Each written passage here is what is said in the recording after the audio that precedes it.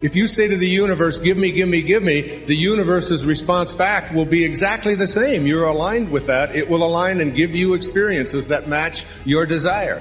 It'll say, give me, give me, give me, and you'll constantly feel under pressure and never able to arrive.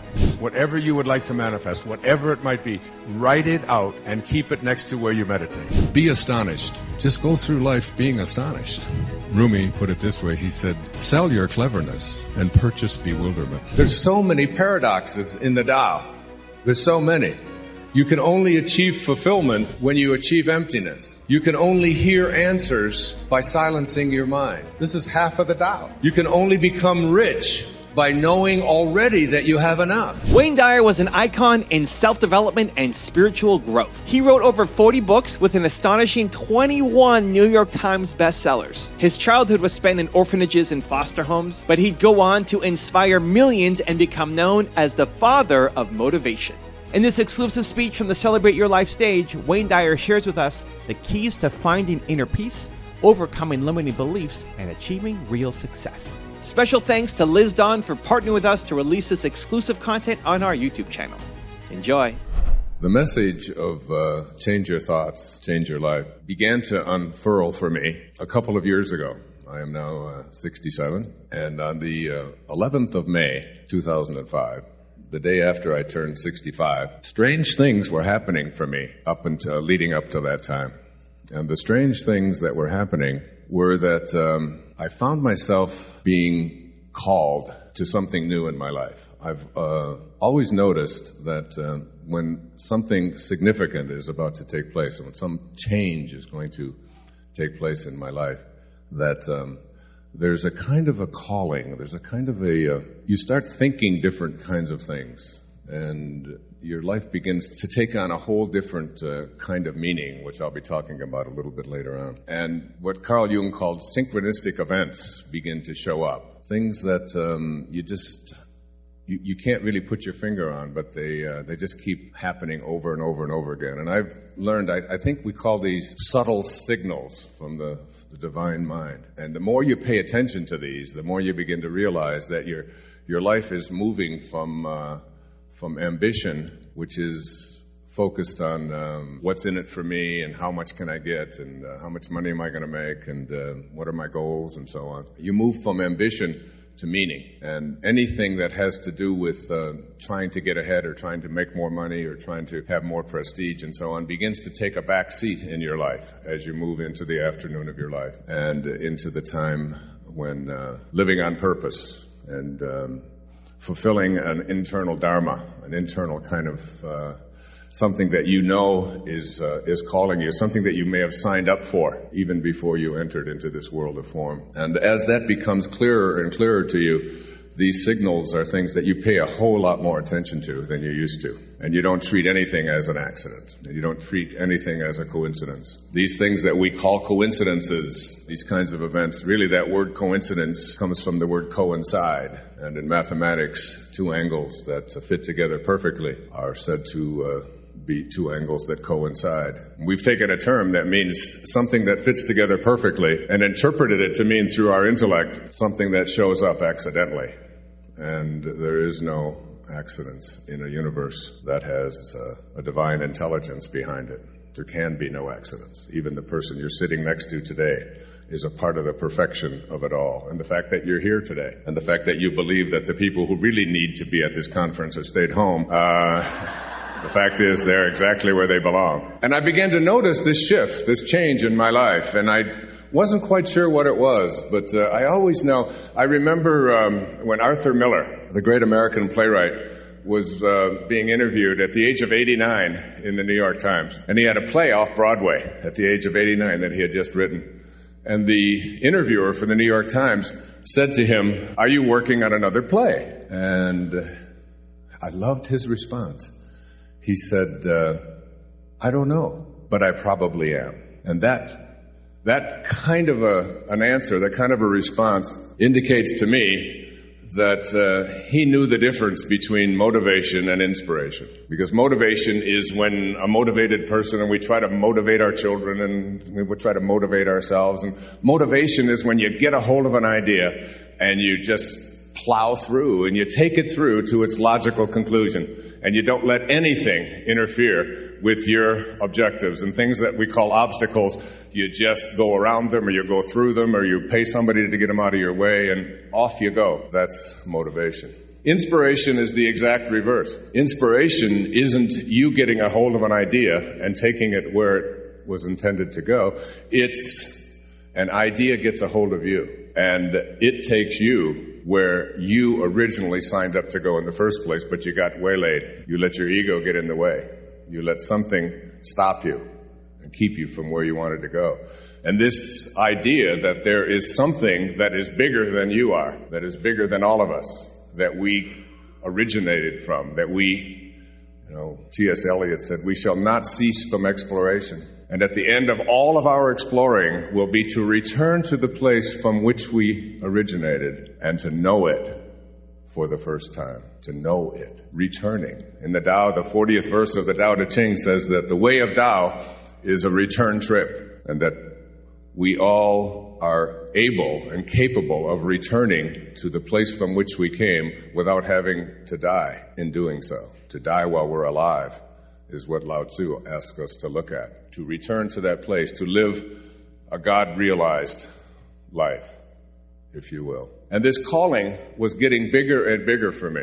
I go back for a few moments to something that happened to me in the year 2000 when I turned 60. And I was in a little town in the northern part of Italy, just a little bit south of Florence, called Assisi, where I was writing a book, working on a book, and lecturing about the life of one of the great beings who ever walked on this planet, a Christ consciousness soul named St. Francis of Assisi.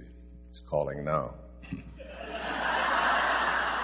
And before I went on that trip, I had visited a physician who specialized in knees. And this right knee of mine was bone on bone from years and years and years of running, obsessively. I ran 8 miles every day for 22 years without missing one day, between 76 and 98. And some called that obsessive, OCD, but I used to say, you brush your teeth every day, you don't call that obsessive. You make a poopy every day, you don't call that obsessive.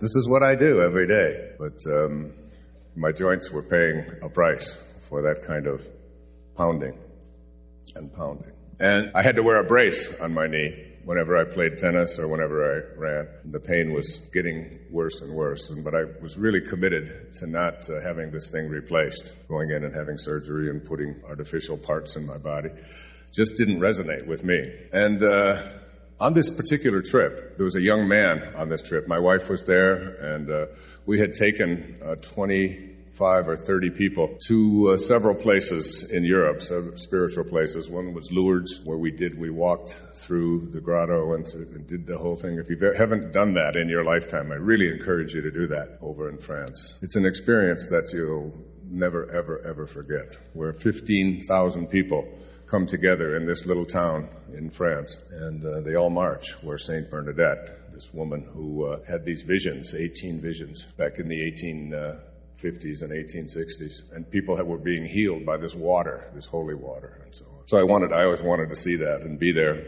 and people all just line up, and all of the wounded people, all of the sick people, all of the people who really need help and who are praying for some kind of healing are at the front of the line, the people in wheelchairs, people on stretchers, and so on. And there's nobody organizing anything. There's nobody telling people what to do or how to get there. And everybody has candles, and you just get candles. They're for sale all throughout the town, and you just pick them up. And you walk through the entire town with nobody organizing anything, nobody telling anybody. There are people there from the Philippines, from Japan, from Africa, from all over Asia, North America, South America. People don't even speak the same language, and everybody is just shoulder to shoulder marching, and they're playing Ave Maria throughout the entire village on these speakers that are posted everywhere. And you have a sense. I remember when we came back, and I said to my wife, 15,000 people. This goes on every single night between April 15th and October 15th in this little village. And nobody organized it or anything. We left there. We took a bus over to Paris, got into the hotel room, and turned on the television set. And what was happening was over in the Middle East, in Israel and Palestine, there were about 100 people throwing rocks at each other, back and forth. You remember that time? I think Ramallah, I believe it was. There was all of this horror stuff going on, but it was just about 100 people. And every network, CNN, all of them were carrying these 100 people trying to kill each other. And just over here, there are 15,000 people showing up every day just to be in peace. And it happens every single day between April and October. And nobody's reporting on it. It's not in the news.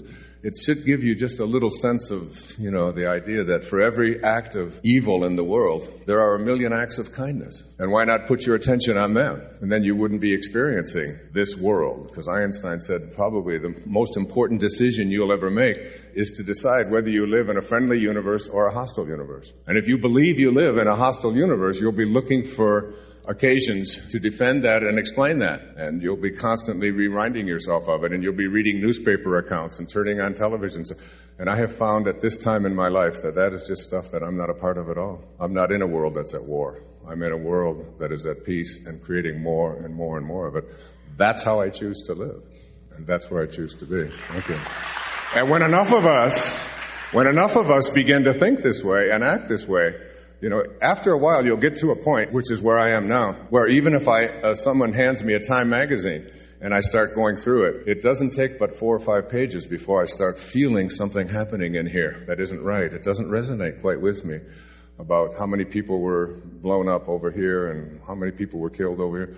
Like information is no longer newsworthy to me. It is something that I just don't want to identify myself with. I want to put my attention on making this kind of world, the world that Lao Tzu envisioned 2,500 years ago. Anyway, after Lourdes, we went to Assisi. And Assisi is the home where Francesco, back in the 13th century, this little man had this conversion. He did the U-turn, what we call the Saul to Paul moment. That moment of being someone who was a warrior and a womanizer to being someone who took off all of his clothes and gave his whole life over to serving Christ, to serving God, and being in that way and traveling all over promoting this, and ultimately became the man for whom the city of San Francisco was named. And while we were there, we had this 20 people, and there was a young man named John Zebold, and John had cerebral palsy. So he had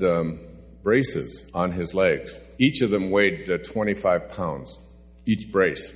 So he had 50 pounds of braces on his legs. And he was about 6'2", my height. And we were going up this castle to the place where Francesco was buried, and to get a better view of the land from where he had all of his great healings and where the animals, Patanjali once said that when you are steadfast means you never slip. When you are steadfast in your abstention of thoughts of harm directed towards yourself and others, then all living creatures will cease to feel fear in your presence. When you're steadfast, if you live at Siddhi consciousness, Christ consciousness, if you live at the highest level of consciousness, and you never slip because that's who you are, as it says in the Tao, a man of Tao is kind to the kind and kind to the unkind, because kindness is his nature. It's all he has to give away.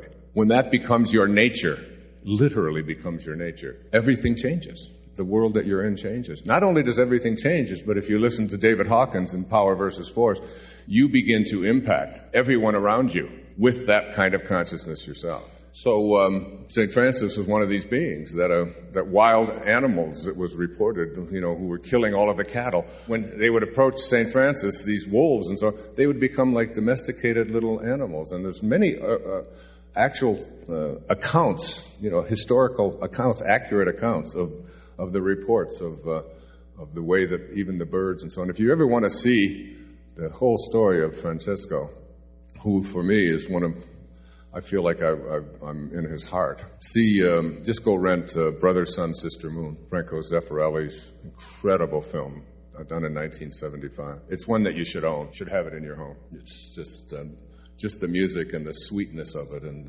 it's a deeply, profoundly touching movie. And just speaking incidentally off of movies, I just saw the other day a film that I would really recommend that you see. It's called The Devil Came on Horseback. It's out now on Netflix, and it's It's the story of what's happening in Darfur right now with the Janjaweed and so on. Just watch it.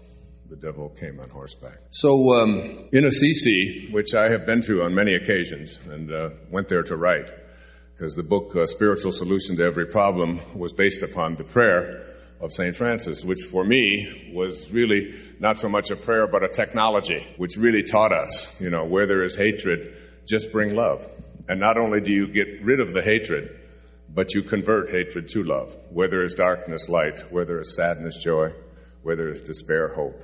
And so on. And teaching people how to live from this place, this highest place, which is what this talk here is dedicated to.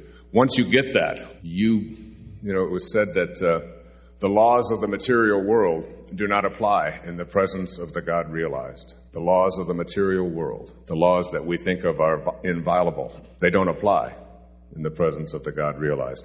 It's why when Jesus would have a thought of food, and there were hungry people around, then the bread would appear, and the gift of fish and loaves would show up when you reach what Hawkins calls the 1,000 level. And that 1,000 level is just divine being, steadfast, never slipping. You can see magical things begin to happen when you make that shift. So we were walking up this old castle, and at the about halfway up the circular staircase on the inside of the castle, John was in front of me, 21, 22 years old, and he had his braces, and the way he would go up the steps was that he would take this leg out here like this, and then he would do this, and then he would balance himself, and then he would take this leg, and he would do this, okay, and then he'd get up to that step.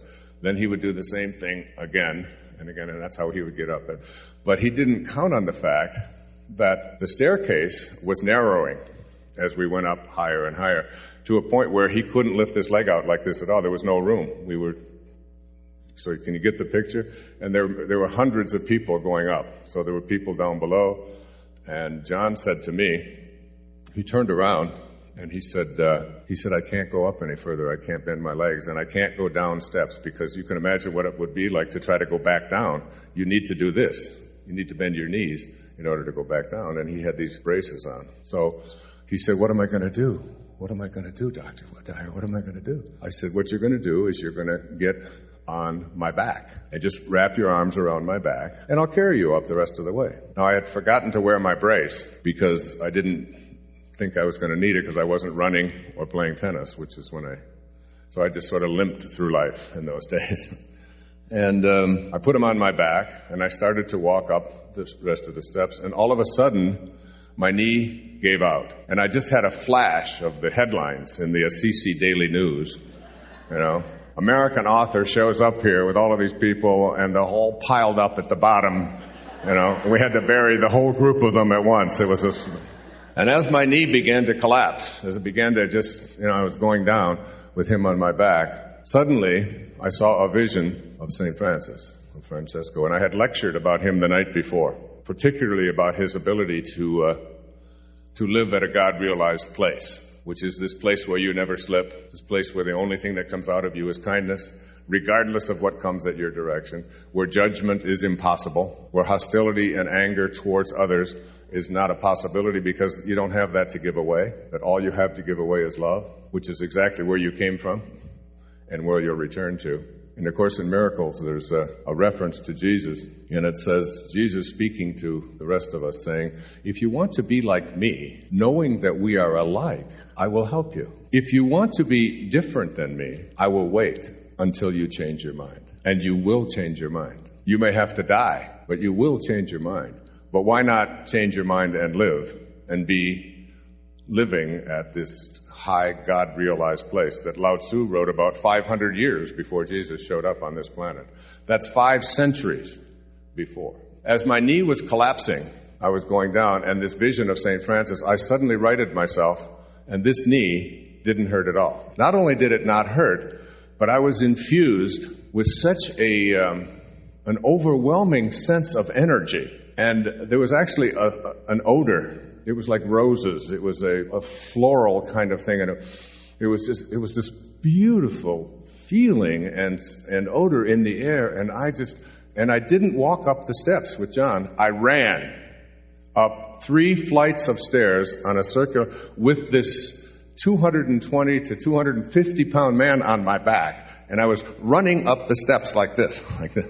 And I got to the top, and my wife was standing up there waiting, and she said, "What the hell are you doing? Everybody's panting. Everybody's out of breath." I said, "I don't know. Something just strange just happened. I feel so..." She said, "But you've got John on your back, and you're running up the steps. What about your leg?" Oh, my. I said, "Something happened to my leg." And I went over to the balcony, to the edge of the balcony. There was a woman on that trip who did nothing but record everything with her film. She was taking pictures and click, click, click, click, click, click, click, all the time. And she snapped a picture of me with my hands together, giving thanks to St. Francis for what had just happened. And I didn't even, it was all happened so quickly. And that became the cover of, if you have that book. Does anybody have a copy of that here? But that's not the purpose of my telling you this story. That was 7 years ago. That knee, by the way, 7 years ago. I've never had any surgery since then. I've never worn a brace since. And I can run on it. I can swim on it. I can play tennis on it. I can do yoga on it. I can, it's every once in a while I get just a little stiffness in it, but it's totally been, and I've never been back to the orthopedic surgeon who told me that it would have to be replaced. I just don't want to see any x-rays or anything that... Now, the reason I tell that story is because my interpretation of that was up until I started, until Lao Tzu came back into my life, until this book, the Tao Te Ching, which is some people call the wisest book ever written, in 81 short verses, which you could read in an afternoon. You can have a prescription for how to live a God-realized life and how to eliminate hatred and anger and bitterness and war and arguments and sickness and depression and worry and fear, all of the stuff that are so much a part of our lives. If you really look at it and begin to put it into practice and to live it, which is what I decided to do. But my interpretation of that was, I was in Assisi. I was writing a book about the prayer of St. Francis. I was a chosen person. I was chosen because I'm special.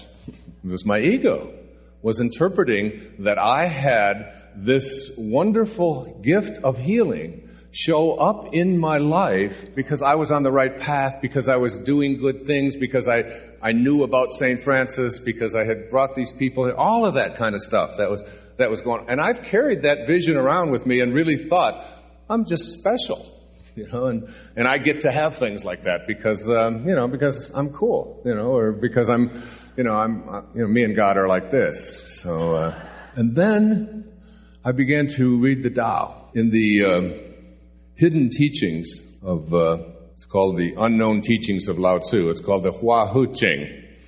And the Hua Hu Ching is 81 verses also, some attributed to Lao Tzu, and historically and accurately, we don't even know who Lao Tzu was. The word means old man in ancient Chinese. We don't even know if it was one person or many or whatever, which is because there's no accurate historical records of it.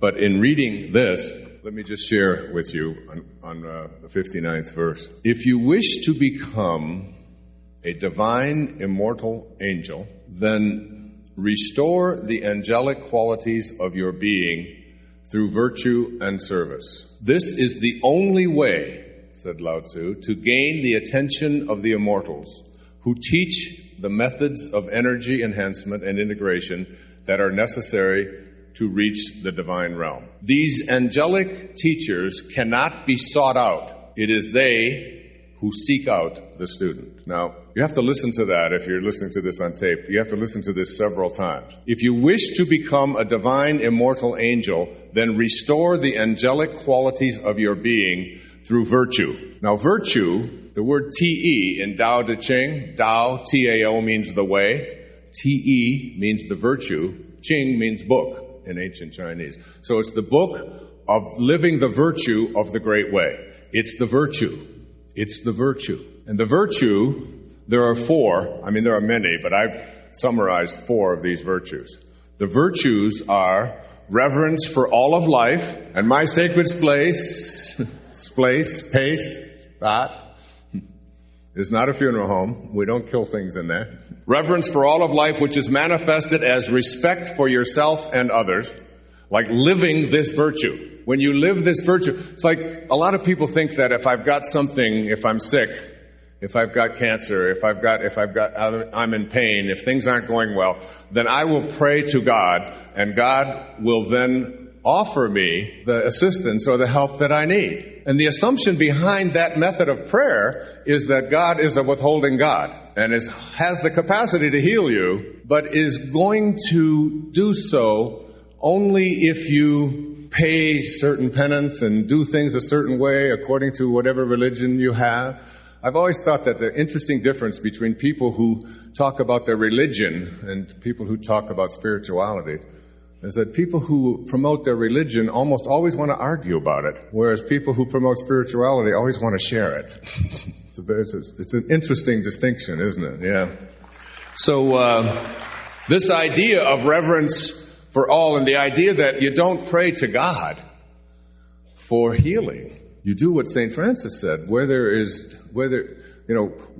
darkness, let me bring light. Make me an instrument of thy well-being is a good prayer.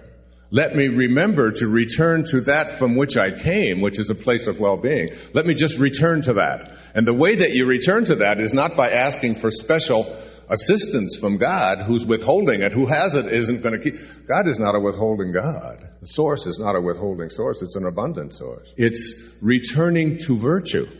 Returning to virtue. The second is natural sincerity, which manifests as honesty, simplicity, and faithfulness. So natural sincerity, being a sincere person who is honest, simple, and faithful. The third of these four virtues is gentleness, which manifests as kindness and consideration for others. And the last is supportiveness, which manifests as service to others. So Lao Tzu was offering us in the hidden teachings of Lao Tzu that you cannot seek out the help that you want or the miracle that you're looking for. It's one of the reasons why I'm not a part of this thing called The Secret, which has been so popular and has really taught people about, that there is an alignment and there is a capacity for us to be able to attract into our lives what we would like to have based upon realigning ourselves so that we're in harmony with the way the divine mind works. And we get ourselves thinking like God thinks, which is another one of those observations of Einstein, when he said, I don't really care about the details of quantum physics. I just want to learn to think like God thinks. Thinking like God thinks means thinking about giving and serving and living those virtues that I just described. Those virtues, when you live them to an extreme, where and isn't that who a St. Francis was? Isn't that who a Jesus was? Isn't that who a Buddha was? I mean, one of my favorite stories told of Buddha is that wherever he would go, people would criticize him. People would find fault with him. People would humiliate him. They would throw stones at him. They would talk about what a fool he was. This prince who had just gone out there, Prince Siddhartha, who had gone out there to teach and preach. And finally his devotees said to him, I don't understand that. How can you maintain your sense of love and kindness towards those people who are so nasty to you, who are always criticizing you, who are humiliating you? And he said, I can only answer your question with a question. He said, if someone offers you a gift and you do not accept that gift, to whom does the gift belong? So if someone offers you a gift of their criticism and you don't accept it, who owns it? And why would you be upset about something that is owned by someone else?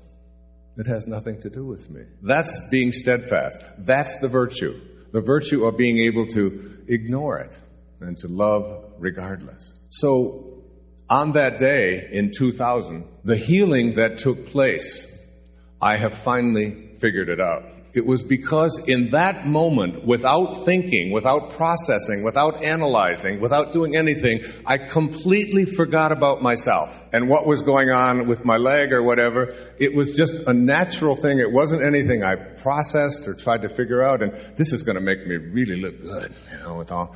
It was nothing like that. It was like, John, you're in need and you're hurting. Get on my back. And when I moved into that space, into that pure, loving, space of reverence for his life and being gentle and kind and simple and faithful and honest and just putting him on my back, that's when the miracle occurs. It was because I was able to get out of my ego, to get out of who I think I am, and to instead merge into God consciousness. And that's why when I was asked to be a part of The Secret, I said the emphasis is too much on what's in it for me and not enough on how may I serve. And I don't choose to be a part of that because I don't think that the way that you get things into your life is by just telling yourself, I want them, I need more, I have to have more.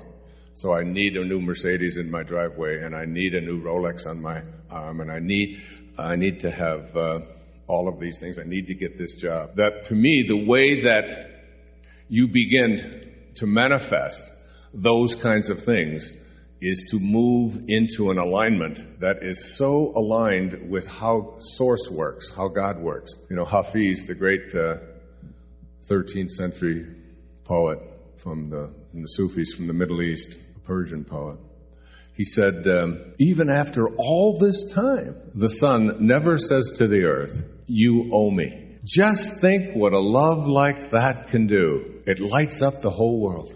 It lights up the whole world. It's moving into God realization or God consciousness to such a point where it becomes extreme and you're forgetting about what's in it for you or not asking for a thank you or expecting anything. It's just in that space of God-realized giving that the laws of the material world no longer apply. I mean, how do you get a bone-on-bone knee to stop doing what it was doing? If that isn't a miracle, it may not seem like anything to you. But when your knee starts to go, you notice it with every step. And to have that be gone from your life in a moment of unconditional, total, complete surrender and living God consciousness, that's what the Tao teaches. And it teaches it to us in such a simple way that the only thing I can say to you is align yourself with the place from which you came. Realign yourself so that you can get your ego out of the way. Because in the first 9 months in the Tao it says that you're doing nothing. You're doing nothing. You're just being done. In the first 9 months of your life, from the time of your conception to the time of your birth, you were being done. You didn't worry about it. You didn't agonize over it. You didn't say, my God, I just saw a sonogram and I don't even have a nose yet. What if it doesn't show up? And what if it's on the wrong side? Or what if it's, you don't do that. You just surrender. You just let go and let God. You just allow. It's a perfect sort of surrendering process. And sitting here today, that everything you've needed for this physical journey was all handled in that split second when you went from nowhere to now here, when you went from the invisible to the visible. In the Tao it says that all being comes from non-being, When Jesus put it, he said, it's the spirit that gives life. The flesh counts for nothing. You didn't come from a particle. Particles come from the invisible, from the formless, from the boundaryless, from the timeless. That's your origination point. That's what quantum physics has taught us. That the tiniest subatomic particle, when you put it in a particle accelerator right here in your state, and you rev it up at 250,000 miles an hour and collide it, and you open it up to see where did these tiniest little particles come from? What's their origination? What do they look like? There's nothing there. There's just space. There's just the emptiness. It's what began you. It's what you are returning to. And everything that you needed for this physical journey was handled. You don't really think that you're in charge of this body, do you? If I was, I wouldn't have hairs growing out of my ears and my nose when I could have them here. I mean, I would make a different choice, wouldn't I? And so that there's a part of you in the Tao. It's like, I love the 10th verse of this. It says, this is really one of the great ones to grasp. It says, the ego is a monkey catapulting through the jungle, totally fascinated by the realm of the senses. It swings from one desire to the next, one conflict to the next, one self-centered idea to the next. If you threaten it, it actually fears for its life. Let this monkey go. Let the senses go. Let desires go. Let conflicts go. Let ideas go. Let the fiction of life and death go. Just remain in the center watching, and then forget that you are there. That's all you have to do. So the first 9 months of your life, you're in this place of total surrender and letting go. And then you pop out and you're surrounded by people who say, that's really good work, God. That was really great. We'll take over from here. And that's the mistake. That's when you take on the ego, when you edge God out. E-G-O. When you edge God out. And as you edge God out and take over for yourself, imagine if you never edged God out, if you never took on the ego, if you just continued to allow yourself to go through this experience, this fiction of life and death, as Lao Tzu calls it, if you would just allow it without interfering. That's one of the great messages of the Tao. Let go. Do little. Accomplish great things by thinking small rather than thinking big. Find your nature. Hi there. My name is Liz Daon, and I am the co-creator of Celebrate Your Life events. And I hope you're loving this amazing workshop with the late and great Dr. Wayne Dyer. This was recorded live at one of our Celebrate Your Life conferences. And I'm so excited that we could share this very special workshop with all of the Evan Carmichael fans. And to learn more about us, just click the link below and visit celebrateyourlife.com. Lao Tzu was alive at the time of Confucius. Confucius was, they say, 40 to 50 years his junior, and he came to visit Lao Tzu, and he left, and if you saw the PBS special I did on this, he called him a dragon. He said, I spent this time with this being, and he's a dragon. I can't figure him out. Because Confucius was concerned with etiquette. What Serena was concerned with when she was 10 years old. With doing things the right way, with where your fork goes, and where you place your napkin, and all of that stuff. And Lao Tzu thought that was just absurd. It was just too silly. Just like he thought religion was just too absurd, too silly to come up with rules. In fact, he said, anytime you do anything that you do because the rule says that you can do it, you've left the Tao. You've left the Tao. Don't you just watch in amazement and horror as we take young people who've been in this country, there's 1.8 million of them, whose only crime is that they were babies who were brought into this country by their parents, and who are American in every way they could possibly be. I mean, they eat pizza and have iPods, and now because the rules allow us to do so, we're rounding them up and sending them off to a country they don't even know, and to speak a language they don't even know. Because the rules give us the right to do that, we've left the Tao. We need policies that are based on compassion and caring and kindness, not on rules. And I guarantee you, if they get a wall all the way across the southern border of this country, including this state, that's 12 foot high, there's going to be a major sale on 13-foot ladders. And we need to find another way, just like we need to find another way to do so many of the things. And my calling on re-emerging myself into the Tao Te Ching, in the Hua Hu Ching, to re-emerge myself in that. My calling is not because I believe that my generation, back in the 60s, my generation, our job was to end a war. And it was a horrible war. 55,000 Americans dead for no reason. And hundreds of thousands, if not millions, of people napalmed and so on. It was a horrible time. I took my doctoral orals on May the 4th, 1970, the day of Kent State. Remember, Joan? The day of Kent State, I'm sure. I could hardly speak to defend my doctoral dissertation. We had put live bullets to protest people, to deal with the protesters against that war, and killed 4 of them at Kent State. It was a major turning point. So if my generation's job was to end a war, this generation's job, with the help of Lao Tzu, is to end the concept of war, the whole idea of war. Yeah. And we will do it, because if we don't, as Einstein also said, I don't know what they'll fight World War III with. I don't know what weapons they'll use. But I know that in World War IV, they'll use sticks and stones. We'll have to start all over. Do we really want to have our legacy be to our children and our grandchildren and their grandchildren that we have amassed enough weapons to destroy all of life on our planet, and we've created weapons that we can't even use because if we use them, they will kill ourselves? How do we explode a bomb filled with radiation and expect the winds to just blow it over there? That's where we've come to with our ideas that are so removed from what Lao Tzu spoke about in the period of the warring states. That's why he left and dictated these 81 verses at the gatekeeper. he dictated these 81 verses. And in dictating them, he left to decide to live away from war. He said, just the idea that I and enemy can exist in the same sentence is something that I can no longer live with. I go back now to the day after my 65th birthday, and it's the 11th of May. And I call Maya, my secretary, who's here. I don't know if she's in the room, but she usually is. She's here selling books and things, and she's been with me for 30 years. And I called her, and I said, come out right away. She said, what for? I said, it's really important. And she drove out to my townhouse that I owned in Florida, where I had accumulated 30 years or more worth of books and tapes and awards and photographs and furniture and clothing, everything you can possibly imagine in this place, and 20,000 plus books. And I said to her, here's the key. Get rid of everything.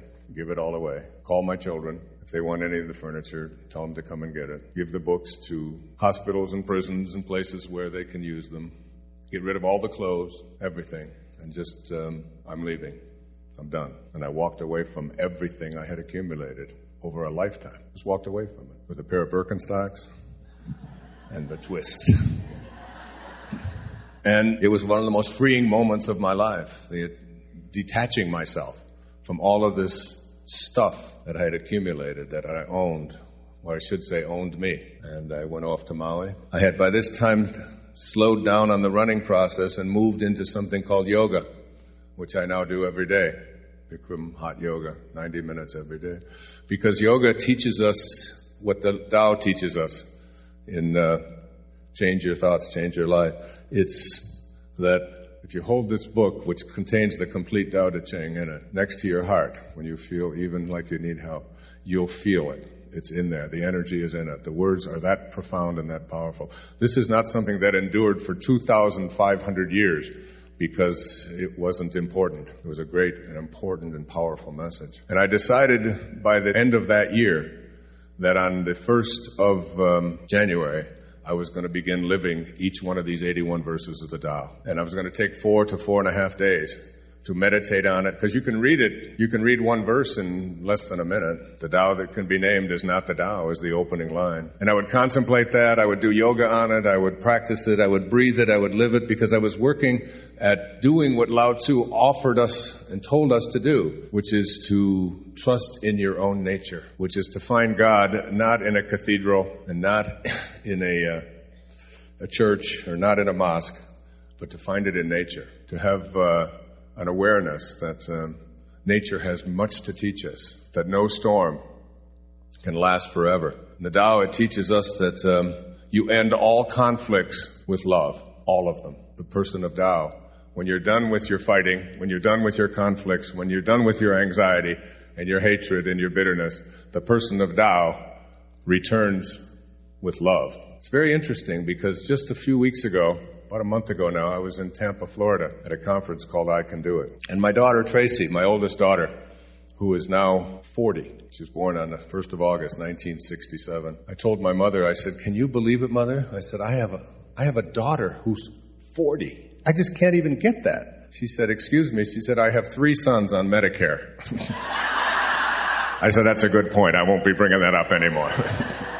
So my daughter Tracy was there with me in Tampa. And I had invited her to come there because she has started her own business. It's called Urban Junket. And she decided after years of being an executive with a company called Best Buy that she was done with that.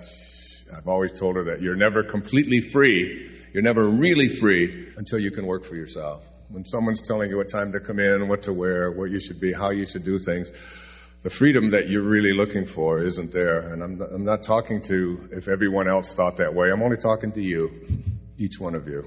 And you have to decide whether that's a place where you can or want to go. But she did finally. She took the risk and she started this company. And she did it all based on the kind of stuff that she's heard me talking about since she was 9 years old, when I wrote Your Erroneous Ounce in 1976. And she trusted and had a knowing that the right things, would show up. As Patanjali said, when you're inspired by some great purpose, some extraordinary project, all of your thoughts break their bonds. Your mind transcends limitations. Your consciousness expands in every direction, and you find yourself in a new and a great and a wonderful world. Dormant forces, he said, dormant forces that you thought were dead, come alive. And you discover yourself to be a greater person by far than you ever dreamed yourself to be. And all you have to do is move into the world of spirit. Live the 4 virtues. That's all you have to do. And as you begin to practice that and live this on a daily basis, the right people, the right events, the right money, the financing, it all begins to show up. Unless you're like some of you in here saying, yeah, but that doesn't apply to me. It's never been that way before, but that's for just a few minutes from the road down here. And so Tracy was there in the room, and now this was a few months ago. Her mother, Judy, my first wife, was there in the room. And it was the first time in 36 years that Tracy, her mother, and I were in the same room. Imagine. Now for me, that's not that big a deal, but imagine what that felt like for Tracy to have her mom and dad, because basically after her mother and I divorced, I started going into a place where I became recognizable and so on. And Tracy for 40 or 36 years has had to sort of pretend that she was the daughter of Wayne Dyer. Talking about me to her mom was something that she just had learned not to do because it upset her mom too much. Her mother was remarried for 27 years. Her new husband, or her second husband, passed away a few years back and was a wonderful man. But her mother still had this kind of residual hurt, pain, whatever, from divorce, which it's hard to escape that because divorce is such a tough thing for people, especially young people, children. So Judy was sitting right there where that lady is sitting. And I had the microphone, and there were, I think, about 4,000 people in the room. Literally, you could hardly see the back of the room. It was so big. There's, 1,500 or so, 1,600 people in here. It was 3 times the size of this audience. And something possessed me to talk to Judy, who I hadn't seen in 25 years. Hadn't seen her talked on the phone once or twice. But I used to always call her on our anniversary, but she didn't like the humor there. I took the microphone, and I said to her, and I can't believe how old she is. We went to high school together. She's 3 years from 70. I just couldn't believe that. You know? I even said that to her. I said, geez, you got old. She said, I guess you're not looking in the mirror. I said, oh yeah, I just remember now why we got divorced. You were good at those anyway, we had a little banter going on. So I said to her, in front of everyone, I said, Judy, I would like to say something to you in front of everyone. I said, you were a much better wife to me than I was a husband to you. And I would like to say in front of all of these people that I apologize to you for my lack of faithfulness, for the ways that I treated you in those days, if any of them caused you any pain. I said, what I've really learned is that true nobility is not about being better than anyone else. It's about being better than you used to be. And I think I'm better than I used to be on almost every criteria that caused us to be divorced. And I'm honored to have participated with you in bringing this beautiful young woman into the world. And I honor you and I love you. That's what I said. So it was over. It was a warm moment. It was and it reminded me of what it teaches in the Tao, in one of the verses of the Tao. Because I did that when I finished this book, when I finally finished a 1 full year of living the Tao, this wisest book ever written. And I didn't know who I was going to dedicate this book to. It's my 31st book. And I've done it for my children, my grandchildren, everybody I know, strangers on the street. Would you like to have a book dedicated to you? I got an extra, My father, who walked out on us when I was just a baby, who I never saw, who spent 5 years of his life in prison, who never sent a penny in child support, who never even made a phone call. My father, your grandfather, who I've never met in my life, who caused me to live in an orphanage for 10 years, who caused my mother to struggle beyond anything a woman should have to struggle with. And Lao Tzu said, you end all conflicts on love. Or my father, Melvin Lyle Dyer. Even though I've never known you, after thoroughly digesting the Tao, I finally get it. It is and always was all perfect. I love you. So that was a hard one. And that was dictated by Lao Tzu, as was virtually every single one of the essays I wrote on each of those 81 verses.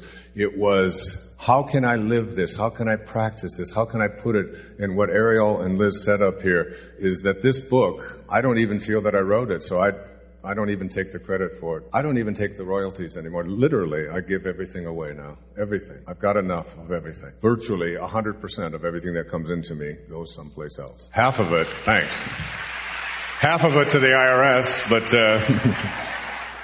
it's just now the greatest joy that I find is in being able to live at that place. And that living at that place of just giving and just offering and taking nothing and just surrendering and offering it back has been so incredibly magnificent for me that so much comes into my life now, so much more. I don't mean just like I'm making good money and things like that. I'm talking about amounts of financing and so on in such large proportions from, like Your Erroneous Zones is the #1 book in South Korea right now. That was a book I wrote in 1976. They sold 107,000 copies in the last 6 months, and I got a check for $83,000. Now, what do you do with that? It isn't what do you do with the $83,000. It's what do you do with that kind of law of attraction working in your life because you're no longer attached to it. There's so many paradoxes in the Tao. There's so many. You can only achieve fulfillment when you achieve emptiness. You can only hear answers by silencing your mind. This is half of the Tao. You can only become rich by knowing already that you have enough. You all have to know that and not be consumed with more. If you say to the universe, give me, give me, give me, the universe's response back will be exactly the same. You're aligned with that. It will align and give you experiences that match your desire. It'll say, give me, give me, give me, and you'll constantly feel under pressure and never able to arrive. If, on the other hand, your message to the universe is, now this is a total paradox, if your message is, how may I serve? How may I serve? Just teach me to serve. Teach me to be a better person. Teach me to be like you. Teach me to be like God. Just let me remember how to do that, how to do that, how to do that. The universe's response back to you, I'm telling you, I'm the guy you came to hear. I've got the mic. This is my experience in life. And I'm telling you, the universe's response back to you in spades will be, how may I serve you? How may I serve you? How may I serve you? That's how it works. And I opened up with what I was talking about when I opened up with this idea that when you go to the extreme on what I'm speaking about, when you go to the extreme and it's not something that you're doing so that, okay, God, notice this, watch me, I'm giving even more, look out, come on, where the hell is it? When's it coming? You know, it's like, I'm doing this because this is who I am. I don't not steal because stealing is against the law. Lao Tzu said, anything you do because it's against the rules means you've left the Tao. You don't steal because stealing is not your nature. You don't lie because lying is no longer your nature. You are giving because kindness is your nature. It becomes your nature, and then you don't want any more. And the universe just keeps providing. You can only reach paradise by realizing that it's already within yourself. You can only reach paradise when you know it's already within you. That paradise is wherever I am. This is what I take wherever I go. I take this kind of a consciousness, this kind of a shift. And that year of 2006, from January the 1st, I finished it on December the 31st, 81 essays, each one ending with a section called Do the Tao Now, so that you can go out and put this thing into practice in your life on a daily basis. And some of them were tough. And when they were tough, I said so in the essays. I said, if you think this one's tough for you, I had to read this verse 1,000 times, and then 1,000 times more, until I finally got it. And I keep looking over here at Joan Borizenko, who's sitting in the second row here, one of my dearest friends, the smartest woman in the world. That's what I've always said about Joan. But I just read The Soul's Compass. Thank you for sending it to me. And so much of what I see you nodding, and your husband, I see you nodding, because so much of it is in there, in that Soul's Compass. What a beautiful job. That's really one great book. Thank you for writing that. The Soul's Compass. So, I'm conscious of the time, and I'm only into the introduction. But what I want to speak about for a few moments is what Lao Tzu has offered us with the Tao Te Ching and the Hua Hu Ching. What he's offered us is what to think. Think flexible. Think soft. A journey of 1,000 miles begins with one step. Think small. Sages create big things by thinking small. Never think big. Think about what you can do in this moment. Be flexible. Live like water. Why is the ocean the strongest force in the universe? Why is it the strongest force on the planet? Because it stays low. It stays low. It stays way down here. Well, this is a yoga posture. I love that. Yeah. And it stays low because it knows that all of the rivers and all of the streams will come to it, ultimately will come to it. It said that you can find your truth in nature. Got to read this to you. This is from the Tao. A spider is a perfect creature of Tao. Its body is an elegant expression of its mind. It spins beautiful threads, and its legs are exactly suited to create and walk its web. From its center, a spider radiates its world out with a spare economy. A spider's posture in regard to the Tao is to set up a pattern. Its mind determines this pattern. It realizes the flow of Tao and does nothing to interfere with it. It simply creates its pattern and waits for Tao to bring it sustenance. That which comes to it, it accepts. That which does not come to it is in no way any of its concern. Once its web is established, a spider does not think of expanding unnaturally. It does not make war upon its neighbors. It does not go for adventures in other countries. It does not try to fly to the moon. It does not build factories, on and on. It does not get concerned. It does not get concerned with what its neighboring spiders are getting or not getting. It totally and completely has surrendered to the Tao, and whatever it brings it, it is happy with. And whatever doesn't come its way, it is happy with. There's a wonderful old painting. You art historians in here might know it. It's called The Three Tasters. And The Three Tasters is a drawing that was made in ancient China of a barrel filled with vinegar. And there are three people tasting the vinegar with a cup. The first one is Confucius and Buddha. These were all contemporaries, by the way. Contemporaries living together at the same time on the same planet, and Lao Tzu. And Buddha takes a taste of it, and you can see that for him it is sour, because there are a lot of things that are sour in the world, and you have to really struggle and give up your desires and so on. So it's got this sour look on his face. As Confucius tastes it, it is bitter, because Confucius believed that the world is a bitter place and we need a lot of rules. We need etiquette. We need ways to tell people how they should conduct themselves. So he's got this bitter look. And Lao Tzu has taken a cupful of vinegar and tasted it, and it is sweet. And he's smiling and sweet, because Lao Tzu says that whatever comes your way is provided for, and it is all sweet if you process it that way. It's how you choose to process your world. One of the reasons that I've started writing children's books, got 3 of them now. Incredible You, Unstoppable Me, It's Not What You've Got. So Lao Tzu gave us a model in 81 verses, and it's not an accident that there's 81 verses in the Hua Hu Ching and the Tao Te Ching, and there's 18 verses in the Bhagavad Gita, also being written at the same time. And 18 in Hebrew means what? Life. 18. One, infinite source. Infinite source once. 8, 1, 1, 8. 8 is a symbol of infinity. So in these 81 verses, he's offered that. But what he didn't do, and what I'm working on now in my heart, and then, well, I'm sure that I'm writing a book about this. I probably am. And I'm calling it Excuses Be Gone. A look at how to change thoughts that are established and things that you hang on to for all of your life. How do you change lifetime ingrained thinking? Like those of you who've been overweight and struggled with weight your whole life, that's not a weight problem, it's a thought problem. Those of you who have struggled with addictions for a lifetime can end them by reconnecting to the place of well-being from which you came. But that's it's too broad, it's too generic. You have to look at the ways that you have been thinking, especially when you've been thinking about, I can't attract into my life what I want. I can't have the right person in my life. I can't create the job that I would like to have. I can't do what I have a calling. I know I have a passion about something, but I can't seem to bring it into my life.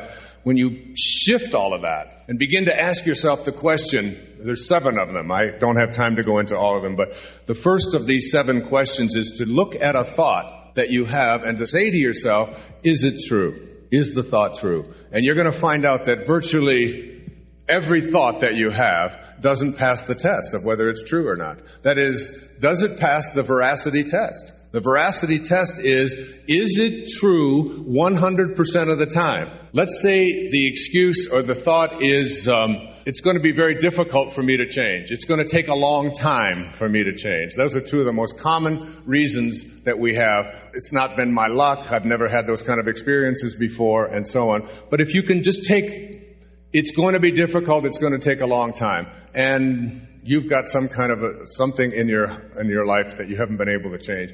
And you ask yourself the question, is it true? Is it really true 100% of the time that it's going to be difficult? You have to say, let's see, and that it's going to take a long time. It's not 100% sure. And if it's not 100% sure, that means there's some opening there for it not being true. And if there's an opening for it not being true, it's not true, isn't it? If there's an opening for it not being true, it's not true.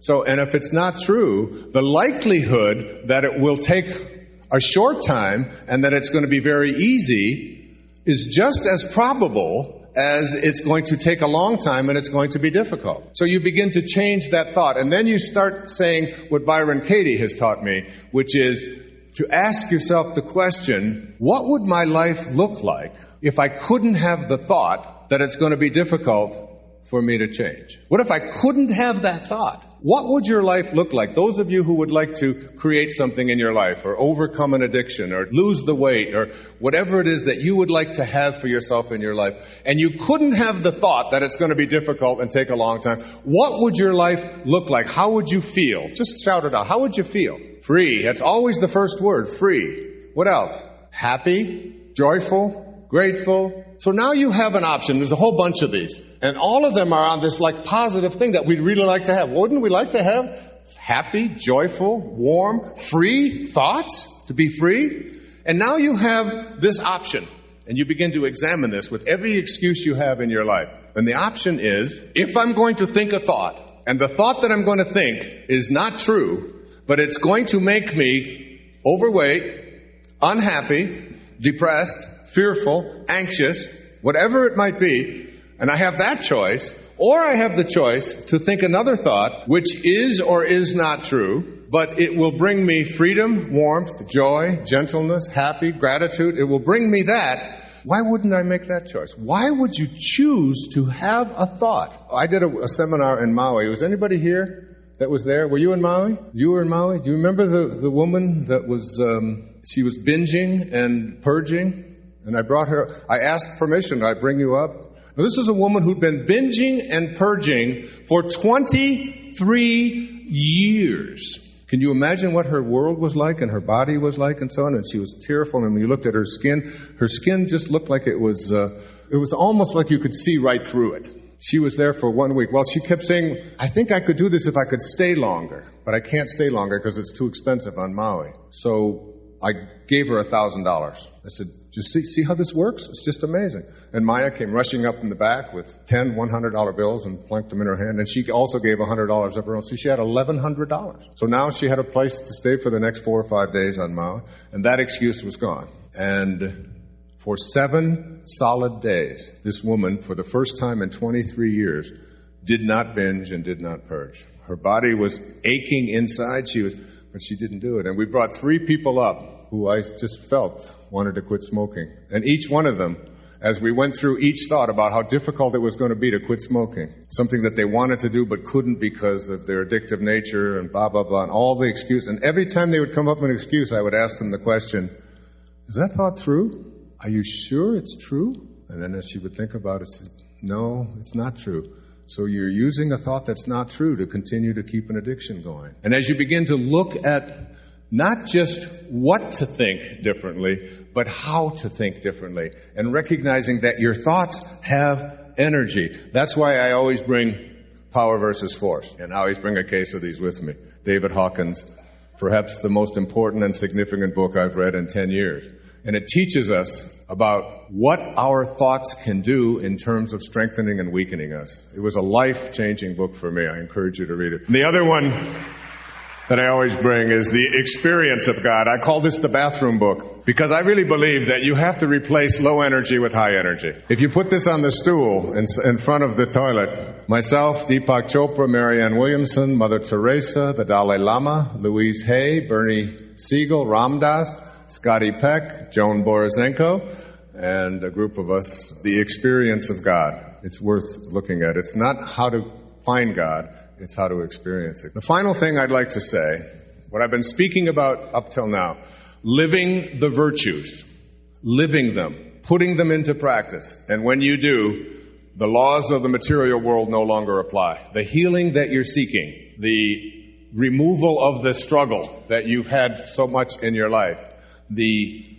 lack of confidence to go after what you want, the awareness that whatever it is that you need is on its way. So you begin thinking like that instead of it'll never happen for me, because that's a thought that's not true. If it's not 100% true all the time, then it's not true. And if it's not true, you start changing your thoughts to what is true or what will work for you and having an expectation. So Lao Tzu, this book, the Tao Te Ching, to me has been life transforming for me. Changing your thoughts is about examining the veracity of the thinking that you have and putting it into its proper place. If a thought is false, it is not worth having.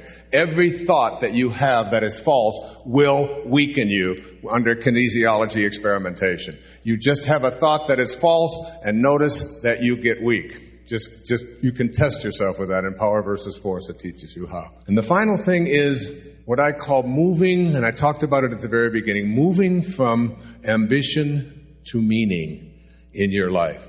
The morning of your life was dedicated when you came out, when you took on that ego, when you began to believe that you are what you have and you are what you do and you are what other people think of you. And so you spent your life accumulating and achieving and getting other people to like you. And we were raised that way, and we raised our children this way, on this idea that ambition is what's important. Your goals are what are important. Making money, putting away, saving, taking care of your family. All of these are the important things in your life. But in here, especially in the afternoon of your life, and it has nothing to do with chronology. It has to do with how you think in your life. And it can happen when you're 5. It can happen when you're 35. It generally happens in your early 30s. When you make this shift toward the afternoon of your life. And in the afternoon of your life, this is the time when meaning supplants ambition as the primary focus of your life. I intend to live my life on purpose. I think, Ariel, that's what's happening for you. I think that's what this conference is about. I think that's why you radiate such incredible love and energy going through chemo and the things that you're going through. It's because you're here on purpose, living from how may I serve, which is your meaning, rather than what's in it for me. And I think it's a great lesson for all of us to get to that place in your life.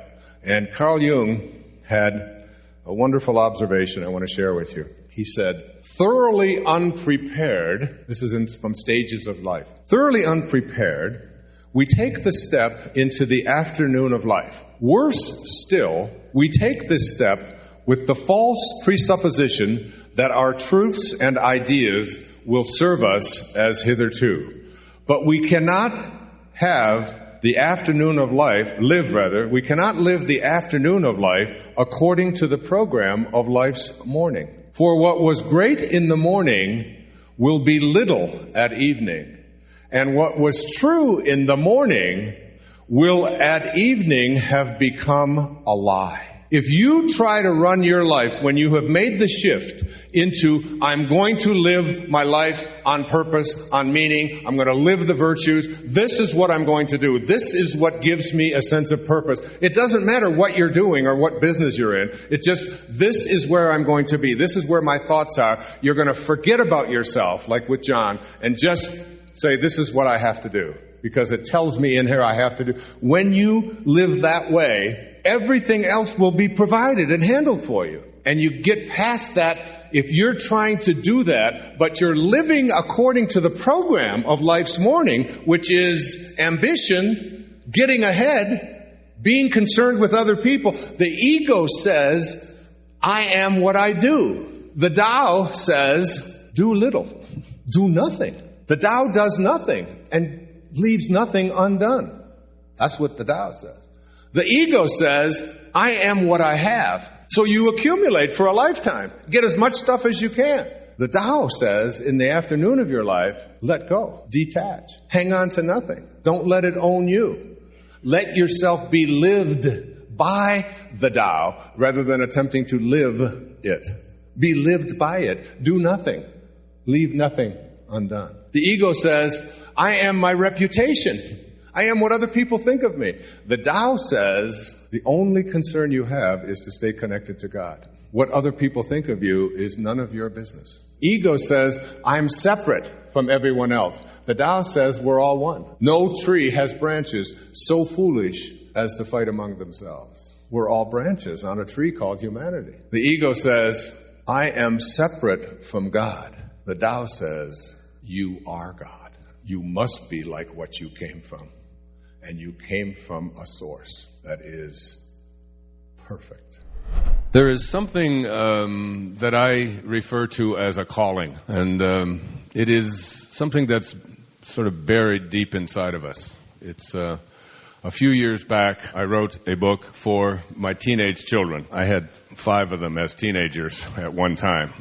And the book's called 10 Secrets for Success and Inner Peace. And the reason I wrote this was that I wanted my children, after I'm gone, to, if they ever wanted to know what I thought of as the most important ideas that I had ever encountered, I wanted to put them in this little collection here. The second one of these secrets was something that you've probably heard me say if you've listened to me over the years or if you've watched public television. And I got it from one of the great teachers that ever walked on this earth. His name was Leo Tolstoy. He was considered to be the father of Russia. In 1905, this was the most famous man on the planet.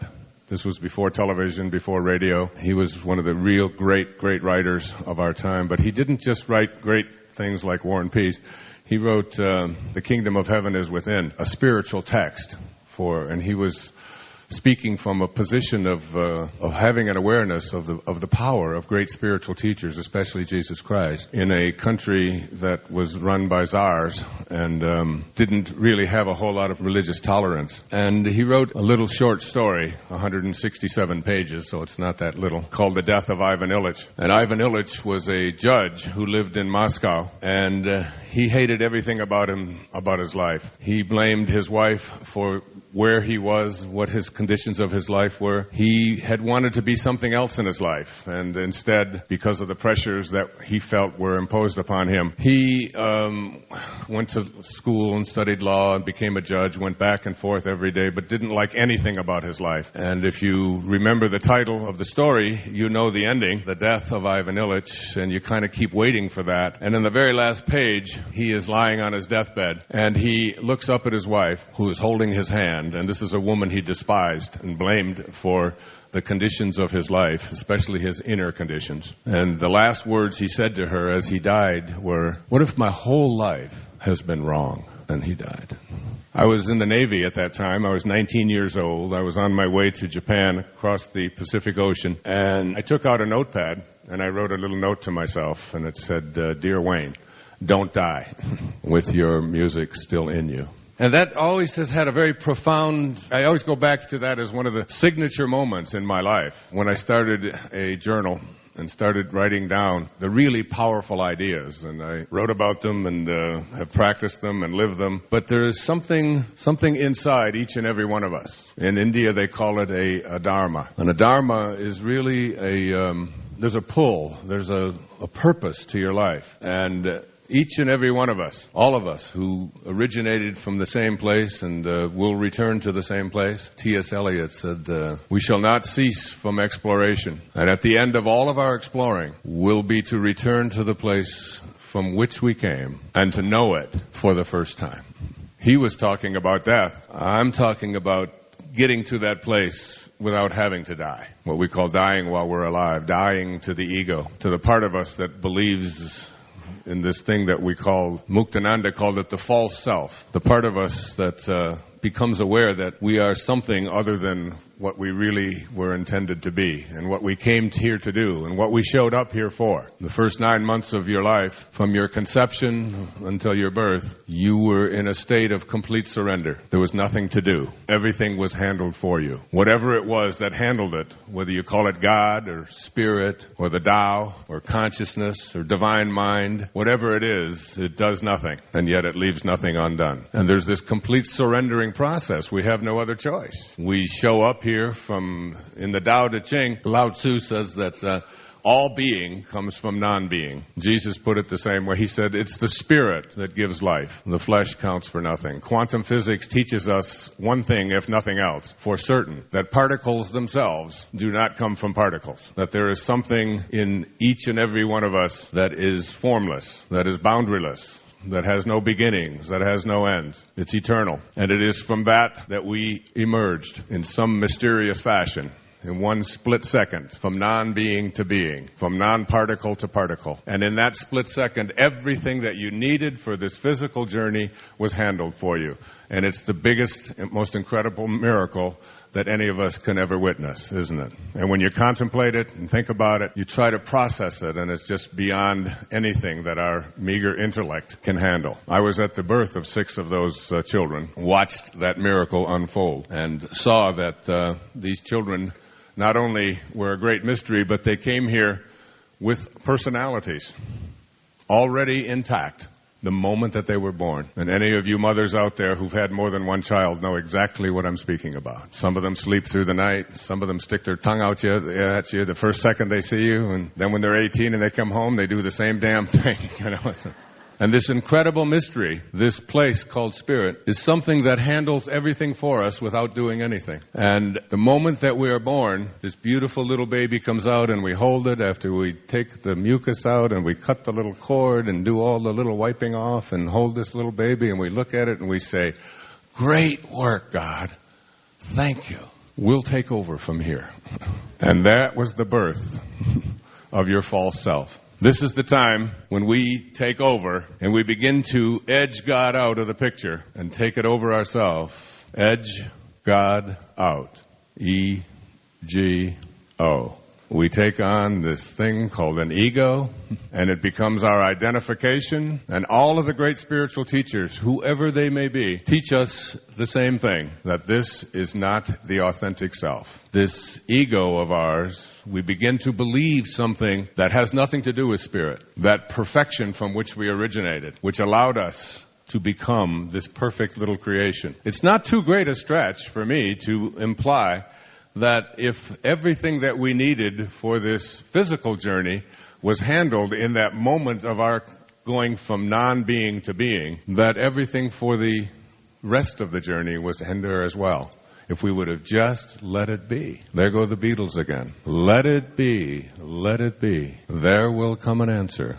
Let it be. But we don't. We start teaching ourselves and our children that who we are is not this divine perfect creation that knows exactly what to do and what to be. It's already been taken care of. It's already been handled. Just like everything else on this planet has a dharma. Every spider, every otter, every flower. Nobody has to interfere with it. Nobody has to tell it what to be or how to do what it is. It just is.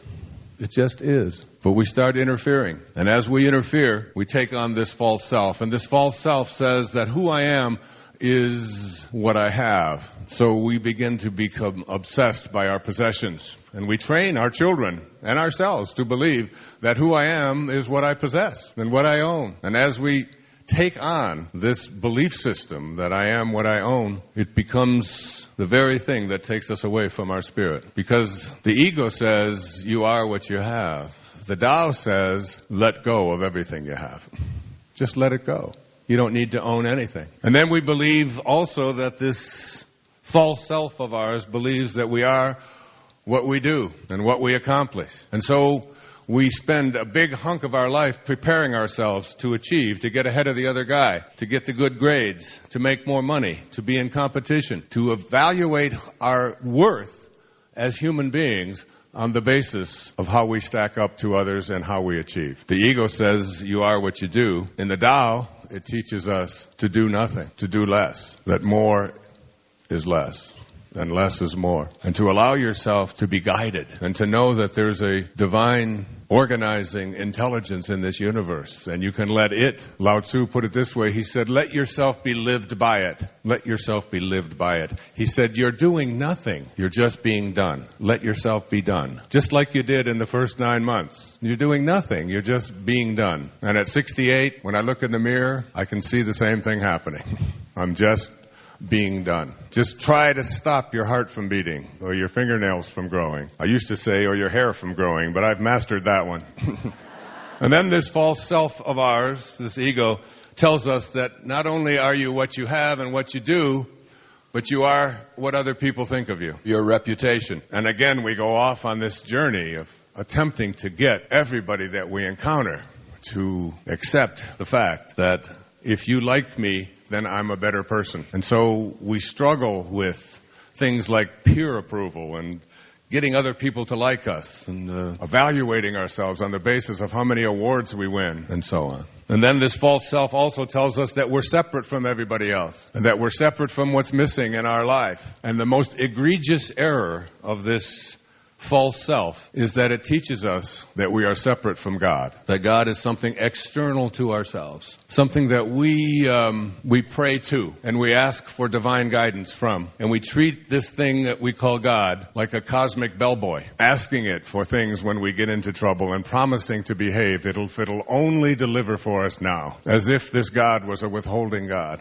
and had the power to heal you or to offer you the abundance that is missing in your life, but it's holding it back so that you'll contribute more to whatever organizations believe they represent God. And it's a false image. And what happened for me at the age of 65, the day after I turned 65, 3 years ago, is that I was called to do something and live something that I had never even imagined could happen. On the 11th of May, 2005, I called my secretary and I called her and I said to her, and I didn't know this the day before. I said, I would like you to take everything that I have in my townhouse, which was my office, where I did all of my writing for the previous 25 years, which had over 20,000 books in there and all kinds of equipment of all kinds and awards that were on the walls and photographs and furniture and electronic equipment and tax records and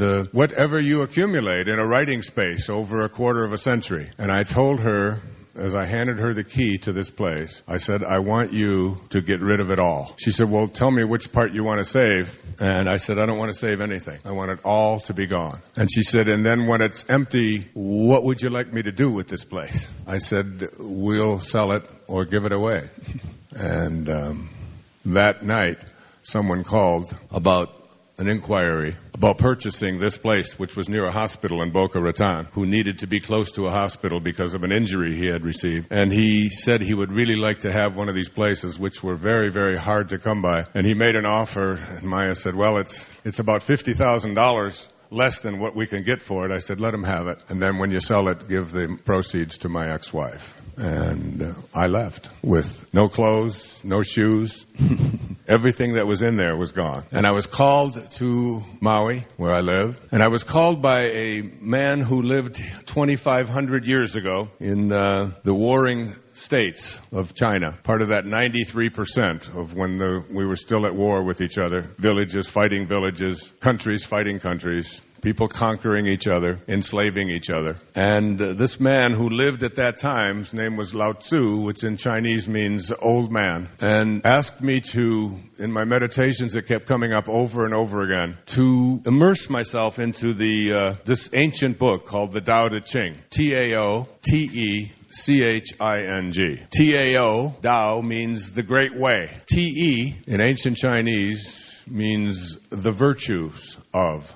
Ching means book. So the book of living the virtues of the great way. 81 verses. Some call it the wisest book ever written. It came down to us with over 14,000 different translations in the last 2,500 years. Modern, ancient, all the different languages, 14,000 different interpretations of this classic text that he jotted down. In fact, he didn't even write it. He dictated it to the gatekeeper as he got on his oxen legend tells us. And he came to the gate where he said, I can no longer live amongst these warring states and these warring peoples. I am a man of peace. And the gatekeeper wouldn't let him leave, legend tells us, unless he told him in words the great wisdom that he had been telling people who had been coming to him for many, many, many years, including a man named Confucius, who was 40 years his junior, who came to him for advice. He was a contemporary of Buddha, just a little ways away from there.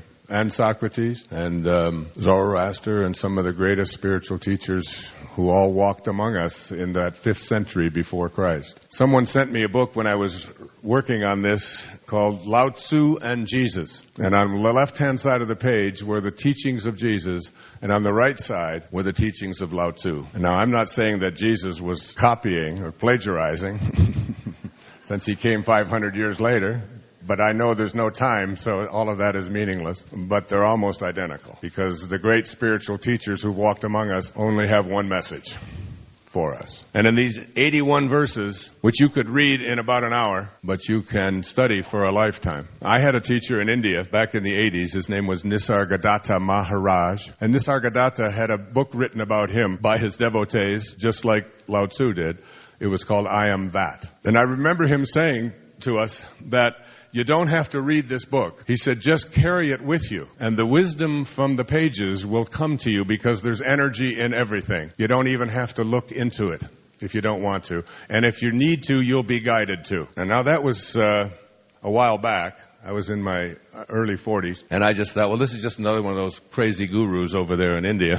And I didn't understand that until I became familiar with some of Hawkins' work on energy. So I created my own translation of the Tao from bringing them with me and going through the ones that seemed to be most relevant, the ones that were most understandable. And we put it into a paperback with an affirmation next to each one of them. And I now understand what he meant, and I do this now. I carry it with me wherever I go. The entire Tao, and it always guides me. The Tao has impeccable wisdom in it. The opening line of the Tao says, the Tao that can be named is not the Tao. The minute that you put a label on it, you have now divided it into two.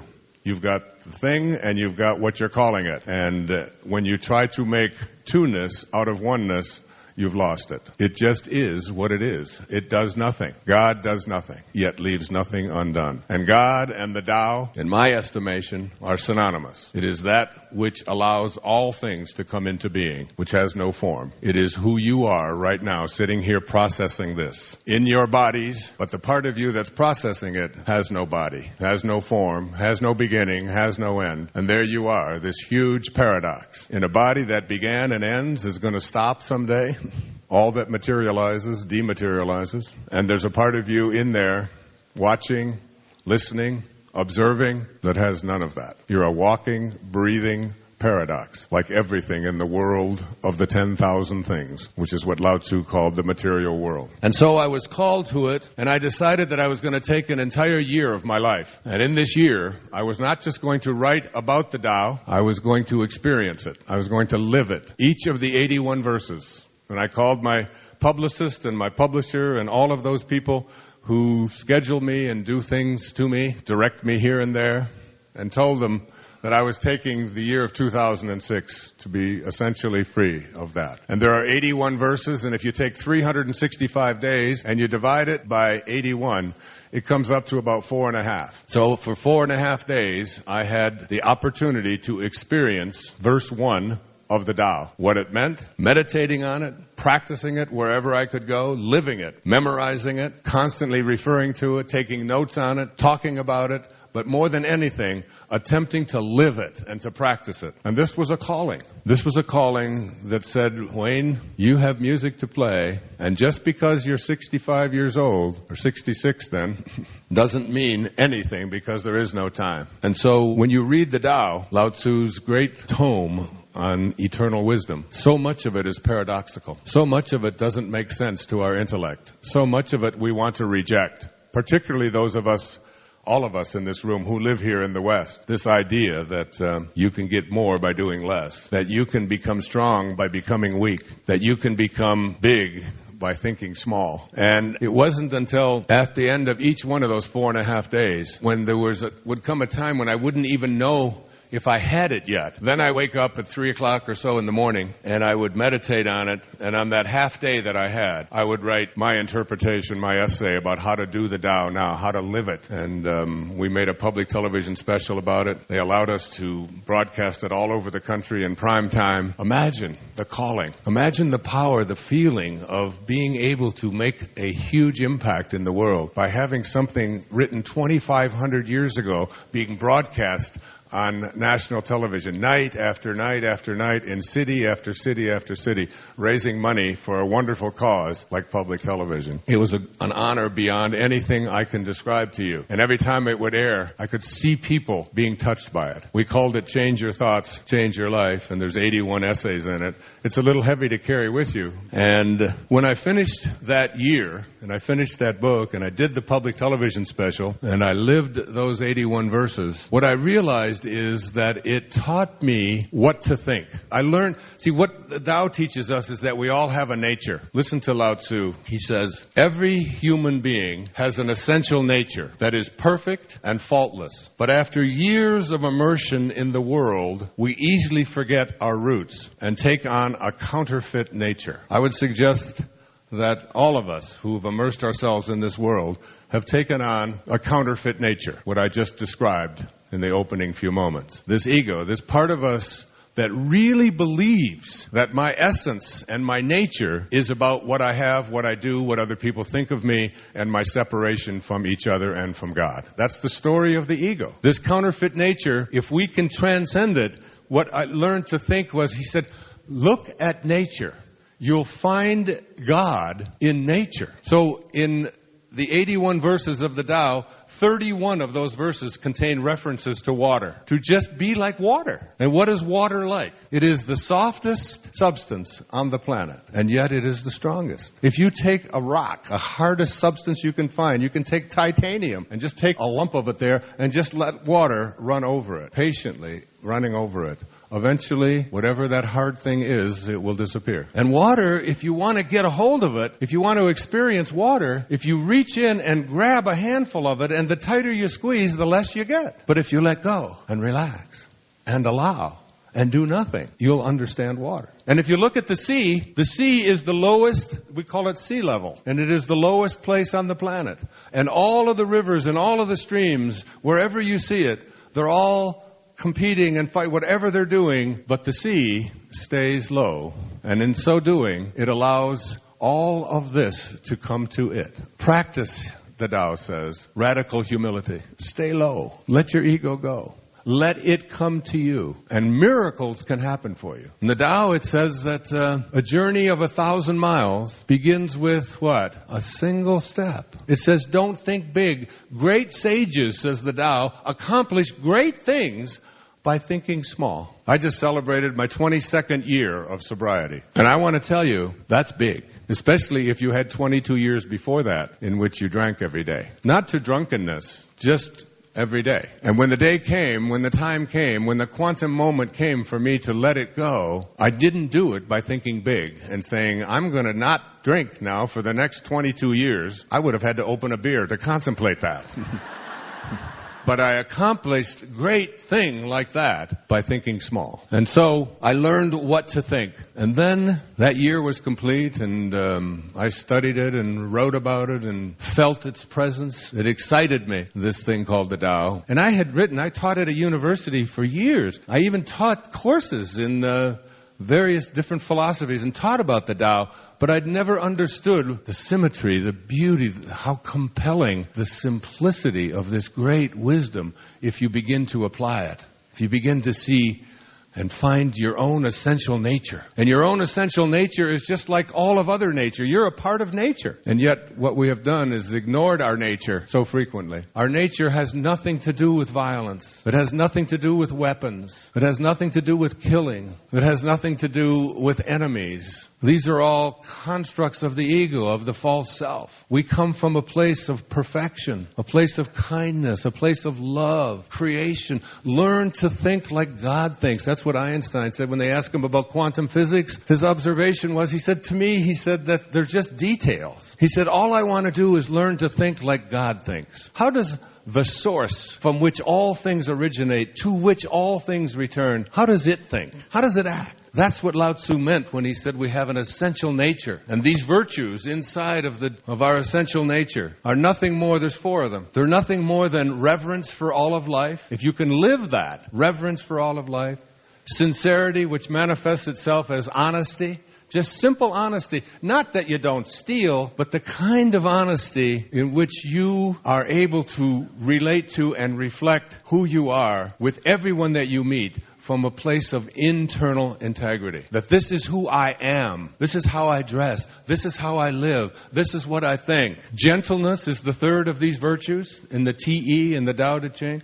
Simple gentleness, which manifests itself as kindness. And finally, service, which is nothing more than just reaching out and serving others. And in the unknown teachings of Lao Tzu, called the Hua Hu Ching, I'm going to read something to you that is one of the most impactful things that I've ever heard in my life. And I'd like you to really think about it big time. Many of you know about something that raged across the country a year or so ago called The Secret. And it had some great lessons in it about the power of our thoughts to align with the thoughts of God, and in doing so, to be able to manifest and attract into our lives what we would like. And I was asked to be a part of that, and I turned it down because I think they missed something. They missed what I'm about to share with you. In fact, yesterday for the very first time, I was able to preview something that I undertook this summer at the age of 68, when I was asked if I would do a film, a movie for movie theaters, not a talking heads movie, not a movie which I'm just interviewed and talking like I'm doing now, but an actual film with real people in it, 92 of them to be exact,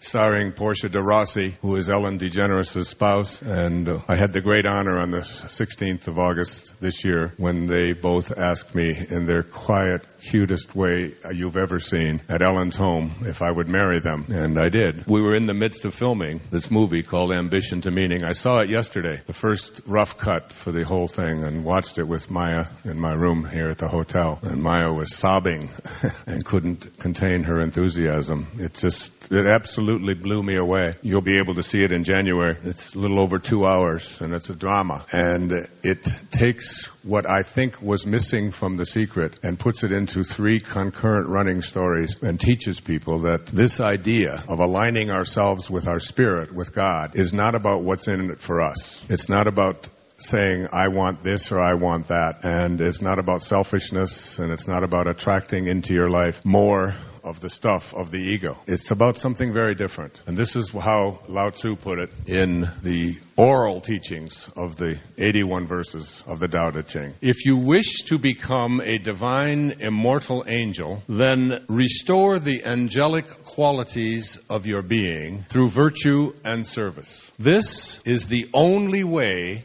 to gain the attention of the immortals who teach the methods of energy enhancement and integration that are necessary to reach the divine realm. If you want to reach the divine realm, if you want to know God, not about God, if you want to experience the opportunity to think like the source, like the Tao, like God thinks, and have all that is possible to come into your life come into it, then listen on. These angelic teachers, this energy, this spiritual force, this guidance, these angels, whatever you want to call that guidance that comes to us from beyond, these angelic teachers that you seek out cannot be sought out. It is they who seek out the students. Do I ever know that to be true? Especially after giving up everything that I owned, everything, and letting it all go, and immersing myself for a year of my life in this process. When you succeed in connecting your energy with the divine realm through high awareness and the practice of undiscriminating virtue, the transmission of the ultimate subtle truths will follow. This is the path that all angels take to the divine realm. This is the path. The mystical techniques for achieving immortality, that is, the ability to manifest and attract into your life at any moment anything at all that you would desire, are revealed only to those who have dissolved all ties to the gross worldly realm of duality, conflict, and dogma. You have to dissolve your ties to this false self and the world that perpetuates it. As long as your shallow, worldly ambitions exist, the door will not open. And that's what I think the secret missed. And that's what we tried to do in Ambition to Meaning. It's to get to that TE in the Tao Te Ching, to get to that place where you live and practice the virtues that I just described. Reverence for all of life. Just simple, never ever, not only not killing other things, including animals and even plants and each other, but in not even judging each other. Patanjali, another great teacher from India, 3 centuries before Christ, said that when you are steadfast means you never slip. When you are steadfast in your abstention of thoughts of harm directed towards yourself and others, that all living creatures will cease to feel fear in your presence. Such was the nature of St. Francis, of Jesus, of Nazareth, of Lao Tzu, of Buddha. You are steadfast. You never slip in your abstention of thoughts of harm directed towards yourself and others, that all living creatures will cease to feel fear in your presence. There are people who, when they are in the presence of wild animals, they become tame. Babies stop crying. You see a person like that walk into the room, and the energy of the room changes, and you feel comfortable, and you feel safe, and you get a kundalini running up and down your back of just like having a warm shower running inside of you. Such is the nature of these people, and such is the nature of the source from which you originated and to which you will return. In A Course in Miracles, there's a line that Jesus says, for those who believe that it was Jesus, and many do, whoever it was, Jesus says, if you want to be like me, knowing that we are alike, I will help you. If you want to be different than me, I will wait until you change your mind. And you will change your mind. You may have to die to do it, but you will change your mind. Because that's the place from which we originated that T.S. Eliot spoke about, where you'll come to know it for the first time. When you live those simple virtues of reverence for all of life, never judging others, natural sincerity, just a simple honesty, this is who I am. Gentleness, which is just always extending kindness, and service. It's dissolving your ties to the gross worldly realm, just letting go of that. And one of the best ways to do it is to want less, to expect nothing for yourself. And anything that does come to you, to just let it flow, to give it away. And the more of that you do, the more you act like God acts. The great poet Hafiz, the Persian poet from the 13th century, said, even after all this time, the sun never says to the earth, you owe me. Just think what a love like that can do. It lights up the whole world. And there's such a mystery in that we attempted to convey in this film. And I'm still so taken by the incredible acting job and the directors and all of the people who participated in this project of creating a film, a movie, an opportunity for people to finally see that it is through these virtues that the doors begin to open into your life. And abundance, I'm telling you, I would urge you to not pay attention to all of the stuff on CNBC, which is all of the financial disaster possibilities, and checking your stock market, and checking your 401ks, and listening to the horror stories of all of the things and the collapse, the imminent collapse of our entire. You don't need any of this. Where do you think you're going? You came from nowhere. Nowhere. That's where you came from. Nowhere. Where do you think you're headed? You went from nowhere to now here in a split second. And it's the same thing. Nowhere. It's just a little question of spacing. Nowhere. Now here. Here we are in now here. Where do you think your next step is? Nowhere. You don't need a 401k. You don't need to be consumed with all of this stuff about money. This is, when we did this thing on Ambition to Meaning, I had a real sense as I listened to the results of the election that we can, as a people, we can also move from ambition to meaning. As a people, not just in our own lives, because in the morning of our lives, there's a line from Carl Jung in The Stages of Life, which is really what we opened this film with. He says, thoroughly unprepared, we take the step into the afternoon of life. Worse still, we take this step with the false presupposition that the truths and ideas will serve as hitherto. But he said, we cannot live the afternoon of life according to the program of life's morning. For what was great in the morning will be little at evening, and what in the morning was true will at evening have become a lie. If you try to run the time of your life when you are in the phase of meaning rather than ambition, based upon the program of what you were taught in the morning about ambition and about ego, you're going to be living a lie. So Jung, he speaks to us. Let me read it to you again in the light here. Thoroughly unprepared, we take the step into the afternoon of life. Unprepared. Into the afternoon of life is the time in your life when you shift from ambition and ego development to meaning. Worse still, he said, we take this step with the false presupposition that our truths and ideas that we learned in the morning will serve us as hitherto. But we cannot live the afternoon of life according to the program of life's morning. For what was great in the morning will be little at evening. And what in the morning was true will at evening have become a lie. If you're trying to find meaning and purpose and fulfillment and joy and peace and happiness in the afternoon of your life, if you're trying to have that and to have that for other people and to want it for others even more than you want it for yourself, you can't do that according to the program of the ego. You can't do that. The door will not open as long as you're connected to that. The doors begin to open as you lose your identity with this false self. As you let it go, as they say in the recovery movement, as we let go and we real loud, what?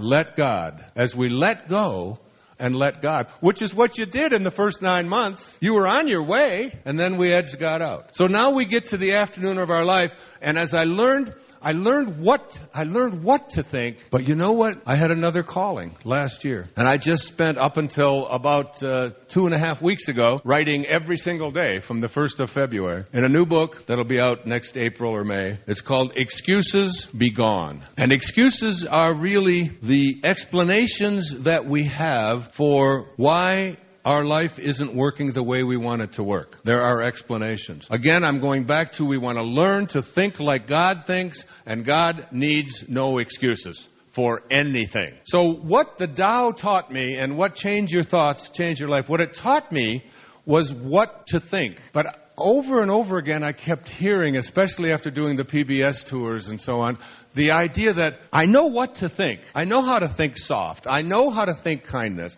I know how to think peace. What I don't know how to do is to change around the patterns that I have for thinking the way that I've been thinking for an entire lifetime. That here I am now in my 40s and 50s and 60s and 70s, whatever it might be, and I have a lifetime of thinking a certain way. And if I could overcome that and learn to change that, like how to change lifetime thinking habits. Habits rule the unreflecting herd, said William Wordsworth. Habits rule the unreflecting herd. Habitual thinking, a way of thinking that keeps me trapped. Even if I know what to think, I don't know how to stop this incessant habitual way of looking at my world from a position of shortages, from a position of lacks. And so I listened again and had another calling. And I read 3 books. I'm going to just briefly share them with you. One of them was a book called The Biology of Belief and Unleashing the Power of Consciousness. It's by a man named Bruce Lipton, PhD. This book was a life changer for me because here's what it taught me. It taught me that the biggest excuse that we have for why we are the way we are is this thing called our DNA. Like, I mean, you see people interviewed on TV and they'll say, well, you know, I can change my habits and I can change this and all that, but I sure as hell can't change my DNA. And then someone will say, well, that's absolutely right. And, you know, and you'll hear people agreeing with that. And it's pretty much a system of thinking in which we say that our bodies and these little particles that are deep inside our DNA structures are given to us. They're handed to us at the moment of our conception. They're not changeable. And I can't help it. I mean, that's why I reached over and grabbed you where I shouldn't have. It wasn't me, it was my hand. And this hand of mine, it just went for your breast, and I didn't mean to. I mean, it was just, It's in my DNA. You can't blame me for my hand doing these kinds of things. You can't. And we use this kind of stuff over and over again. So what I learned from Bruce, instrumental in teaching me, he's got one little study. Let me just share it with you. I'm sure I brought it, okay? So this will just give you an idea. And I think you're speaking, you said, in a tiny little room, in a phone booth someplace over in Scottsdale. But now he's speaking here a little bit later this morning. And this is just one little study that I picked out and I copied it to read to you this morning. It's a Baylor School of Medicine study published in 2002 in the New England Journal of Medicine. The lead author of the study, Dr. Bruce Moseley, knew that knee surgery, simple thing like knee surgery, helped his patients, and that all good surgeons know that there's no placebo effect in surgery. I mean, how can there be a placebo effect in surgery, right? But Moseley was trying to figure out which part of the surgery was giving his patients relief. The patients in this study were divided into 3 groups. Moseley shaved the damaged cartilage in the knee of one group. For another group, he flushed out the knee joint, removing material thought to be causing the inflammatory effect. Both of these constitute standard treatments for arthritic knees. The third group got fake surgery. I can't wait to go to this guy for a doctor, right? So the patient was sedated. Moseley made 3 standard incisions and then talked and acted just as he would have during a real surgery. He even splashed salt water to simulate the sound of the knee washing procedure. After 40 minutes, Moseley sewed up the incisions as if he had done the surgery. All 3 groups were prescribed the same post-operative care, which included an exercise program. The results were shocking. Yes, the groups who received surgery, as expected, improved, but the placebo group improved just as much as the other 2 groups. Despite the fact that there are 650,000 surgeries yearly for arthritic knees, at a cost of about $5,000, this is a little old, probably more like $15,000, the results were clear to Moseley. My skill as a surgeon had no benefit on these patients. The entire benefit of the surgery for osteoarthritis of the knee was the placebo effect.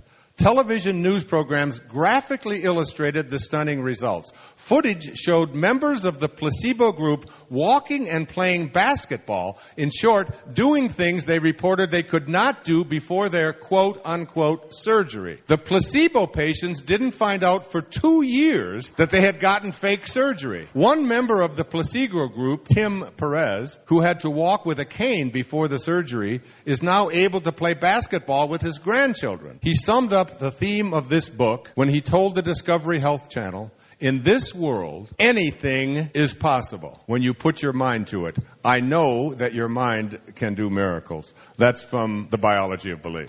Now, Bruce taught at medical schools for almost 20 years and finally told me that he had to leave because he realized that what he was teaching potential doctors about what it is that constitutes your ability to heal yourself is not located in something called particles, but it's located in something called spirit, in the invisibleness within us, that we have the capacity to overcome even such things. And if you hear Bruce and read his book, which I recommend you do, you'll discover that there is something called the internal environment and the way that we process events through our conscious and our subconscious minds that can, in fact, alter and shift. Now, what this did for me is it gave me something called hope. It gave me something internally that says, if I get congestion in my chest, if I get heart palpitations, if I get a sore knee, if whatever it is, that I can begin, and this is what Excuses Be Gone is about,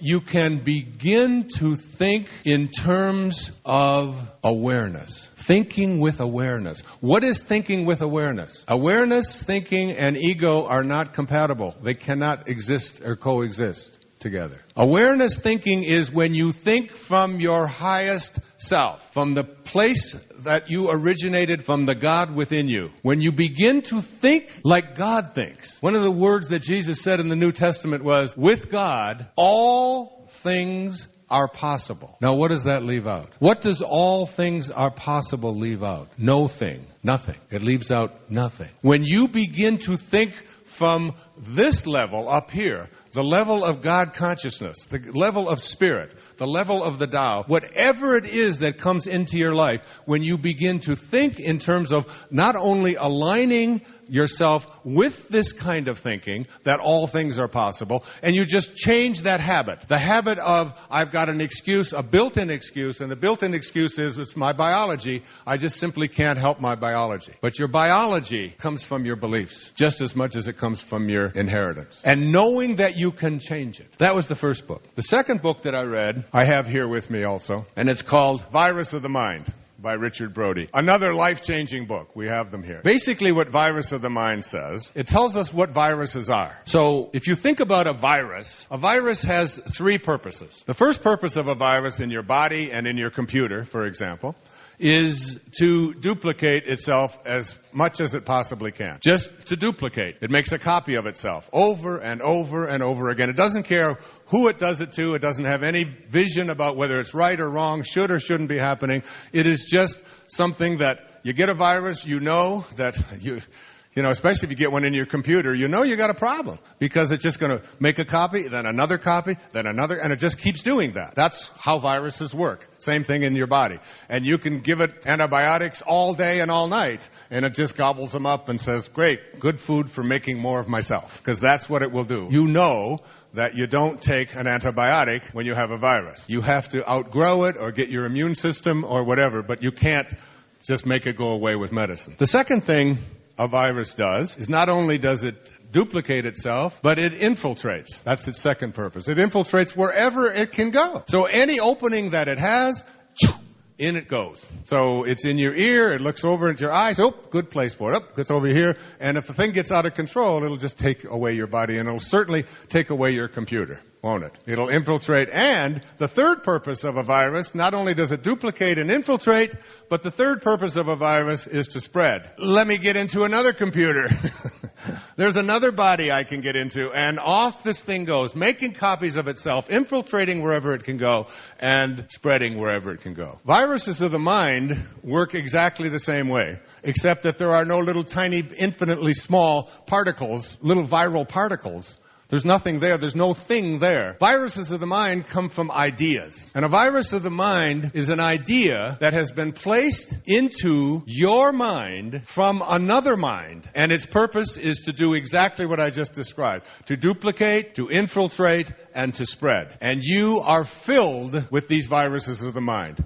There are umpteen of them. And they're all called excuses. And these excuses are beliefs that you have had handed to you from well-meaning people who said, we'll take over from here, and off you go, believing that certain kinds of things that happen in your world are happening because there's nothing you can do about it, because this is your truth. And the basic building block of genetics is called a gene. The building block of memetics, which comes from the word mimic, which means to copy, to notice what somebody else is doing and doing it, is called a meme, M-E-M-E. And this is the science of the meme. This book was another life-changing kind of, and it really gave me the impetus, the idea to write about not just what to think, but how to change these lifelong thinking habits. So I'd like all of you in this room to think for a moment about something about yourself. Whether you've been overweight for your entire lifetime, whether you've struggled with addictions of one kind or another for a lifetime,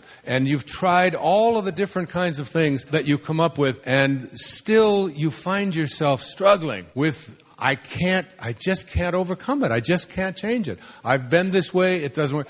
And what I have done is I have created, I didn't even do it. I'm telling you, this was Lao Tzu at work in my life. Because I was doing my radio show that I do every Monday on hayhouseradio.com. And people call in from all over the world. And someone called in and said that she had channeled, because of what I had written about in Change Your Thoughts, Change Your Life, she had channeled a drawing of Lao Tzu. Now, no one has really, we don't even have any pictures of Lao Tzu. We just have people imagining what Lao Tzu must have looked like. And she had this beautiful drawing, and she sent it to me. And as soon as I opened it up, I said, oh my God, it spoke to me. It sits there in my writing space, and I look at it, and every time I do, and then I get quiet, it's like, whatever I need, I put my hand out. I don't use computers. I write everything by hand. And I just put my arm on the table, and it just starts coming through me. I call it automatic writing. It's when you really let go and let God.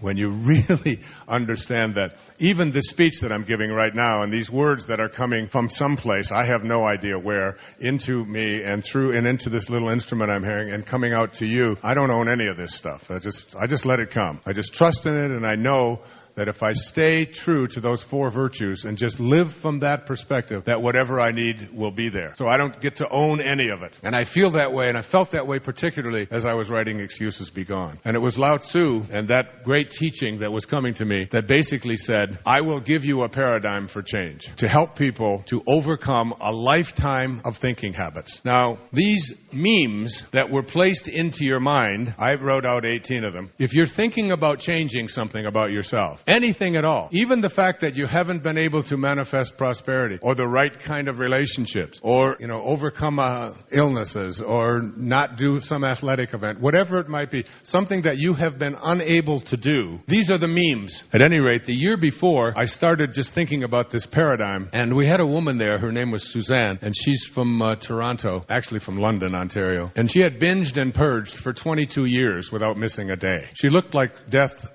walking. Hollow eyes, sallow skin, sadness, a shaking, a quivering whenever she was brilliant. Very intelligent woman. Binging and purging every day for 22 years. And we ran her through the paradigm in 40 minutes in front of 600 people. And when we were there on October the 27th, she celebrated her 1-year anniversary of not binging and purging. She did it in 40 minutes. That's how powerful what I'm talking about is. In Excuses Be Gone. And here are a few of these excuses that we use, none of which measure up and hold any truth. It will be difficult if I want to change. That's a meme. The idea that if you've had a habituated way of thinking and being and behaving, and if you've had it for a lifetime, one of the things that you'll hear people say, they say it all the time, is it's going to be difficult to change that. Second one is that it will be risky. A third is that it will take a long time for me to change. That there will be family drama. These are all memes. That I don't deserve it. That it's not my nature. That I can't afford it. That no one will help me. That it's never happened before. That I'm not strong enough. That I'm not smart enough. That I'm too old or I'm too young. I thought of that one when they asked me to do a film, which meant giving up a month of my life and doing 14 and 16-hour days from 7 in the morning till 9, 10 at night, sometimes staying up all night, filming and refilming and refilming and refilming. And you don't just do to get 1 minute on the screen might take 4 hours easily. And to put myself through that and to take direction and to be told what to say and how to say it and where to stand and what the shadows are and to just give it all up and just surrender to it and say, I'm willing to do that. I'm willing to take on something I've never done before and just let it happen in the name of creating something that can transform the world. Are you willing? And I said, yes. And I remember how I surrendered as we filmed out in a place called Asilomar in just south of Monterey, California for an entire month. It's like to let go of the meme that I'm too old to do something like that I can't change, that it's not something that I could do. You just let go of those. That the rules won't let me, that it's too big, that I don't have the energy, that my family history won't allow it, that I'm too busy, that I'm scared. All of these and many, many, many more, all of these are none of the things that God does. The Tao needs no excuses. God needs no excuses whatsoever. It's just being, just constant. You want to be that way. You want to let go of every one of these memes that have been handed to you by well-meaning people that are invisible ideas that were placed into your head that have duplicated so frequently and have infiltrated so much that in your schools and in your culture and in your religious training and so on, you begin to adopt these things and they become your truths, when in fact they don't hold up to that at all, as you'll see when I run you quickly through the paradigm at the end of my time here with you this morning. The third book that I read before writing Excuses Be Gone was written by Sharon Begley. We don't have it here. It's called Train Your Mind, Change Your Brain. She is the science writer for Newsweek magazine, and she spent about 10 years with the Dalai Lama, who brought the top neuroscientists from all over the world to his place in Lhasa, over India and Tibet, where all the places that he brought these great teachers, and would have them all come together and look at the most recent literature that was being done in the field of neurology about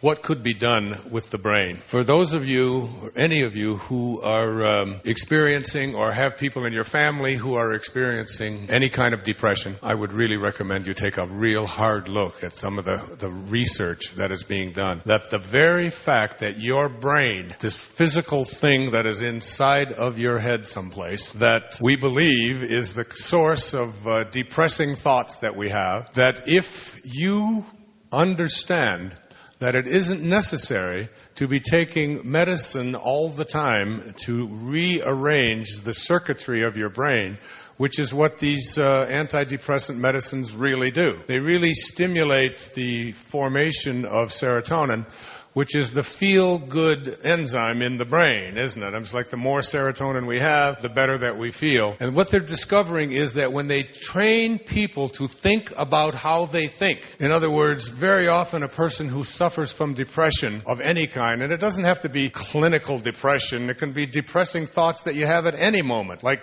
you dropped a vitamin on the floor, and like that happened to me the other day, and it just frigging disappeared. It's just gone. It just disappeared. And I was on the floor looking down with my eyes this way, that way, pulling the carpet up, and it's just gone. And that's depressing. I mean, where the hell, how could it just went from here to there? I still haven't found the vitamin. It's just gone. So, I mean, just a simple little thing like that.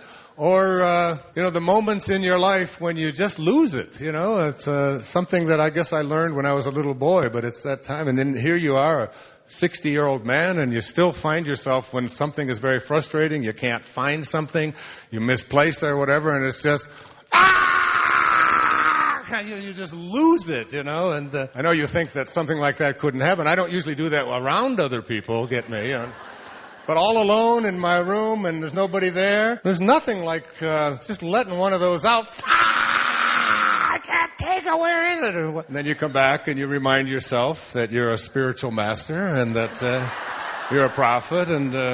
Or if it's clinical depression or whatever it is, that when instead of thinking, what we're doing now with patients who have this, instead of saying, okay, here's a Zoloft, here's some kind of a drug that we're going to give you, and we're going to rearrange the synapses of your brain so that it works differently. And most of the time, we don't even know what's going on inside the brain when we dispense these. The field of psychiatry has basically become a drug peddling field. It really has. Almost people go now to psychiatrists, psychiatric treatment, basically to get some kind of a drug to take so that their life will get better. All of the things that we were so consumed with. The Dalai Lama said, if we could take every child in the world, at the age of 5, and have them meditate on compassion for 1 hour a week, we could eliminate all violence and depression on this planet in 1 generation. Can you imagine? 1 generation. Just thinking compassion, thinking about others.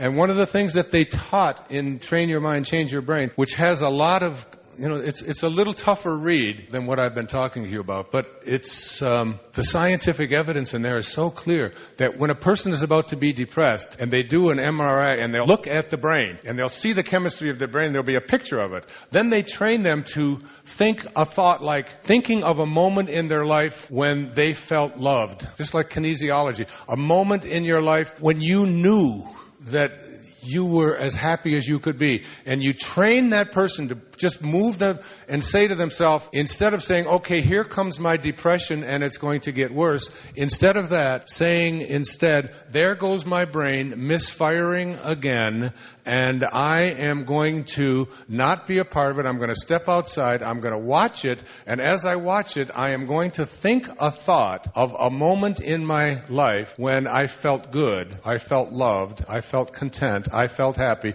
And then they train the person to put their thoughts on that, and then they do the MRI again, and they look at it, and now you've got a side-by-side view of the brain, and the brain has changed. The chemistry of the brain literally changes. I said it in Power of Intention, I said it in all of my talks. When you change The way you look at things, the things you look at change. The world becomes a different world when you change the way you look at it. If you believe you live in a depressing world, you'll be looking for something to verify and validate that for yourself. When you change the way you look at this world, you live in a different world. So I would recommend you look at that. Now, in the last 10 minutes or so, I'd like to go through this paradigm rather quickly. Each one of these questions is a chapter in Excuses Be Gone. And that's the third part. The first part talks about Bruce's book and talks about the 3 books that I mentioned, Virus of the Mind, Change Your Brain. And then the middle part of the book really looks at the principles that are involved. Thinking with awareness, thinking in terms of alignment, thinking passion, thinking compassion. And then this paradigm, which was given to me by my ancient spiritual friend, who I can still see walking out of the villages where everybody was going to continue the warring states to live in peace in his final days, Lao Tzu. So the first of these questions is the most important. The question is it true? And as you listen to this paradigm, I'd like you to just really be thinking about not just yourself and the people in your immediate family, but think about our children. So the first question, let's take the excuse, it's going to take a long time, it's going to be difficult, because that's the one, particularly for those of you who have suffered with physical maladies, who have suffered with being overweight, who've suffered with not having enough prosperity into your life. I'd like you to just think about the question, is it true? Is the thought that it's going to be difficult to change true? And I'd like to work with someone to do that, but because of time constraints, I can't. So the question of, is it true? The fact is that you think approximately, they say, for those who engage in these accounting practices, about 60,000 thoughts, separate thoughts, every single day. The problem with it is that you're going to think the same 60,000 thoughts today that you did yesterday and again tomorrow. And the real problem with this is about 59,950 of them are not true. They're just memes. They're things, they're viruses that have been planted into your mind to believe that it's going to be difficult. If you think that it's going to be difficult to change and you're really convinced of that, I put you through this in the paradigm and in the therapy, which is, can you be 100% certain that it's going to be difficult and it's going to take a long time and there's going to be family drama if you were to do what you want to do? Can you be 100% certain that those things are true? The answer to that is no.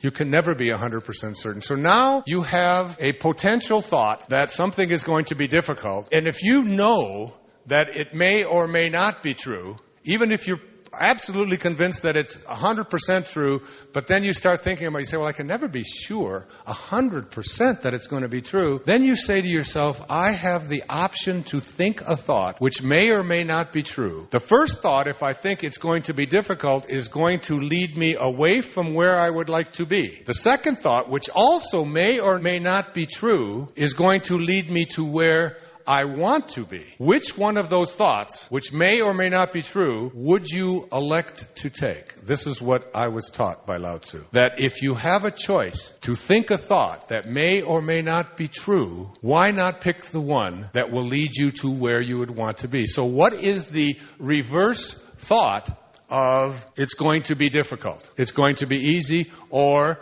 it's not going to be difficult. So now you have that choice, and you begin to take that thought. I'm too old. It may or may not be true. I'm too young. It may, or I'm not smart enough. It may. Now, you begin to work this paradigm this way, that every time you have a thought about something which constitutes an excuse, which is nothing more than a meme, then you begin to reverse it, and you begin to make the shift. And as you make that shift, you start thinking thoughts that may or may not be true, but always will lead you closer to where you want to be. So that's the first question.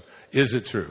The second question is, and again, remember, each of these are a chapter, and I spent a month on each one of these. Where did it come from? Where did the thought that I can't make something happen, I can't create prosperity, I can't create health in my life, where did that thought come from? The answer to this question, the short answer to this question is, it came from me. It came from myself. I chose it. It was the way, even though I was a child and it was handed to me and it was imposed upon me, there were other children around me who had the same kinds of things imposed upon them, and they didn't buy into the same excuse that I'm buying into. You take responsibility for everything. Someone asked me in the back, what about if you have cancer? What about if you have something that has come to you and you can't overcome that? Do I take responsibility for that? The answer to that is yes. It's not about blame. It's not about karmic paybacks. It's about saying, I have been a vibrational match to what I have attracted into my life. I'm not guilty for it. I didn't do anything wrong, but it is mine. Because the reason, as I told the gentleman, the reason that you do that is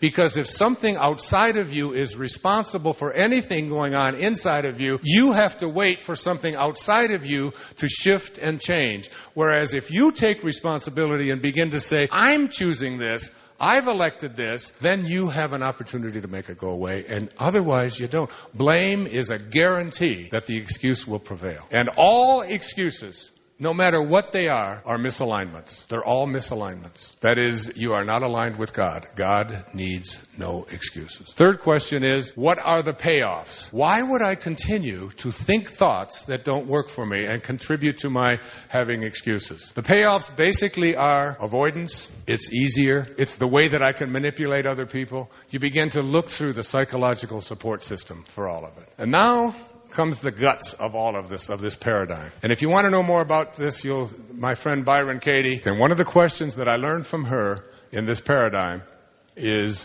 what would my life look like if I couldn't think the thought that it's going to be difficult? And when I asked Suzanne, who was going through her first day of not binging and purging, what would your life look like if you couldn't think that this was going to take a long time? If you couldn't think it was going to be difficult? If you couldn't think that you didn't have the ability to change? What if you couldn't think that thought? Without that excuse, everybody always says, if I couldn't think it, I would feel free. I would be free. And that's the freedom that comes to it. The fifth question is, can I create a rational reason to change? My son Sands, who's 21 years old, has a habit, a bad one, according to him. He can't get up in the morning. He sleeps till noon, 1 o'clock, 2 o'clock every day. He can't get over it. He said, Dad, I just can't. I'm just too damn tired.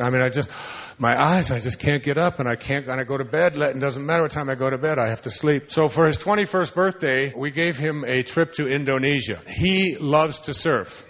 He wakes up, breathes surfing. He's been living on Maui, every summer since he was born.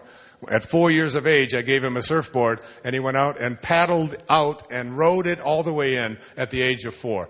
He breathes surfing. He has surfing magazines. He gets up, and does his surf. So for going to Indonesia, he went down to Indonesia, and he went on a boat for 10 days to get the best surf that you can find. And they have all these machines, and they find out where the waves are, and he's up every morning at 5 o'clock. 5 o'clock! And he surfs all day. They go to these waves, they go to that island, they're doing all of these things. And then gets back at 10 o'clock at night, sleeps, for a couple of, up at 4 the next morning because they've got to, never complains during the whole time because he had a rational reason to change. When I was in junior high school, I was in love with Erlene. And she boarded the bus a block away from me. And I found out that she boarded the bus at 7 o'clock every morning. And I couldn't get up either until I found out that Erlene was getting on the bus stop at 7 a.m. I was up at 6, getting ready with my Brill cream. I had a big wave and all of. And my Old Spice, what I would slap on me and walk down there and just hope that she would notice me. Because when I had a rational reason to change, do you have a rational reason to change any of these habits in your life? Create one and then follow the paradigm. The seventh is, can I access universal cooperation in shedding old habits? All you have to do is live the virtues, and you access divine cooperation by living the virtues. And finally, how do I continuously reinforce this new way of being? You get quiet, you meditate, you do yoga, you do the kinds of things that I spell out. I'd like to close. There was a woman, an old woman, who lived by the bank of a river in Nepal. And she was a saint by all means. She carried with her a little container where she kept dried pieces of bread. And one day she found a precious stone. And the stone was so precious that she knew that if she kept it, that she would have everything that she could ever want for the rest of her life. Such was its value, this huge piece of this precious stone. And one day a man came walking by the riverbank where she lived, and he asked if she had any bread or anything to eat because he was hungry. And she opened her little bag and she reached in and she gave him some bread. And as he noticed the bag, he noticed inside was this beautiful, shining, precious stone that was his guaranteed security for the rest of his life. And he said, "I'd like to have that precious stone, please." And she said, "Here, if you'd like it, you can have it." And she gave it to him. And he left, feeling as if he now was taken care of, as if it was a divine intervention. The next day, he returned to the woman, and he said to her, "I'm going to give you back this stone." He said, "But I'd like to have you give me something even more precious than that stone." And she said, "What would that be?" He said, "Whatever you have inside of you that allowed you to give me that stone, I'd like you to give to me. In every moment of your life, you have a choice. And here it is. You can either be a host to God or a hostage to your ego, to that false self. It's your choice."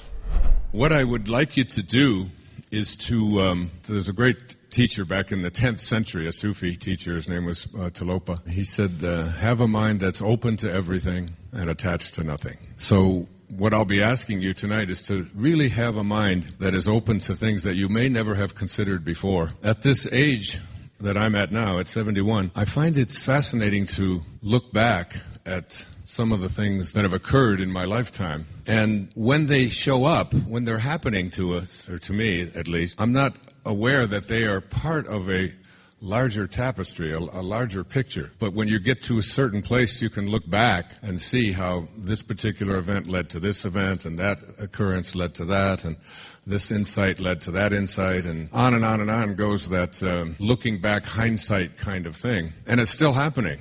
It's still happening for me right now. I got this new device that my kids got me. It's called an iPad, and I've only had it just a few months. And I don't know how to work hardly any of it because I write all my books by hand, and I have the same editor that I've had for 37 books, since 1971. That world of computers and so on. My oldest daughter, Tracy, loves to tell me that how much fun it is for her just to go to the airport for entertainment and to watch people in my age group try to just get on a plane. You mean I have to stick this thing in there, and then what happens now? Nothing is working, and I don't know, and it's invariably I need someone to come over there and help me to touch different buttons and so on. But one of the things that is on there is something called Facebook that I don't know anything about, and I've been informed I have like 700,000 friends on Facebook that I don't even know how to get it. I said, well, how do I get Facebook? Do I just type Facebook, and does it? So they tell me how to do these things, and I turned that thing on the other day and pushed the slide button, and up came my something on Facebook. I don't know what it was, but I was on there, and it had my name on it and listed all my friends, but didn't list them all. And there was a notice at the top of the sheet on the screen for somebody had just said, there's a book that you have to read. To me, Dr. Dyer, you must read this book. It's absolutely essential that you read it. What that means to me is that there's two things operating here. One is that I just turned this machine on, and it happens to go to something that I don't even know how it got on there. My kids must have been playing with it or something, but so that's number one. And number two, then there's a letter to me and a book that's somebody's from France who is a physicist who has written a book about how to change the future through time travel. How to that the recognition that here we are, and I've been reading this book all day, and I'll get off of it in a few minutes, but it's just spooked me out because when these things happen, I just finished a book. I just spent a year on a book, and I just did a public television special on it, and I recorded it, and I worked on it 5-6 hours a day every single day for 7 or 8 months. I'm not ready to write another book.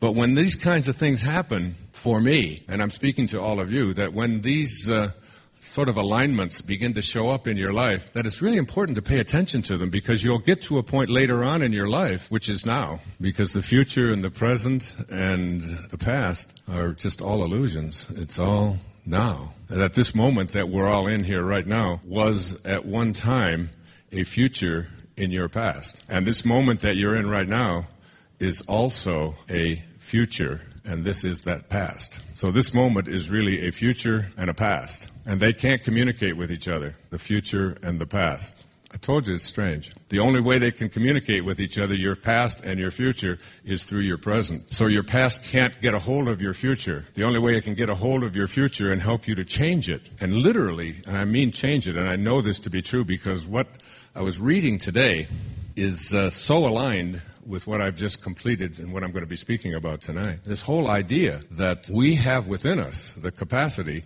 to use our present moment to alter any future that might have even been our dharma, might have been something that we signed up for, might have been a direction that we were headed. That when we begin to recognize that when we put our attention on what we would like to be, and then the universe starts aligning in such a way that the kinds of things that I just described to you, turning on this iPad, which I didn't even have 2 months ago, and having a thing show up, and then having a note to me from somebody in France telling me about a French author who has written a book about how to go into time and literally change what you may have been destined for, or the direction that you are headed, and that you can do it like instantaneously. And one of the most important ways that we do it is in our sleep, particularly as we prepare ourselves for sleep to enter into our subconscious mind, all of which is coming up in about an hour. But the reason I say this to you is because when this kind of thing happens, this is what I know about myself now at age 71, is that when things like that happen, I know that I will be... This is just the very beginning stages of my writing something and uncomplicating, because that seems to be what my life mission has been about, which is taking complicated, difficult things for most people and putting it into terms that people understand. My teacher, when I was a young doctoral student, was Dr. Abraham Maslow. Dr. Maslow died on the 8th of June, 1970, at almost the same instant, within an hour of the time that I was walking across the stage in Detroit at Cobo Hall to receive my PhD. And my whole doctoral study work was on self-actualization and higher consciousness, and how average people can achieve that. And it was almost as if he taken these concepts of self-actualization and higher awareness and talking about that there are people who are extraordinary in virtually all facets of life, and that all of us are really programmed for extraordinariness, but we unfortunately have allowed ourselves to be ordinary. And he talked about these behaviors and ideals and thought patterns and things that separate out and differentiate people who reach these exalted levels of consciousness, who are able to do what Jesus said in the New Testament, that even the least among you can do all that I have done, and even greater things. I've always just taken that literally, that we're all capable of these miracles, but we don't often recognize that old Sanskrit saying that when the student is ready, the teachers will appear. The problem is that the teachers are appearing all the time. They're everywhere in everything that we do, and many times we don't even recognize who they are. Mother Teresa once said that every day I see Jesus Christ in all of his distressing disguises, so that person begging on the street might be your greatest teacher, or even the person sitting next to you that you didn't even know before, or that you met on the way in, or whatever. There's a wonderful poet. Her name is Mary Oliver. She wrote Wild Geese, my all-time favorite poems. They ask her, what is it that differentiates out people from higher consciousness and the rest? She said three simple things. She said, my advice always, and she was born the same year I was. She lives out in Cape Cod, written many, many great books of poetry. You'll hear a lot of poetry tonight. I've been writing a lot of it myself. She said, if I had to give any advice to people, it would be this. Number one, pay attention. Just pay attention. Just start to recognize the miraculousness of every moment and everything that shows up in your life. And even the fact that you can take a breath, and that who you are is here now at this time in an infinity that has no beginning and no end, that you showed up. Pay attention. Notice the trees. Notice the clouds. Notice the worms. Notice the birds. And as Maslow said, see the unfolding of God in everyone that you encounter. Pay attention. Know that this world that you're in, this physical body that you're in, is not who you are at all. Pay attention. And number two, she said, I would tell them, be astonished. Just go through life being astonished.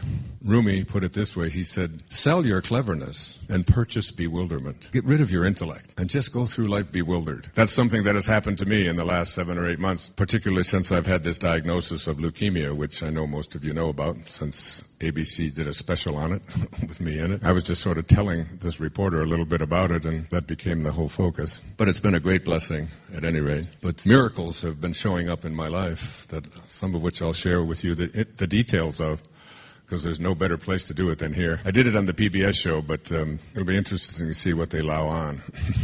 I told a story that they already cut of how when people give you negative information that you don't want to hear, and how you should just put it in. Like this wonderful thing about the iPad is that I love this thing, is that it has a little button on there called trash. I just think that should happen in life. I mean, I would like to have one of those. So that every time somebody gives you any information that you don't want, that you don't need, or that is contrary or contradistinction to what it is that you intend to create for yourself, you just push trash, and you can actually watch it go into the trash bin. It's amazing. Whoop, makes a little sound.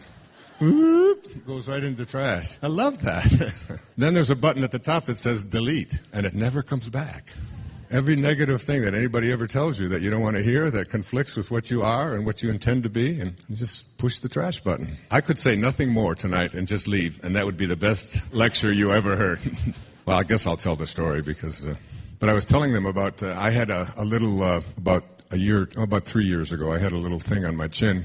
There's a little scar there, a little basal cell skin cancer thing, which is one cell. They just go down, they cut it out, and it's gone. So I was telling a friend of mine about that I had to go into the dermatologist, and they were going to do that. And she said, oh, my God, my girlfriend's husband had the very same thing, and they had to cut his penis off. I said, I just got a little thing on my chin. It's just a little red mark. It's like, no, he had that, and it was never even in the sun. So people are lovely. I mean, it's like, since people found out that I have this kind of leukemia, I get more messages about leukemia, especially the people that died from it. Oh. They send me their obituaries and tell me, you can never be too careful. And anyway, I'm getting ahead of myself. But anyway, PBS... So you're the only ones that'll get to hear that story. They left it out. I keep thinking about that guy, though. I mean, there has to be some karma in there somewhere. I don't know.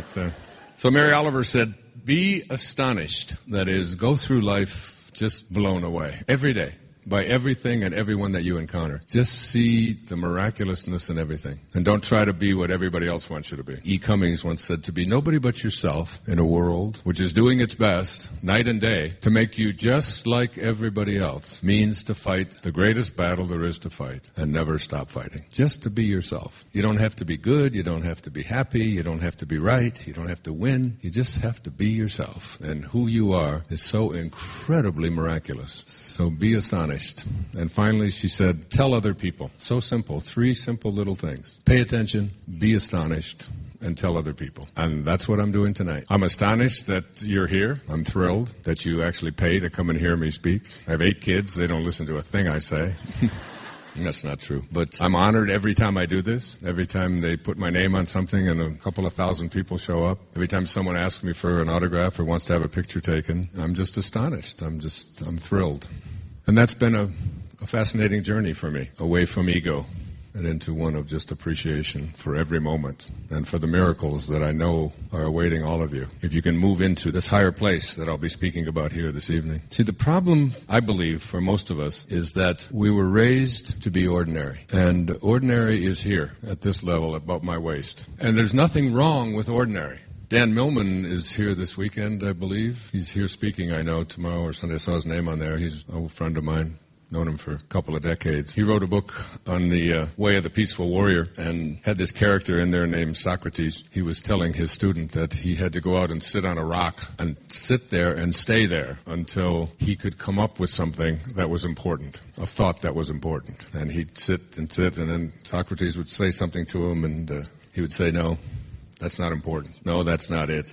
He sat there for a day or two. I don't remember all the details. I read it 20 years ago, but just thought of it in this moment. And Finally, Socrates came out to him after he had been sitting there a whole day, and Dan said to him, "There are no ordinary moments." And he said, "You're free to get up.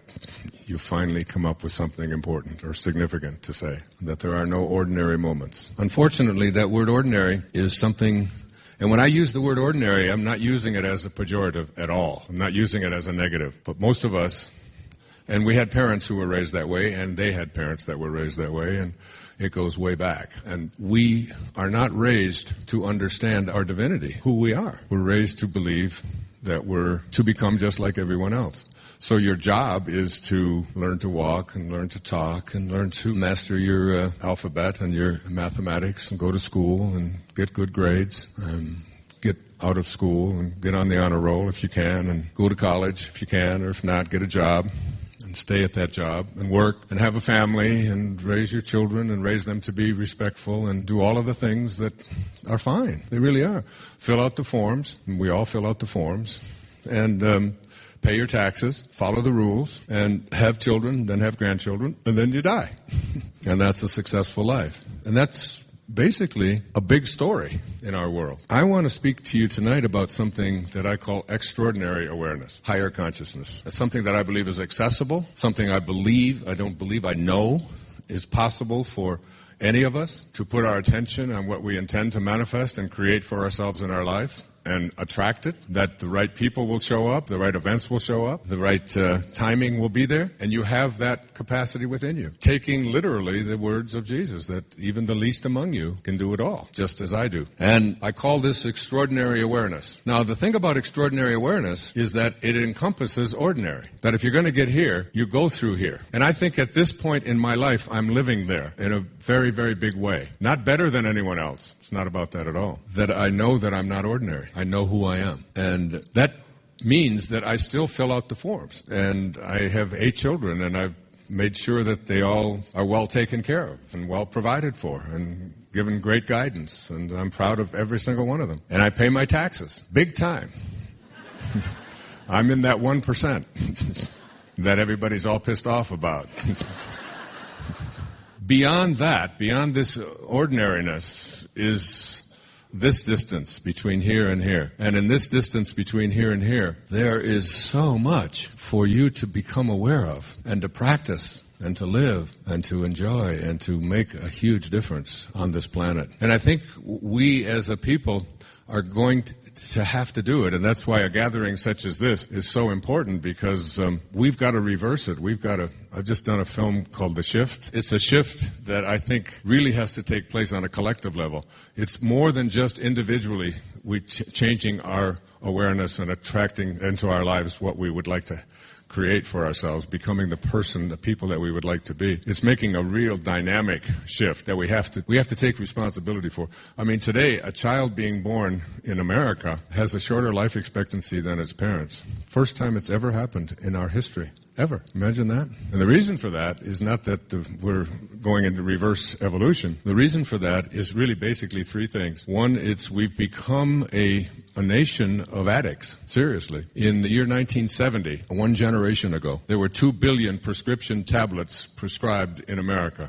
2 billion individual tablets prescribed in 1970. In 2007, a generation and a half or so later, that number is 113 billion. One generation. America is the only country other than New Zealand in the world that allows prescription drugs to be advertised on television. And our children and our teenagers and our young adults and you are being exposed every day to a literal conspiracy to get people addicted to the idea that they need to take a drug in order to get through their life, for whatever it might be. The fact is, I was with Christiane Northrup in Pasadena last weekend, and she was getting ready to go on. I don't know if you've ever heard Christiane.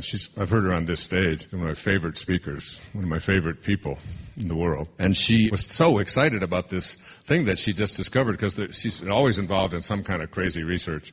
And she said, "Wayne, you're not going to believe this. We've got the actual results with double-blind studies that people who grow their own vegetables and fruits in their own and tend to these fruits and tends to these vegetables and tend to the food that they are going to eat, that the plants themselves are able to produce whatever is missing in the person who is nurturing them, in their food. So that if you have an immune system disorder, if you have a vitamin B12 shortage, or if you have some kind of chemical need that you have in your body, one of the things that the plants know, our symbiotic relationship to these things, these plants, is that if you show them love and care for them and all of that, that they will grow whatever it is that you need when you eat them. Isn't that great? Does that astound you? I mean, that just blows me away. But we're living in a culture right now that has just submitted to the FDA and to Congress and to the lobbyists in the pharmaceutical industry are trying to get shyness, and grief, and considered them to be social anxiety disorders, which we can now give a prescription to from children from the age of 7 on. We can give them these drugs, put them on for life. It's true. I'm telling you, it's happening. You see even ads for things very similar to that on television all the time. By the time they list all of the side effects, I always wonder, how would anybody ever would go to their doctor and say, give me some of that stuff. I know I might get a bleeding ulcer, and I know I might have I may have an erection for 4 hours, and I may have, there's 1,000 things that might possibly happen to you if you take them. But our airwaves, of course, are filled, aren't they? They're filled with ads to train young people. We're exposed on a daily basis every time they have the television set on. Even on the children's channels, there are commercials to get you to believe that you need some kind of a pill to take care of virtually anything that might be going on in your life, and becoming aware of that. So that's one thing as a nation of addicts. I mean, in July, the last month that there are statistics for, 32 soldiers in the United States Army committed suicide. 32 soldiers in 1 month. And this is fairly normal. They're on antipsychotic drugs. They're on antidepressant drugs. My oldest daughter's best friend Kim, her husband had insomnia, went to a general practitioner and was told that, and there was nothing else wrong with this guy. They had a great marriage. Everything was going well in there. They were doing well financially, preparing to have a baby, all of these things, and he just couldn't sleep. He was put on Zoloft, an antidepressant, and he said 3 weeks later to his wife, Kim, who's a very close friend of mine, he said, I feel like my head doesn't belong. I feel like my head has to be removed from my body or something. He said, I just don't feel like I'm connected right. Nothing seems right. He said, I don't think I should be taking this. And she said, well, call the doctor. And they called the doctor, and he said, well, it takes about 6 weeks for this thing to really kick in for you. So take it for 3 more weeks. And if you're still having that, we'll try a different antidepressant. And she came home from Washington where she was working and came home. And Woody, her husband, had hanged himself. And this, you say, and this is a very common story. It's happening day in and day out. Not by the hundreds, but by the thousands and tens of thousands in America today. My 26-year-old daughter's best friend's fiance, 31 years old. Overdose, died of something having to do with Adderall and Xanax combination, and they found him dead, 31 years old. My daughter Summer is 28 years old. 4 people from her grade school, 8th grade, have already died of overdoses of drugs. 4 in one. There were only 28 kids in that class. 4 of them are dead. It's every day, folks. This is just, it's going to get better tonight, honestly. I'm not, it's not a...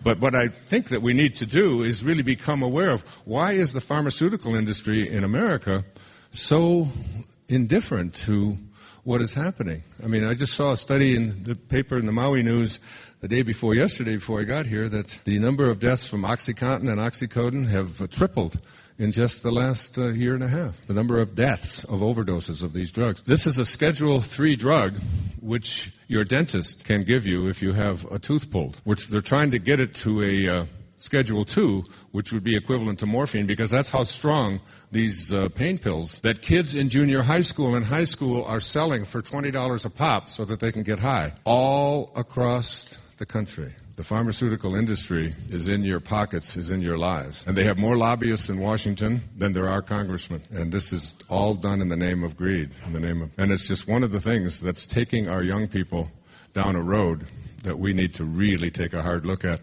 And you need to take a hard look at it too, even in your own life. Because anytime you are taking more than 4 prescription drugs of any kind, 4 prescriptions, you have a 5th drug going into your body that you don't even know about, which is the combination of the 4, creating a 5th or a 6th or maybe even a seventh. I was growing up, getting a prescription was like an event.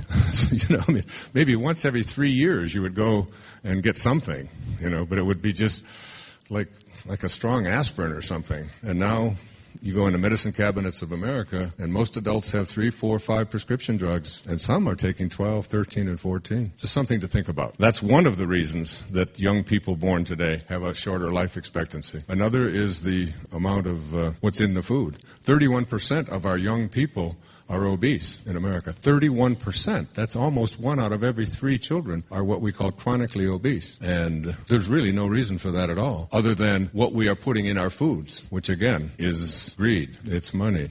It's GMOs, genetically modified organisms. We're changing the composition of food. It used to be when you wanted to have corn, you plant it in the ground. The next year, you'd take the seeds from that corn, put it in the ground, and it would grow. But that's not the way it is anymore. Now, they are genetically modified so that the next generation of food, whether it's corn, whether it's squash, whether it's tomatoes, whatever it might be, has been engineered so that it does not produce a second generation. You have to go back to Monsanto or one of the big corporations and buy the seeds again. I wonder why they've done that. Check for your GMOs. Now we're trying to get labels. By the way, Kim's husband's name was Woody, and she has a website, and I encourage you to take a look at it. It's called woodymatters.com. Just look it up. She has devoted her life now to getting this pharmaceutical industry out of our pocketbooks and out of our lives. Not completely. Obviously, some of the wonder drugs and so on have helped a lot of people with antipsychotics and so on, but they're being administered in a profit-making way that's horrific. And we need to do something about it. And you would think that, like I go down to visit, my daughter goes to college in Alabama, and I go down to visit her, and this is one of the poorest states in the United States as far as income and so on, and yet you see grossly obese people everywhere you go. Go to rent a car, these monstrous, huge people, 300-400-pound people. You go to the grocery store, you go to wherever you go, you just see an enormous number of these. And you would think that people who make the least amount of money would be thin. Wouldn't you? But it's not. It's not because of how much they eat. It's because of what's put into what they eat that gets them addicted to things that are just horrible for us. The average amount of sugar consumed in the United States in the year 1900 was about 20 grams a day of sugar. Today, that number is approaching 400 grams a day of sugar. There are 42 grams of sugar. You know what a gram, if you've been through the 80s like I was, you know what a gram of sugar looks like. Imagine 42 of those bags lined up and then all mixed up and put into one Coca-Cola. 42 grams of sugar. And diet and soda and this kind of stuff. And well, I could go on and on with that. It's a horror story. Bill Maher had on his show not too long ago a picture of a guy who people used to pay 5 cents in 1917 during World War I.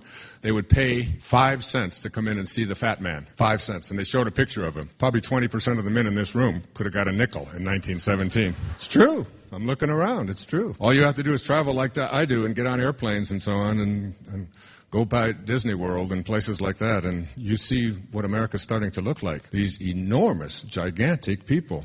And there's so many of them. And they are eating foods that have been contaminated by a food industry that doesn't have our best health. The third reason why our young babies born today are not living as long as their parents is the violence, just simply the amount of violence. Chicago Public Schools, 2007, 2008, 242 children shot to death in one school system. What's going on?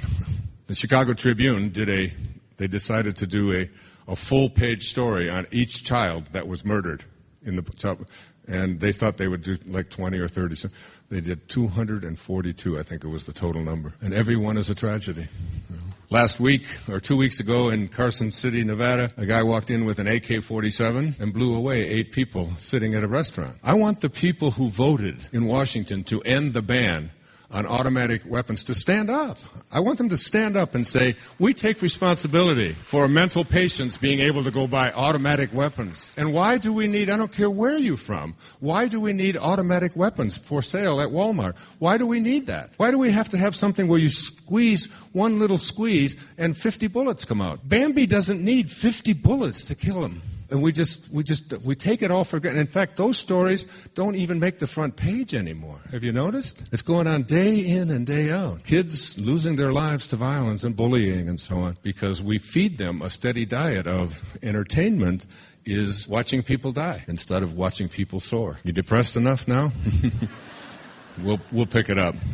But I think even looking at something like Christianity, where Jesus, his comment was, "I am the resurrection." He said, "I am the resurrection." What does the resurrection mean? It means I am that which has transcended this earthly plane. I am love. That's what God is, according to Jesus. God is love. He that dwelleth in love dwelleth in me. But most of our attention in Christianity around the world is on I am the crucifixion. Jesus never said I am the crucifixion, that which is suffering, that was what is wrong in the world. I am this divine being that all of you are. Anyway, so if we want to get to extraordinary consciousness, we have to do something different. One of the things I did on the PBS special, we created a street, and I started out with this. It was written by Portia Nelson. You may have heard this, but I love it, so I'm going to share it with you again. I've said it before. We were all at a conference many years ago. I got to know Portia quite well. She passed away about 10 years ago. And we were given these cards, these 5x7 cards, and told that we should write down the 5 chapters of our life. But this is all you get. So don't use big print. And you can't go on the other side. So you write the 5 chapters of your life up until right now. And everybody wrote out something, and, chapter 1 of my life, chapter 2. But Portia was a poet, and this is what she wrote. Chapter 1 of my life. I walk down the street. There's a deep hole in the sidewalk. I fall in. I am lost. I am helpless. It isn't my fault, and it takes forever to find a way out. Chapter 2 of my life. I walk down the same street. There's a deep hole in the sidewalk. I pretend I don't see it. I fall in again. I can't believe I'm in the same place. It isn't my fault, and it still takes a long time to get out. Chapter 3 of my life. I walk down the same street. There's a deep hole there in the sidewalk. I see it there. I still fall in. It's a habit. My eyes are open. I know where I am. It's my own fault. And I get out immediately. Chapter 4 of my life. I walk down the same street. There's a deep hole in the sidewalk. I walk around it at last. Chapter 5 of my life. I walk down another street. Isn't that good? I love that. That became the theme for the PBS show. So when you see it, you'll see my beret, which is I picked up in Lourdes. We took 162 people to 3 of the divine spiritual places on the planet where absolute miracles have taken place and took place on this trip. We went first to Assisi, where St. Francis, of course, performed his miracles in the 13th century, and then to Lourdes, where St. Bernadette had the 18 visitations of the Blessed Mother, and then to Medjugorje in Bosnia-Herzegovina, where the 6 children saw this same vision, and it was miraculous. But in walking down the streets of Lourdes, which is an amazing place, it's the second most visited place in France after Paris, and just a little village back in the 1858 when Bernadette had these visions, and they were selling these hats. And then my daughter Sky just went to Paris last week, just like I did when I was your age, honey. I used to go to Paris on the weekends, and all the time. I would bag groceries all week and then go off to Paris on the weekend. And anyway, she brought me back a couple more of them. You like getting a little for me when I'm up here, isn't that great?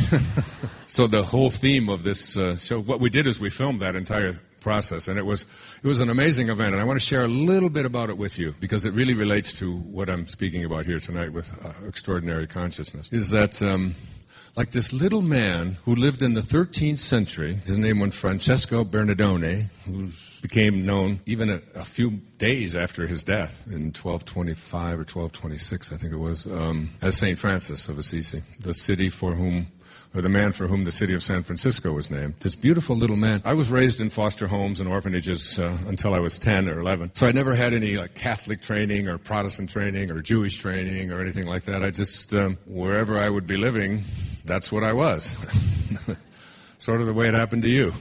It was the Baptists that were the most interesting because they had this big tub of water up there on the stage. They have a stage up here, and they'd have this thing of water, and they'd take people up there and dunk them down and hold them underwater. And I'd sit there scared, in the back of the room.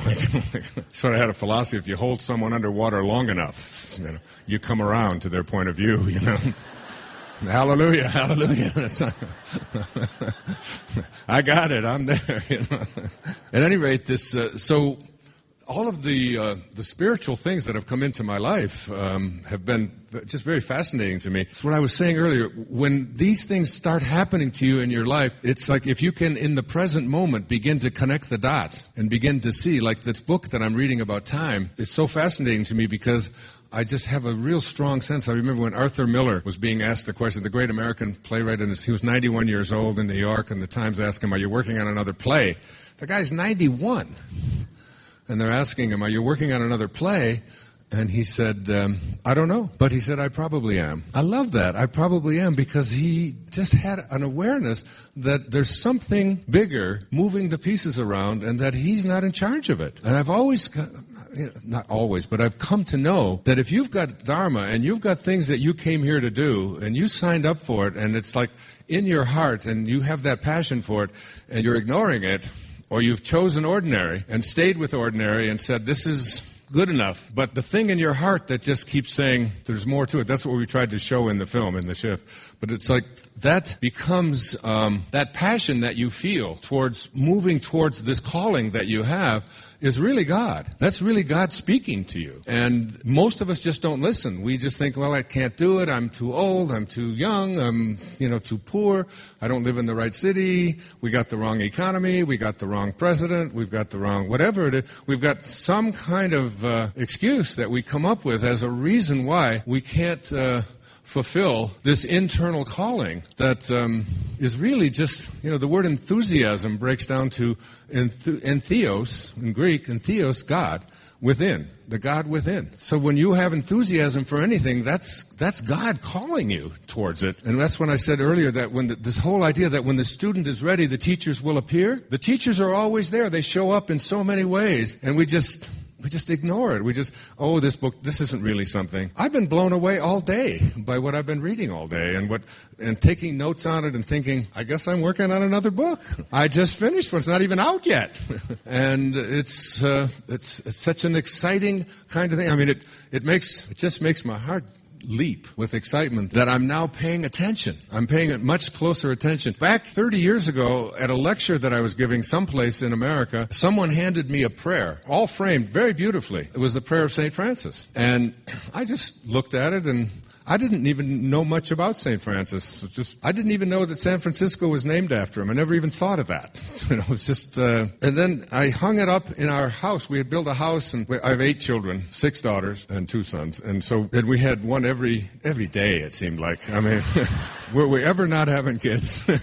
But we had 5 and 8 years. And my wife used to say, in one decade, I went from a 36C to a 32 long. At least she had a sense of humor. She said, don't you remember when Sky came along, I would nurse her up here, and then when summer came, and then I would sit down, I had a pillow. And finally, when Sage was born in 1989, she said, I would just say, look, you want a drink, help yourself. I'm very busy. I've got a lot to do here, So at least she could laugh about it. And so we built this home, and there were 5 bedrooms upstairs, and so I would walk back and forth between these bedrooms, saying goodnight to the kids, saying good morning to the kids, getting them up, all of the things that my kids do, and they've been my greatest teachers. They really have, because if I raise my voice, say anything that's inconsistent with what I teach and talk about, it's the foot here, the one on the hip, and it's like, I wonder what all those people would think of Mr. Positive if they could see him here this morning. Say, okay, don't write Daddy Dearest. I don't want that book written. My one daughter said, would you buy a book from someone who yells at his 10-year-old daughter? I don't understand those people. I think the best line I ever got from my kids, I've always loved to use it, is my daughter Summer at 13 said to my daughter Serena at 11, at breakfast one morning, she just looked at her and said, well, if you didn't have any feet, would you wear shoes? You never know what's going to come when you got kids around like that, especially that many. Serena, who can hardly stand anybody at that time of the morning, looked at her and said, that's the most ridiculous thing you've ever said to me. Don't even talk to me. It's 6 o'clock in the morning. Why are you even talking? What do you mean if I didn't have any feet, would I wear shoes? That's so stupid. Of course not. Summer looked at her and said, look, don't get mad at me. I'm just wondering why you're wearing that bra. That's all. I had to write that down. I said, I follow them around. I still do it. They're in their 20s and 30s and 40s now. And I say something stupid. Come on, I need some material. Anyway, I looked at this prayer of St. Francis for years and years, 10, 15, 20 years go by, and I had no idea the significance of the person handing me, who in her home had gone and had this thing framed and put beautiful flowers around it, and it was really elegant and beautiful and proud to hang in the walls. I didn't even know what the prayer was or anything, but I would go by it, and every once in a while I would stop and just look at it and read it, and it was so powerful because it's really not a prayer. It's a technology. Where there is hatred, it's like, I've often thought of myself as an alchemist, especially after reading The Alchemist. If you haven't read The Alchemist, read The Alchemist, Coelho's book. It's about omens, which I'm speaking about here tonight. It's about things that show up that are there for you. And an alchemy is really the science of transferring one thing into another, converting something. Lead into gold, basically, is what the alchemy is. But the prayer of St. Francis is really about, it's not about substituting one thing for another. He doesn't ask for that. Let me take out some hatred and bring in some love. He says, make me an instrument of thy peace. Where there is hatred, let me be love. Let me bring love. Where there is sadness, joy. Where there is darkness, light. In other words, let me convert hatred into love. Let me be that kind of a person. An alchemist, someone who can make those kinds of shifts. I practice it. My kids will tell you that. I practice it all the time in my life. If I see hatred, if I see anger, if I see it in a grocery store, I move in closer and stand close to someone who's yelling at one of their children or something, or berating or loud or whatever. And just, to me, my kids will say, Dad, Dad, Dad. I said, look, I'm not going in and slapping somebody around to create more violence. I'm just going to stand closer because I really believe that I can change that, shift that hatred into love. And you can do it, especially when your energy reaches a certain level. When you start moving, your intuition starts getting sharper, your psychic abilities, if you will, your ability to heal. All of these things begin to elevate as you move out of ordinary. You're still going to fill out the forms. I want you to know, I still fill out the forms. I went to a yoga class this morning. It was a new yoga class. I've never been there. And they had a form with like 30 questions on there. Questions and questions. I said, I just want to do a yoga class here this morning. But you have to fill out all of these things. So I fill out the forms. What am I going to say? No, I am living at extraordinary levels of consciousness. I don't do forms. She does the forms for me. Please do the form. I fill out the forms. And when the IRS calls, I send them my money. I send them half almost of everything I get. I just do it. So it's not about putting down ordinary. It's about going beyond it. It's about converting ordinary into extraordinary, which is what I'm here to do tonight. And what I do all the time, everywhere, in every place that you find me. You will not find me living at ordinary levels any longer. When I sit down on a plane, I reach out to see if there's somebody who might need some help. If it's a little person who has to reach up and put their bag up, to me that's an opportunity, and I glory in it, in just reaching out and serving somebody else. No, it's just the truth. It's just an opportunity to live at God consciousness, at higher levels of awareness. So the prayer of St. Francis, I would look at it, I would read it, and then, 7 or 8 years later, now 7 or 8 years, but when there's no time, when there's no time, you realize that everything is happening at once. And from this perspective, those 7 or 8 years were just a moment. They were just an instant. And I came to decide that I wanted to write a book called There's a Spiritual Solution to Every Problem. And I got called to Assisi. I don't know why I got called to Assisi. My wife and I went there together. We sat in the Portiuncula in Assisi where St. Francesco had done his meditating and his healing work and so on and during his lifetime in the 13th century. My wife and I had, both of us, tears rolling down our faces, sitting in this little wooden, old, 800-year-old little chapel surrounded by all these gold marble places and all of that, but here we were in this place. And I went out and walked in the fields where Francesco walked and tried to get the birds to line up the way he did. It was miraculous. And I came back, and meditation knew that the whole organization for that book, Spiritual Solution to Every Problem, was just so clarified that I was to write it, and it was based on each line of the prayer of St. Francis. Each chapter became one of those. Each line became a chapter. I went back again to Assisi. I was called back there again, 2001, and if you see the shift, you'll see an amazing healing took place. It's just sort of an introduction to me that there is more to this whole prosperity consciousness, and prosperity when it comes, I'm speaking prosperity not financial, I'm speaking medically, physically, who we are. the health that we have and the bodies that we live in are susceptible to and amenable to divine law. Joel Goldsmith said that in the presence of the God realized, the laws of the physical universe do not apply. Gravity doesn't apply. The rules that you think cause and effect don't exist. Being able to have instantaneous healings from someone who's been told that they're going to die, it's all capable and possible. I went to Assisi at that time. I wore a brace every day on my knee. I had been a marathon runner, an ultra-marathon runner, a triathlete. I ran every day 8 miles a day for almost 30 years, 29 years. Missed one day in 29 years. And played a lot of tennis and all of that. And this right knee was just bone on bone. And orthopedic surgeons had told me that I'd have to have it replaced within the next 2 years. Otherwise, I'd be in a wheelchair. And I went to Assisi. Not for that reason. In fact, I didn't even wear my brace the day that we took a group of people up to in San Damiano, the place where St. Clair, from the Poor Clares, had lived. And we were walking up this winding staircase, and a guy named John Grable was behind me. And he was about a 200-pound man, and he had muscular dystrophy, and he had braces on his legs. And as the staircase narrowed, he couldn't get it, because this is how he would go up the steps, like this, and then he would go like this. And as it narrowed, he couldn't go up and he couldn't go down, and he just said to me, "What am I going to do?" He was right in back of me. I said, "Just put your arms around my neck, and I'll carry you up to the top." But I forgot I didn't have my brace on, and I got up about 4 or 5 steps, and all of a sudden I felt my leg just going, and I could see the headlines in the Assisi Daily News. Spiritual teacher arrives 40 dead at the bottom of the stairs. And as I was going down with John on my back, because there was just no cartilage at all in this knee, I saw Francesco. This is weird. I really did. And he was right there in front of me. He was a little man with a brown robe, and he went like this with both of his hands. Didn't say a word, and it was just a flash.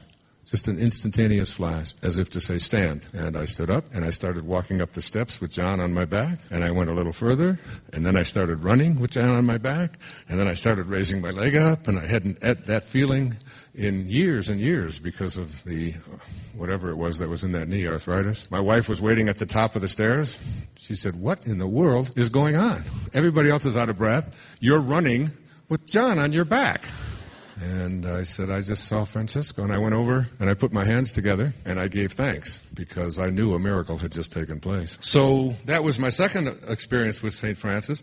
Now, and there were so many others. But as I look back and I begin to see what a role he played in my life and what he was teaching, that this last time that I went, I was giving a talk in this church where St. Francis had been. It was built in the 10th century. And at the end of the talk, something happened to me. I was out of control, sobbing. And the entire room stood up and held their hands out. And it wasn't like I was talking about St. Francis any longer. And this is really one of the key things that I'm saying to you here tonight. That when you reach a level, you'll hear about awareness a lot, but when you reach a level of higher awareness, till you get to a place within yourself when you are living your passion, and it is so overwhelming that what you are putting your attention on, you become, and it becomes you. And Francesco entered my body, and I felt him, and I couldn't move. And I just stood there, the tears just flowing down my face. And people took pictures, and there's a big picture of Jesus in the back. So many of the cameras show these huge, I'm putting them in the book, these huge orbs, which are like these circular kind of things that show up in photographs that we just don't quite know what they are. There's a whole book written about it called Orbs. And they were right there, right at the base of where Jesus was in that picture, and right above my head. And Francesco and I became one in that moment as we were talking about it. And this is a consciousness that I really want to address. It's the same consciousness that all of you have every single night in your dream. So that when you go to sleep and you dream, anytime you want to be something or someone, it doesn't matter how old they are, it doesn't matter if it's your grandmother or your mom who has been gone for 2 years, who I see a lot. It doesn't make any difference if you want to be 4 years old. It doesn't make any difference if you want to have a new Mercedes in your driveway. You don't have to go to all the trouble you have to do in this level of consciousness. You got to get up, you got to get dressed, you got to go drive down to the dealership, you got to sit in the car, you got to write a check, all of the things that you got to do to have that Mercedes in your driveway. All you have to do is put your attention on it. And for 1/3 of your life, you have the capacity to do that. Have you ever thought of that? That all you have to do is put your attention on something when you're in that state. And that is a state that is a state in which your subconscious mind is aligned with your conscious mind, and you become one with it. And what I want to say to you is that when you start living your passion and it really becomes where you are coming from within, and you place your attention and live there from passion without any expectation of anything in return, this is God consciousness. Because God doesn't say to us, I'll give you this if you give me that. Religion tells us that. God doesn't say that. You don't have to pay. You just have to be. And as you become that, and as you live from that place, that wherever you place your attention, it shows up. It's like Carl Jung had a wonderful quote. He said, "From the beginning, I had a sense of destiny as though my life was assigned to me by fate and had to be fulfilled. This gave me an inner security, and though I could never prove it to myself, it proved itself to me. I did not have this certainty. It had me." I've often been called the father of motivation over the years. Somehow that tag got put on me. But I don't think of myself as a motivator. Motivation is when you get a hold of an idea, a motivated person, and you take it to its obvious conclusion, and you don't let anything interfere with it. You're going to make this happen no matter what, right? That's a motivated person. Inspiration is the reverse of that. Inspiration is when an idea gets a hold of you. Your ego gets out of the picture, and you allow it to take you where you were intended to go from that field of intention from which all things come and to which all things return. T.S. Eliot put it this way: we shall not cease from exploration, and at the end of all of our exploring will be to return to the place from which we originated and to know it for the first time. I believe the poet was speaking about death. I'm not. I'm speaking about coming to know the place from which we originated, the place to which we will all return, and to know it without having to discard your body, which you ultimately will do. Because moving into this level of extraordinary consciousness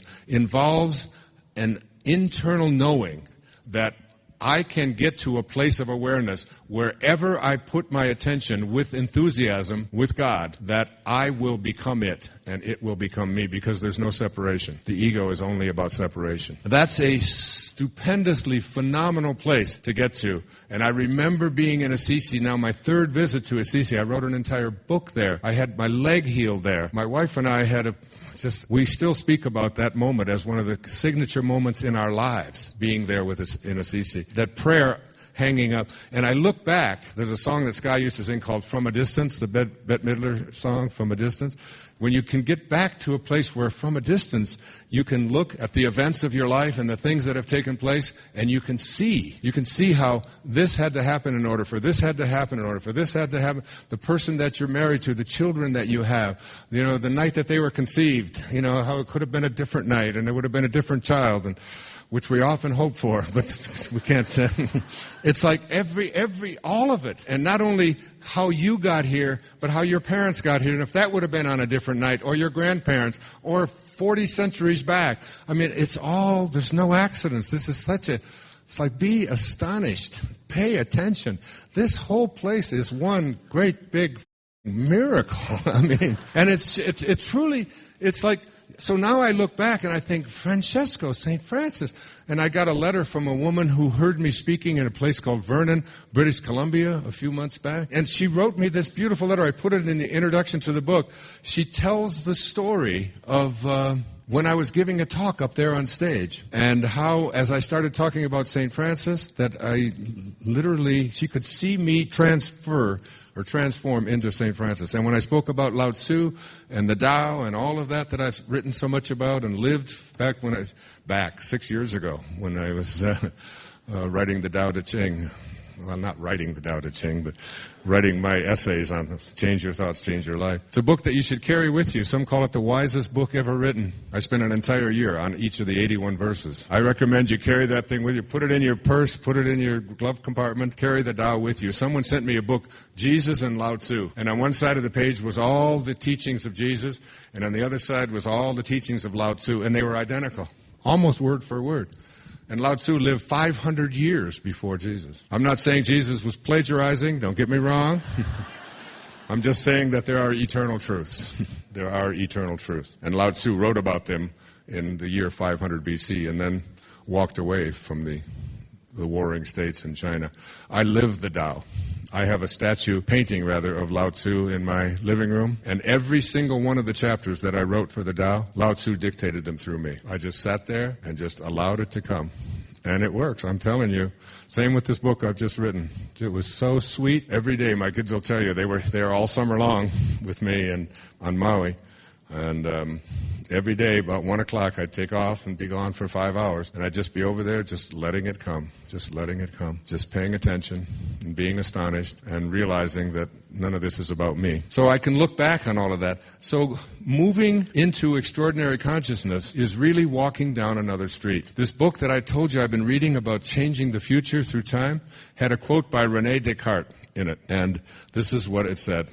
This was the display quote for the book. Like, this is what this thing is about. In order to reach the truth, it is necessary at some point in one's life. Now, really hear this. René Descartes was a philosopher, 18th century. I mean, this goes back, all right? In order to reach the truth, it is necessary at some point in one's life to rid oneself of all the opinions one has received and to rebuild one's entire system of knowledge from the very foundation. You have to be willing to just let it all go. So that if you want to change, if you want to do that, if that appeals to you, it really means changing your concept of yourself. And you have to ask yourself the question, what is my concept of myself? Your concept of yourself is everything that you believe to be true about you and about what's possible for you and about what's not possible for you. All of this stuff that you have had handed to you by your culture, by your parents, by their parents, by your school system, by your religious training, by your own experiences. All of this stuff that you have come to believe is absolutely a true thing, you have to be willing to shed it all and start with a whole new foundation which says, with God, all things are possible. And that leaves nothing out. What does all things are possible leave out? Absolutely nothing. So that if all things are possible, you have to start listening to what I call your higher self. Your higher self. I studied for the last year a book of teachings. There's about 12 volumes of them. It's called Know Thyself. And this is what it looks like. It's out of print. It's from a teacher in Bulgaria whose name is Omram Mikhail Ivanov. And he teaches initiatic sciences, what they call the White Brotherhood, which is not white skin, all right? It's white light, all right? And one of the things it says in here, because this is the whole thing, all this initiatic science stuff, it's all about the higher self. And the higher self is the self that goes beyond the ego. The ego is just the part of you that has come to believe that who you are is what you were taught in what is ordinary consciousness. Who I am is what I have, what I accumulate, what I own, what I accomplish, what other people think of me. Who I am is separate from everyone else and separate from God. And it's all an illusion. You are none of those things. You have to ask yourself the question, if you ask yourself the question, who am I, and you believe that you're your body, then you've been in so many bodies since you were born. I mean, you were in a body this big. You were in a toddler body. You were in a 10-year-old body. You were in a 20-year-old body. You were in one of those bodies that did what my kids did all the time, standing up. You're in all of those different bodies. And every time when you ask yourself the question, is this who I am? Am I this body? You say, yeah, I was in a 20-year-old body. I just saw a picture of it. They put it on the TV screen when I was doing the PBS show. And I looked at it and I said, I really, when I was in that, thought that was real. Well, that was 51 years ago. Where the hell is it? Where is that body that I thought was so real? It's gone. I can't be that body. Muktananda was asked the question, what is real? He said, that is real, which never changes. So the part of you that is changing isn't real. You're in a body. It's 20 years old. It has all kinds of things that it does.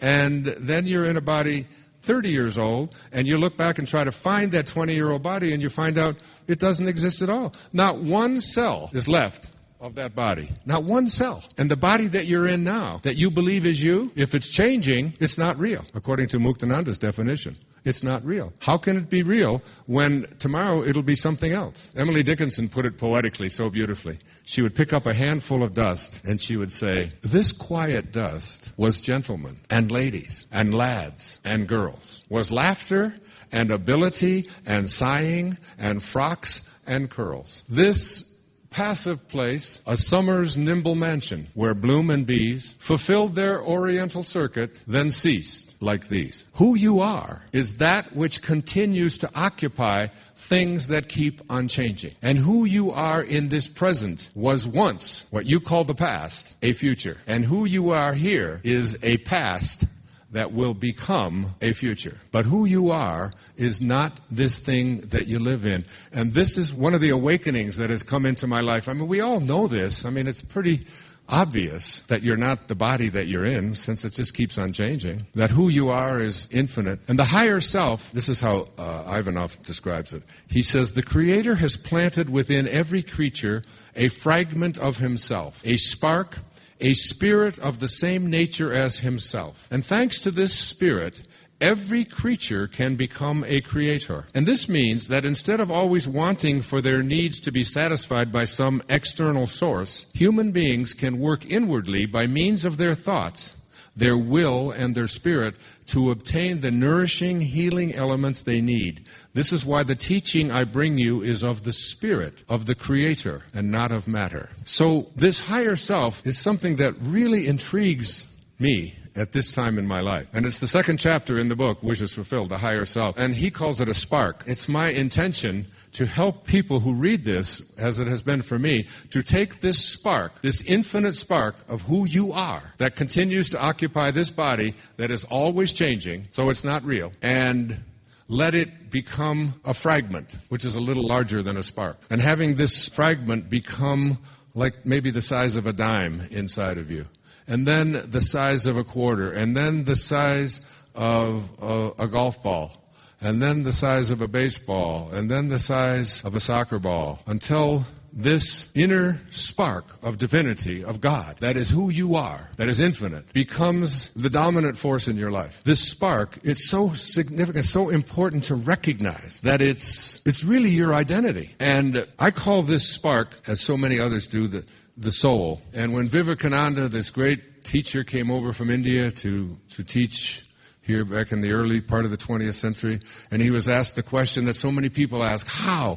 do you get to this God-realized place where you can become a miracle worker, where you can heal, where you can perform miracles, where you can put your attention on what you would like to attract and have it show up? You all have the ability to do this. Jung called it synchronicity, where you have like a collaboration with fate. You put your attention on something, you're thinking about something, you're not thinking about yourself, you're not thinking about what's in it for me, and the person you're thinking about calls you on the phone. Who has had that experience in this room? Look, it's a universal experience, and we still call it a coincidence because we don't understand the word coincidence. It comes from coincide, a mathematical term. Two angles, remember Geometry 101? Two angles that coincide are two angles that fit together perfectly. We've taken something that fits together perfectly and interpreted it to mean something that shows up accidentally, and it doesn't. Nothing shows up accidentally. Nothing. Vivekananda put it this way. He said, in the springtime, go out and observe the blossoms on the fruit trees. He said, the blossoms vanish of themselves as the fruit grows. Get that image. The blossoms vanish of themselves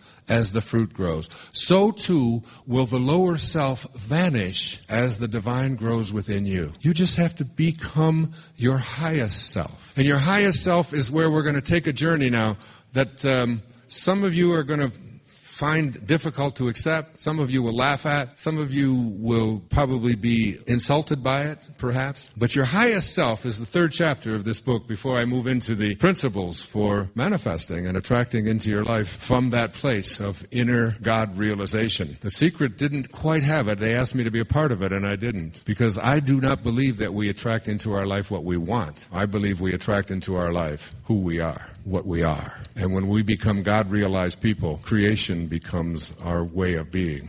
We are omniscient. That spark is omniscient. That spark is God. Your highest self is that you are God. Now, the soul, this part of you that has no boundaries, has no beginnings, has no ends, you can't find it. I mean, I remember talking to a neurosurgeon who's a friend of mine on Maui, and he was saying, you talk about all of this stuff, but I'm a scientist. He said, I poked inside a lot of brains, and he said, I've never seen a soul anyplace. I said, well, while you're in there poking around in those brains, have you ever seen a thought? No, I haven't. I said, do you think they exist?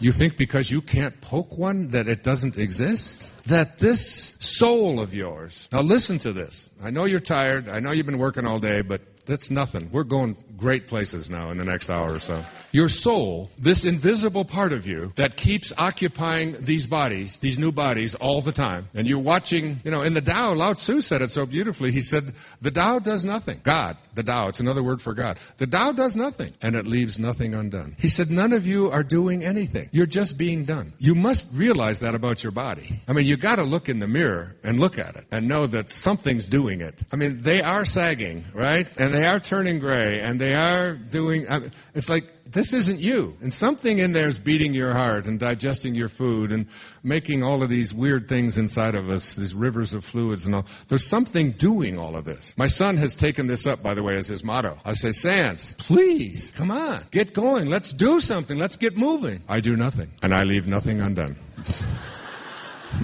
It's his favorite motto. He loves to say it. So if you get this about your soul, if you get nothing else tonight, get this about the soul. I wrote something for you today. I feel this so strongly because your soul is not finite, is it? If your soul isn't finite, what is it? Infinite. Right? Beyond finite. And what does infinite mean? It means never ending, doesn't it? It means no beginnings. It means no ends. There is a part of you that is birthless, deathless, changeless. You are that. This is like, it's that quiet dust. The great Irish poet William Butler Yeats said, an aged man is but a paltry thing, a tattered coat upon a stick, unless soul claps its hands and sings, and louder sings, for every tatter in its mortal dress. We're just tattered coats on a stick, unless we have a soul. And when our soul claps its hands and sings, and louder sings, it transcends these tatters. And honestly, folks, you gotta get this. This is who you are. The rest of this is like, you just got to become the observer to it. This isn't just New Age, airy-fairy stuff now I'm talking about up here. This is so real that you can heal yourself of leukemia. Oh, yeah. And you can attract the right people into your life. If you don't know how to do it, that will do it for you. And it does happen, and it has happened. You're listening to someone who's let it all go. And I'll tell you about that a little later, because it's too weird yet. But I had such an experience with John of God in Brazil, and I had surgery performed on me without anybody touching me. My life changed so dramatically. My children, one of them is here, she'll be up here in a few moments, will tell you about it. It has been an alarming shift. The surgery wasn't the healing of the leukemia and the regaining of my strength and the reversing the aging process. I'm telling you, I'm taking it down, all of that stuff. What it did was because I guess I must be a big-time messenger with big dharma, and I have a voice that people want to come and hear wherever I go. It doesn't matter what city, what place, what country, wherever. People listen for some reason. That I was infused after that experience with John of God with so much love for everything and everyone that I understand what Mary Oliver was saying when she said, pay attention. Everything just looks different now, including you, this room, the trees outside my room, the swim I do every day, the yoga I do, which I had to stop doing because it was too exhausting. And now I never want it to end. But the love, it was the love. The love was just so all-encompassing. And it's just... It's been such a fabulous journey. I mean, I've always felt like a kind, loving person, but nothing like this. I had my birthday a few days after that happened, and the only thing I wanted to do was go out and talk to homeless people. I was in San Francisco at the St. Francis Hotel filming a new film we're done on finding my father called My Greatest Teacher. I took this big wad of $50 bills that I went down and got, and every homeless person, every little old lady from Laos taking plastic bottles out of the trash to take and try to get a few dollars so that she could feed herself became like, I understood what Mother Teresa said. Every day I see Jesus Christ in all of this distressing disguises. These people with no teeth, the people who were so drunk that they could hardly walk, the people who were just so dirty. It was like talking to them. I spent the whole day, my 71st birthday, May the 10th. It was the greatest birthday I've ever had. And I gave away, I don't know, like $1,500 that day, and just... And I came back into my room and I sat, and I'm almost ready to do it now. I sat on my bed and I just sobbed with joy at how grateful I am and how fortunate I am, how lucky I am, and what this healing has done for me, and how many others have been healed as a result of it as well. And that's all I've wanted to do, is just give. No, I don't want any applause for that.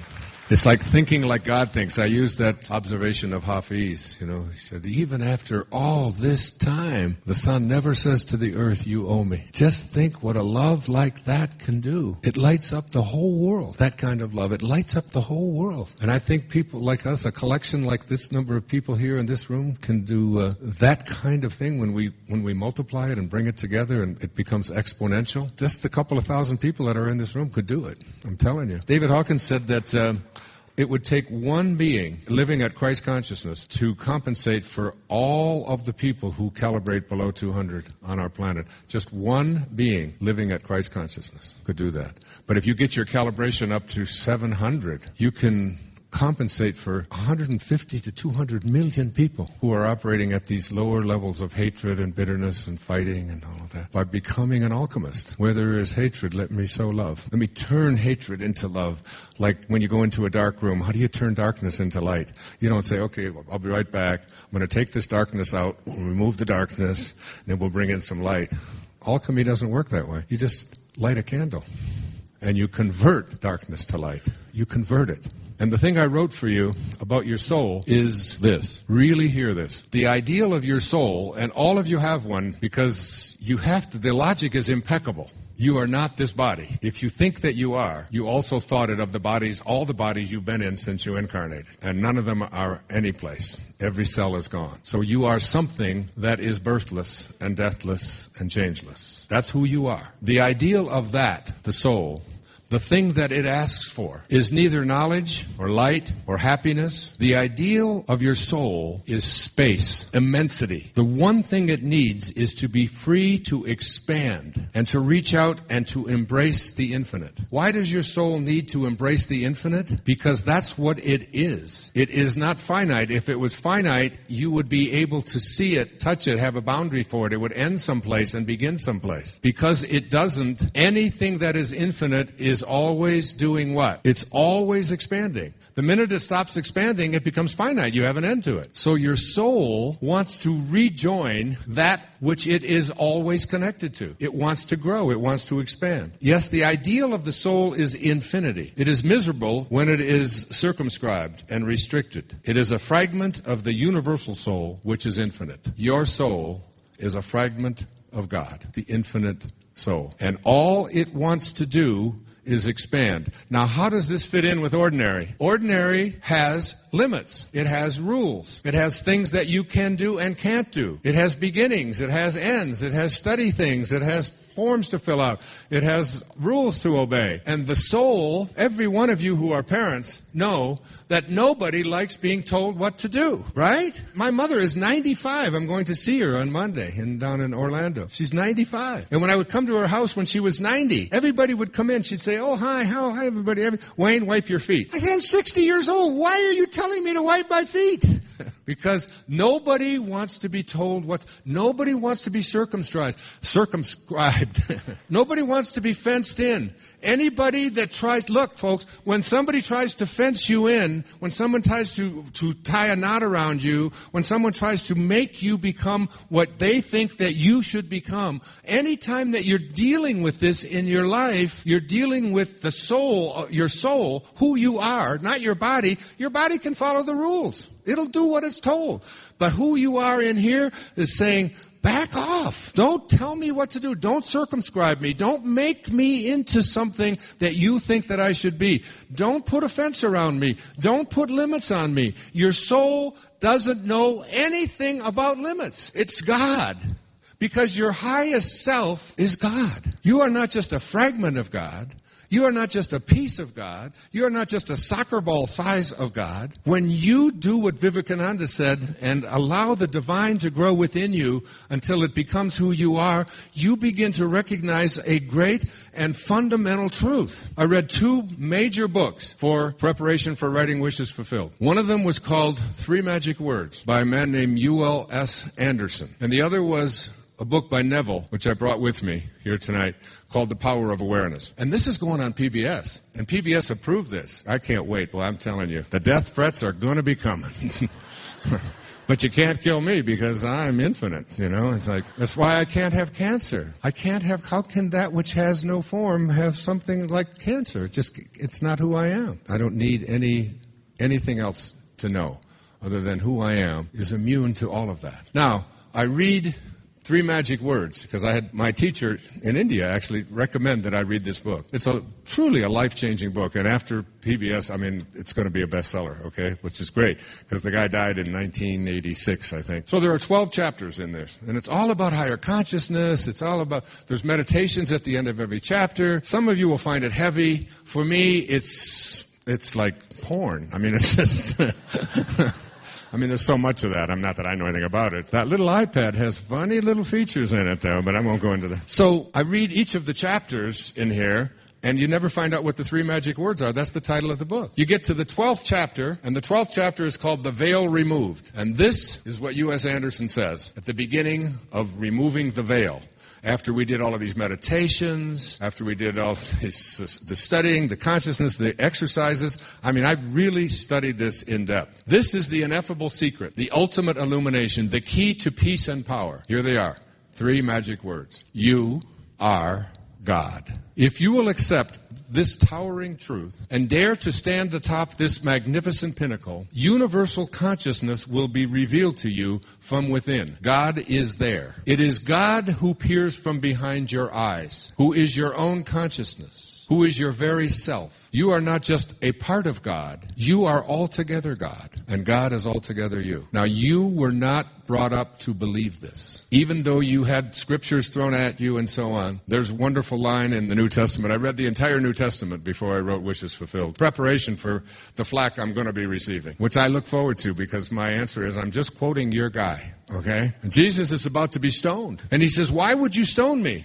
In the book of John. And his tormentors say, because you are a man and you blaspheme. You claim to be God. And he says, is it not written in your laws that I have said you are gods? And there is St. Paul writing in his letters to the Philippians a little bit later on in the New Testament. And he says, have in you the same mind as Christ Jesus, who being in the form of God, did not consider it robbery to be equal with God. Were you raised to believe that you are God? Or were you raised to believe that God is something external to you, that God is this deity, this being that we have created in our own image, that plays favorites, knows how to heal, but withholds it from some and gives it to others, is full of rage and full of anger? Were we ever taught that we came from, we return to this divine consciousness? The other book that I was speaking about when I was speaking about the essence of this talk tonight is from a book called The Power of Awareness by Neville. And Neville was a man who died in 1972. He lectured all over the West Coast. Brilliant speaker. I gave a copy of this book to each one of my 8 children for Christmas a couple of years ago, and they all wrote back and said, nice gift, Dad, but we don't understand any of it. I said, well, then maybe it's my job to make it understandable, and that's what I've done with Wishes Fulfilled. But I've read this book 7 times, and the 7th time was on my way to the U.S. I live in Maui, to the mainland, about a year ago, and I didn't ever catch this before, and this is what the last chapter, it's called Reverence, says. It says, in all creation, in all eternity, in all the realms of your infinite being, the most wonderful fact is that which is stressed in the very first chapter of this book. You are God. You are the I am that I am. You are consciousness. You are the creator. This is the mystery. This is the great secret known by the seers, prophets, and mystics throughout the ages. This is the truth, the only truth that you can never know intellectually. I could lecture about this forever and you will not know it, because if you want to learn something intellectually, what you do is you get theories about it, you cogitate on it, you come up with a formula about it, you interview people who you think are experts about it, you read books about it, and ultimately come to a conclusion intellectually. To understand the rest of what I have to say to you tonight, spiritually, you must be willing to experience it. Now, I'm not suggesting that you go out into the world and anybody says anything to you, you say, excuse me, but I am God. I don't want to be talked to like that. When I say I am God, I am well, I am perfect health, you are really saying God's name the way Jesus referred to it. God is love. Perfect love. And he that dwelleth in perfect love dwelleth in me, and I in him, and I in the Father. We are perfect love. We came from it. Now, a little book came to me that I quoted about 20 times in Wishes Fulfilled. It's called the I Am Discourses. It was, I get so many books and so many requests to write forwards and introductions and things like this. And most of them I'm not even able to look at. It's just too many for one person. So I put them in a stack and kind of flip through them, and then I donate them to schools or churches or religious centers or prisons or whatever. But every once in a while, something comes with energy in it. And I was away from Maui, and I had stopped doing yoga because when I was diagnosed with leukemia, I believed what the oncologist had said to me, which is that I can't do, this is going to be too exhausting, you're going to, somehow that got imprinted in here, and I forgot who I am. And for 11 months, I stayed away from yoga, and I slowed down, and I was getting sicker and tired, losing my energy, and buying into something that wasn't appropriate for me to buy into. Just wasn't ready for that. And it was inconsistent with all that I had been teaching and all that I knew. And even when I got the diagnosis, I didn't even believe it because I don't do cancer. I help other people with it, but I don't do that. Yoga instructor at the studio in Lahaina on Maui called me up frantically 2 or 3 times. She said, a lady dropped this off, and she said, it's wrapped up in gold, and she said, you have to read this. I said, well, I get that a lot. She said, no. She said there was just something about it. So I drove over to the yoga studio and picked it up and didn't do the yoga and took it home. And I was in the preparation for writing Wishes Fulfilled about a year ago. It was about this big around, maybe 2 by 2, wrapped in gold paper with a gold, it was like from King Midas, it was with gold ribbon on it and so on. And I don't have a dining room table because it's a sacred space. I have so many sacred things in there. We don't eat at a dining room table in my place. We eat on the floor on a little thing like this. That's just the way we do it, despite my kids telling me they want to change all of that around. We don't. So we have this little table that I sit in, and I put it there, and I looked at this, and I looked at it, and I looked at it. A week would go by, and I think, well, I'm just going to have to put it on that pile of things I'm not going to ever get to. And then I didn't. And finally, one day, something spoke to me, and it said, open this. And it was the I Am Discourses. It looks like this. In fact, this is it. It was channeled things that came back in the 1930s by St. Germain. So I opened it up, and I read a few pages, and I said, well, this is interesting, but, I'm writing something else, and I don't want to. And then it just had one of those pulls to it that it was like a calling. Just like the book that I told you I've been reading all day today from this French physicist. It's just a calling. And when you feel it and you sense it and you know that you're onto something, that's what this was. So the I Am Discourses are basically, they come from the original. Now, I'm going to just give you this is really important for you to be able to get this. If you go back into the Torah is one of the most, if not the most, ancient spiritual text still in its original form. It's the first 5 books of the Old Testament, Genesis, Exodus, Leviticus. Lao Tzu wrote the Tao Te Ching, the book that I ask you to carry with you in 81 little verses, in the year 520 BC, approximately. The Torah was written 800 years before that, 1,300 years before the birth of Christ. You have to understand how far back that is. That would be like going back now to the year 800 to look at these spiritual texts. That's how far back we go.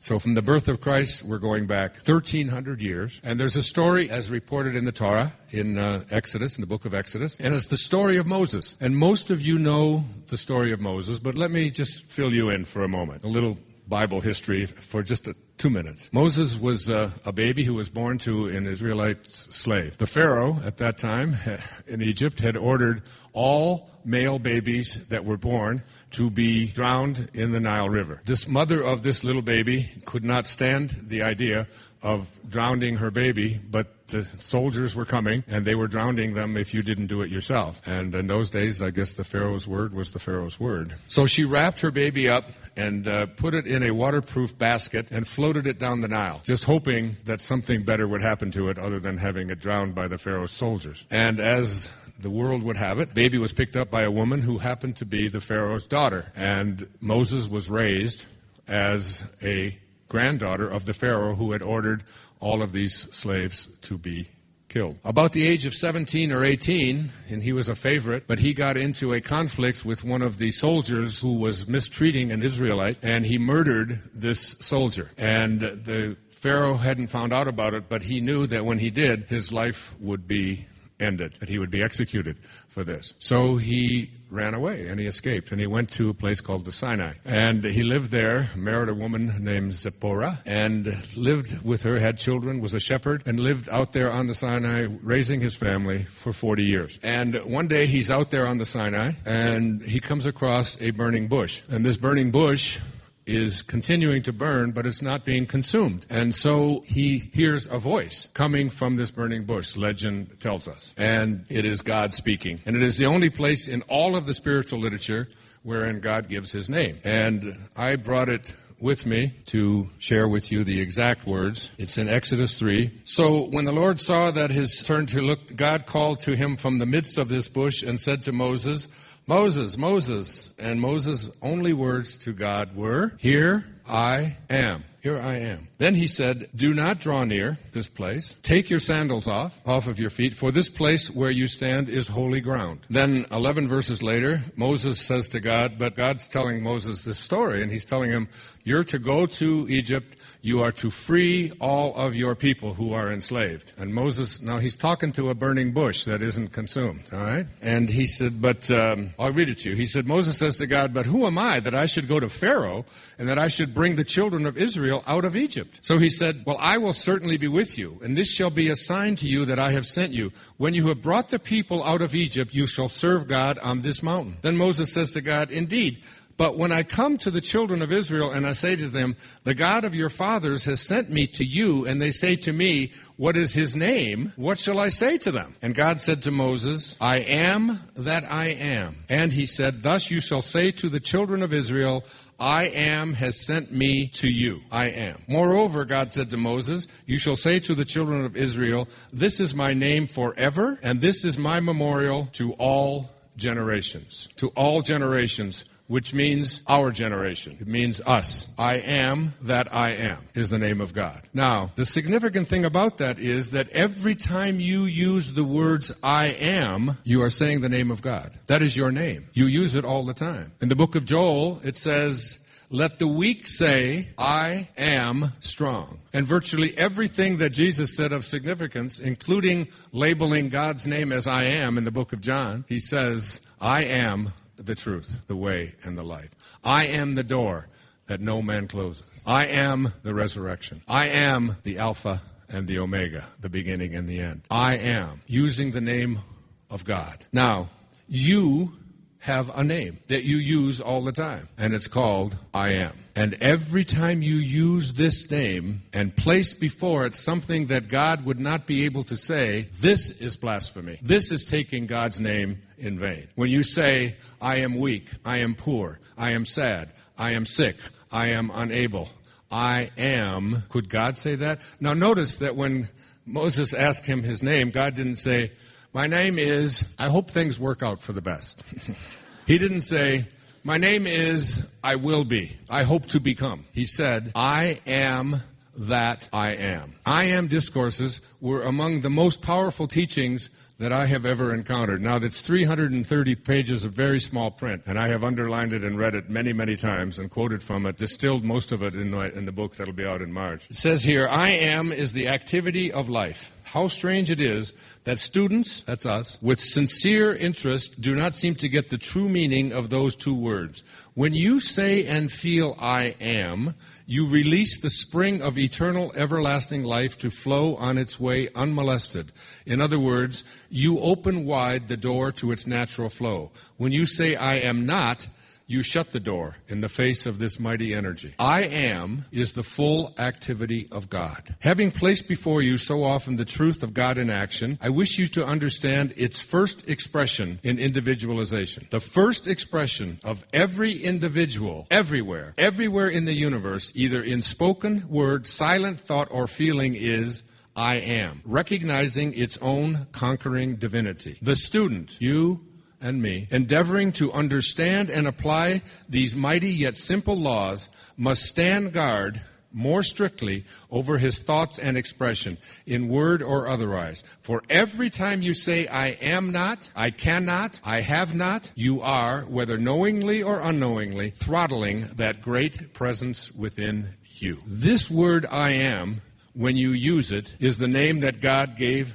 as his name, our Creator's name, for all future generations. And I'm asking you at this point now, as I go into the 5 principles for manifesting into your life in the last 20 minutes, I ask you to think about this idea of how you use the term I am. You may remember the first thing I said when I came out here was, I am well, I am perfect health. I am. And as a result of being able to say that and know that and recognize that every time I use the words I am, I want to be able to place into my consciousness the fact that I am speaking as God. Not a God that is of the ego, not a God that's better than anyone else. God, the spirit and the ego, the soul and the are always at war. Go on the internet and look up the 100 most spiritually influential people alive. 100 most spiritually influential people alive by Watkins. Look it up. You are listening tonight to the 3rd most spiritually influential person alive according to this list. All right? That's something? And my spirit says, I'm not anybody better than anybody else. I'm equal with everyone. We're all God. We're all pieces of God. But my ego says, what do you mean, number 3? What's going on here? Who could possibly be more spiritually influential than you that's alive? And you look on the list, and there's 2 people ahead of me on the list. And my ego says, you got to take these 2 guys down. My spirit says, don't pay attention to that. We're all the same. We're all equal, right? So the 2 guys ahead of me, alive today, are Eckhart Tolle, number 1. And I just did 2 hours with him. That's streaming across the internet right now. You can find it I just did it last Saturday in Maui. He's done. I talked about this on the conversation, the dialogue that we had together. We had so much fun with it. Or the 2 of us could come together and take down the Dalai Lama. I think we can possibly do that. Yeah?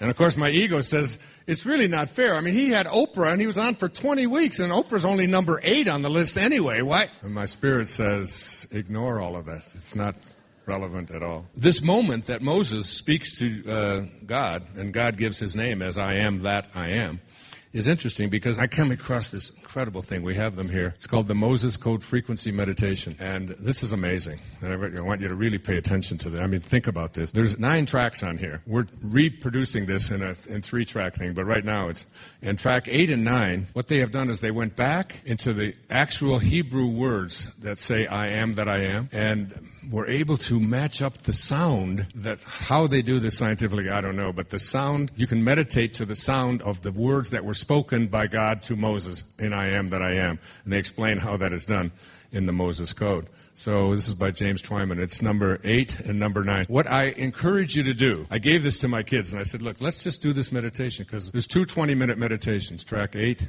and track 9. And when you put it on, it's the most divine sound you just have ever heard. When my daughter came to my room at 6:45 to bring me down here, I was in the midst of that, and I didn't hear the door open, I didn't hear them come in, I didn't hear anything. It's like I was in such an incredibly peaceful and perfect state. And track 8 is for a deeper meditation, and track 9 is for a lighter meditation. It's got a little bit of music accompanying with it. But the words, I am that. What I want you to do, this is very valuable for you, is whatever it is you would like to become, whatever it is you would like to attract into your life, the person that you would like to be, the relationship you would like to have, the job you would like to have, the prosperity you would like to have show up in your life, the consciousness that you would like to be living by. Write it down, seriously. Write it down on a piece of paper in a sentence or 2 and call it that at the top of the page, just that. And then when you do your meditation, when you put on track 8 and just begin to just meditate and use this as your inner mantra, I am that. Whatever is written on your page, whatever it might be, I am that.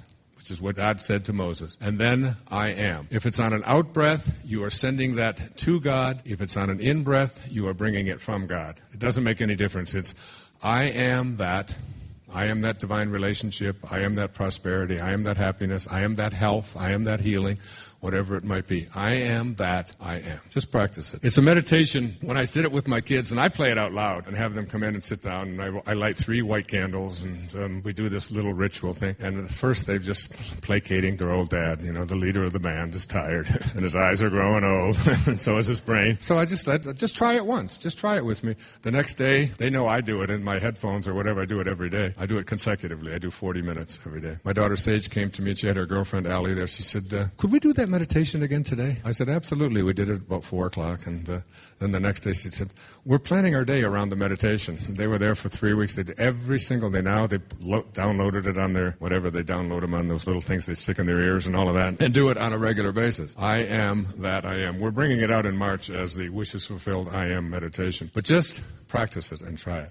So Elizabeth Barrett Browning wrote a wonderful little poem about that meeting of God and Moses. She said, earth's crammed with heaven, and every burning bush afire with God. And those who truly know take off their shoes, while the rest sit round it and pick blackberries. Take off your shoes as God instructed Moses to do, and just be at peace with it. And the 5 principles for manifesting based upon the awareness that I am God, meaning love, are these. The first is your imagination. Your imagination is the greatest gift that you have been given. Your imagination, everything that now exists in the universe was once imagined, which means that in order for something to exist, it must first be imagined. You have to free your imagination up and rebuild the foundation, like René Descartes spoke about in the quote that I gave earlier that I read this morning. You must be able to toss out your concept of yourself, which is based on everything that you believe to be true, and walk down another street. And the other street is a street that says, I am God. I am not just a piece of God, I am altogether God. The rest of it is just all illusion. It's just all the coming and goingness of things. It's the tattered coat upon a stick. That I, who I am, that which looks out from behind my eyes, and with God, when you are aligned in God realization, the truth of it is that all things are possible. The day that I was diagnosed with leukemia, I came home to where I live on Maui, and sitting there on my front lawn was a woman who was waiting there for me because she wanted me to help her with her work. She's a nurse practitioner. Her name is Pam McDonald. She was here with me last year, and she's written a book that was really instrumental in helping me to rearrange my entire diet. It's called The Perfect Gene Diet. She claims that by the year 2040, the year I turn 100, there will be 1 out of every 3 Americans will have diabetes if we don't shift our consciousness. Alzheimer's has become an epidemic in our society. Most of you have family members or people that you know who in one way or another have this horrific kind of robbing us of our humanity disease, and it can all be shifted with our diets. It's called the Perfect Gene Diet. I went on the diet that she recommended, which is in harmony with my genetic blueprint, and as I did that and shifted, 2 of the 8 markers for leukemia returned to normal within 2 months. So your imagination is the thing that you have to be able to put a do not disturb sign in front of and say, no matter what it is that I place into my imagination, no one is going to be able to detract me from it. And be willing to put into your imagination anything at all that aligns with the notion that with God all things are possible. All things are possible. If you've been addicted to something for 20 years, if you've been overweight your whole life, if you've been poor your whole life, you've been saying, I am poor, I am fat, I am unworthy. You are using the name of God in vain. You must begin to say, I am healthy, I am happy, I am content, I am well-being, I am addiction-free, and be able to say it. Forget about what your senses tell you, you forget everything else. William Blake, the great poet, said, to see the world in a grain of sand and a heaven in a wildflower, to hold eternity in the palm of your hand and infinity in an hour, we are all led to believe a lie when we see with, not through the eye, which was born in a night to perish in a night, while the soul slept in beams of light. The soul. When you align your soul with what wants to expand and not be held back, and push away all forces that will try to encumber you, will try to restrict you. Your soul is miserable when you're trying to live out somebody else's dharma, an idea of what you should be. You must be able to do it from within, and when you do, the most amazing things begin to happen. Place it into your imagination. The second of these principles, I call it living from the end. And there's an observation from the New Testament that says, in the presence of him whom he believed God, who gives life to the dead, and calls, and these are the most important words, I think, in Romans, the book of Romans 4:17, and calls these things which do not exist as though they did. This is the secret. This is what I've been reading about all day about time. You've got to be able to say not only that I am perfect health, I am well, I am prosperous, I am employed, I am whatever it is that if you would like to place into your imagination, you have to ignore everything that comes your way that conflicts with that, including your own senses. Most importantly, what your eyes and your ears and the reports tell you. You must be able to hold firm this idea and call things as God, and you are God, calls things which do not exist as though they did. And the third principle here is called assume the feeling of the wish fulfilled. Each of these is a chapter in the book. I'm going through them in a few moments. Each of them is a segment on the PBS special. I'll see how much of it gets on.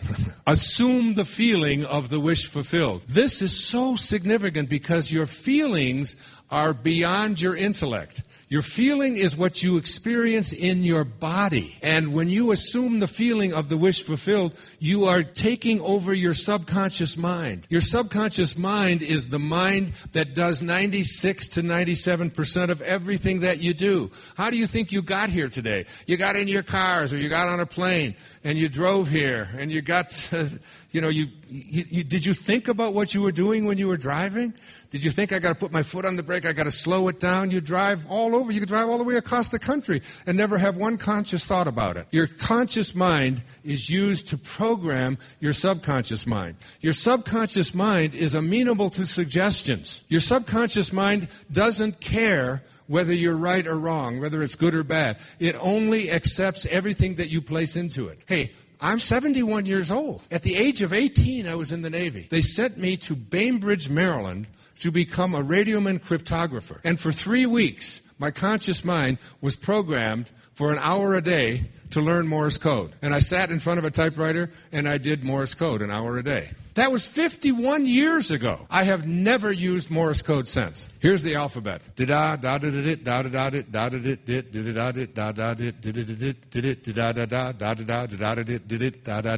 A through P. I could go on with this. Every time I'm in a movie theater, my kids will say, "Dad, will you stop with the Morse code? Because there's an exit sign up there. It's dit-da-da-da-da-dit-da."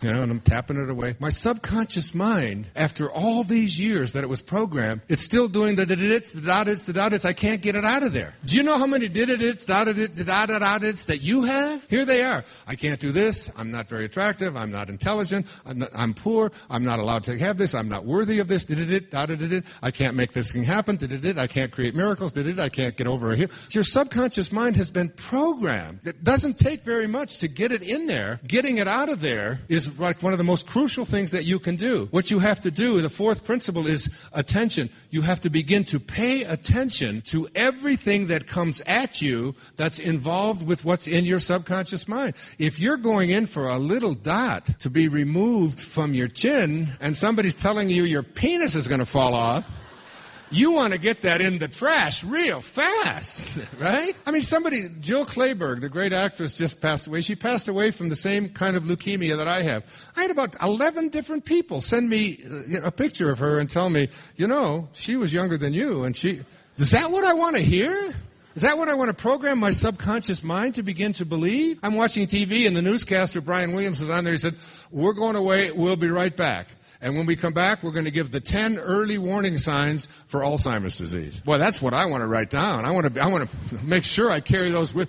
Do you ever walk into a room and forget what you walked in there for? I've been doing that since I was 12. Do I want to program myself? Your subconscious mind is always getting things thrown at it to take out of your consciousness the things that you have placed in there that you want to manifest and attract for yourself in your life. When you use the words "I am," you are using the name of God. When you act and live from that place and call things that do not exist as if they did, and live from that and base how you feel and how your life is going on how you feel and your connection to God rather than on what somebody else tells you. I mean, when Anita came back, the doctors were insistent they couldn't find any cancer in her body after 4.5 weeks.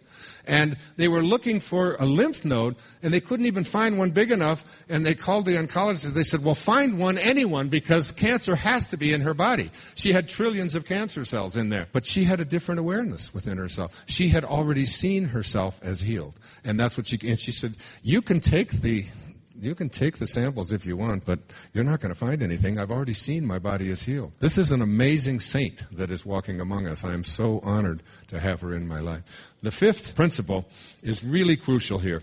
And I call it the last 5 minutes of your day. And this is something you can do tonight. And I want to leave you with this and have you really, really live with this. And this is, your subconscious mind is most comfortable when it is with your unconscious mind. Your unconscious mind is the time that you spend while you are asleep, especially in your dream state, especially in your REM state, your rapid eye movement state. Now, your subconscious mind had so many suggestions thrown at it from your parents, their parents, their parents, from your culture, from your history, from your religion, your school, all of this stuff that I've been talking about for the last 3 hours, you have had programmed into you about what can and can't happen. And the fact is, with God, all things are possible. All things. A person a few hours from taking her last breath can be cancer-free. The doctors can't explain it. The medical community can't explain it. It doesn't make any difference. It is possible. All things are possible. Leaves nothing out. And the only way you can get to that place is to have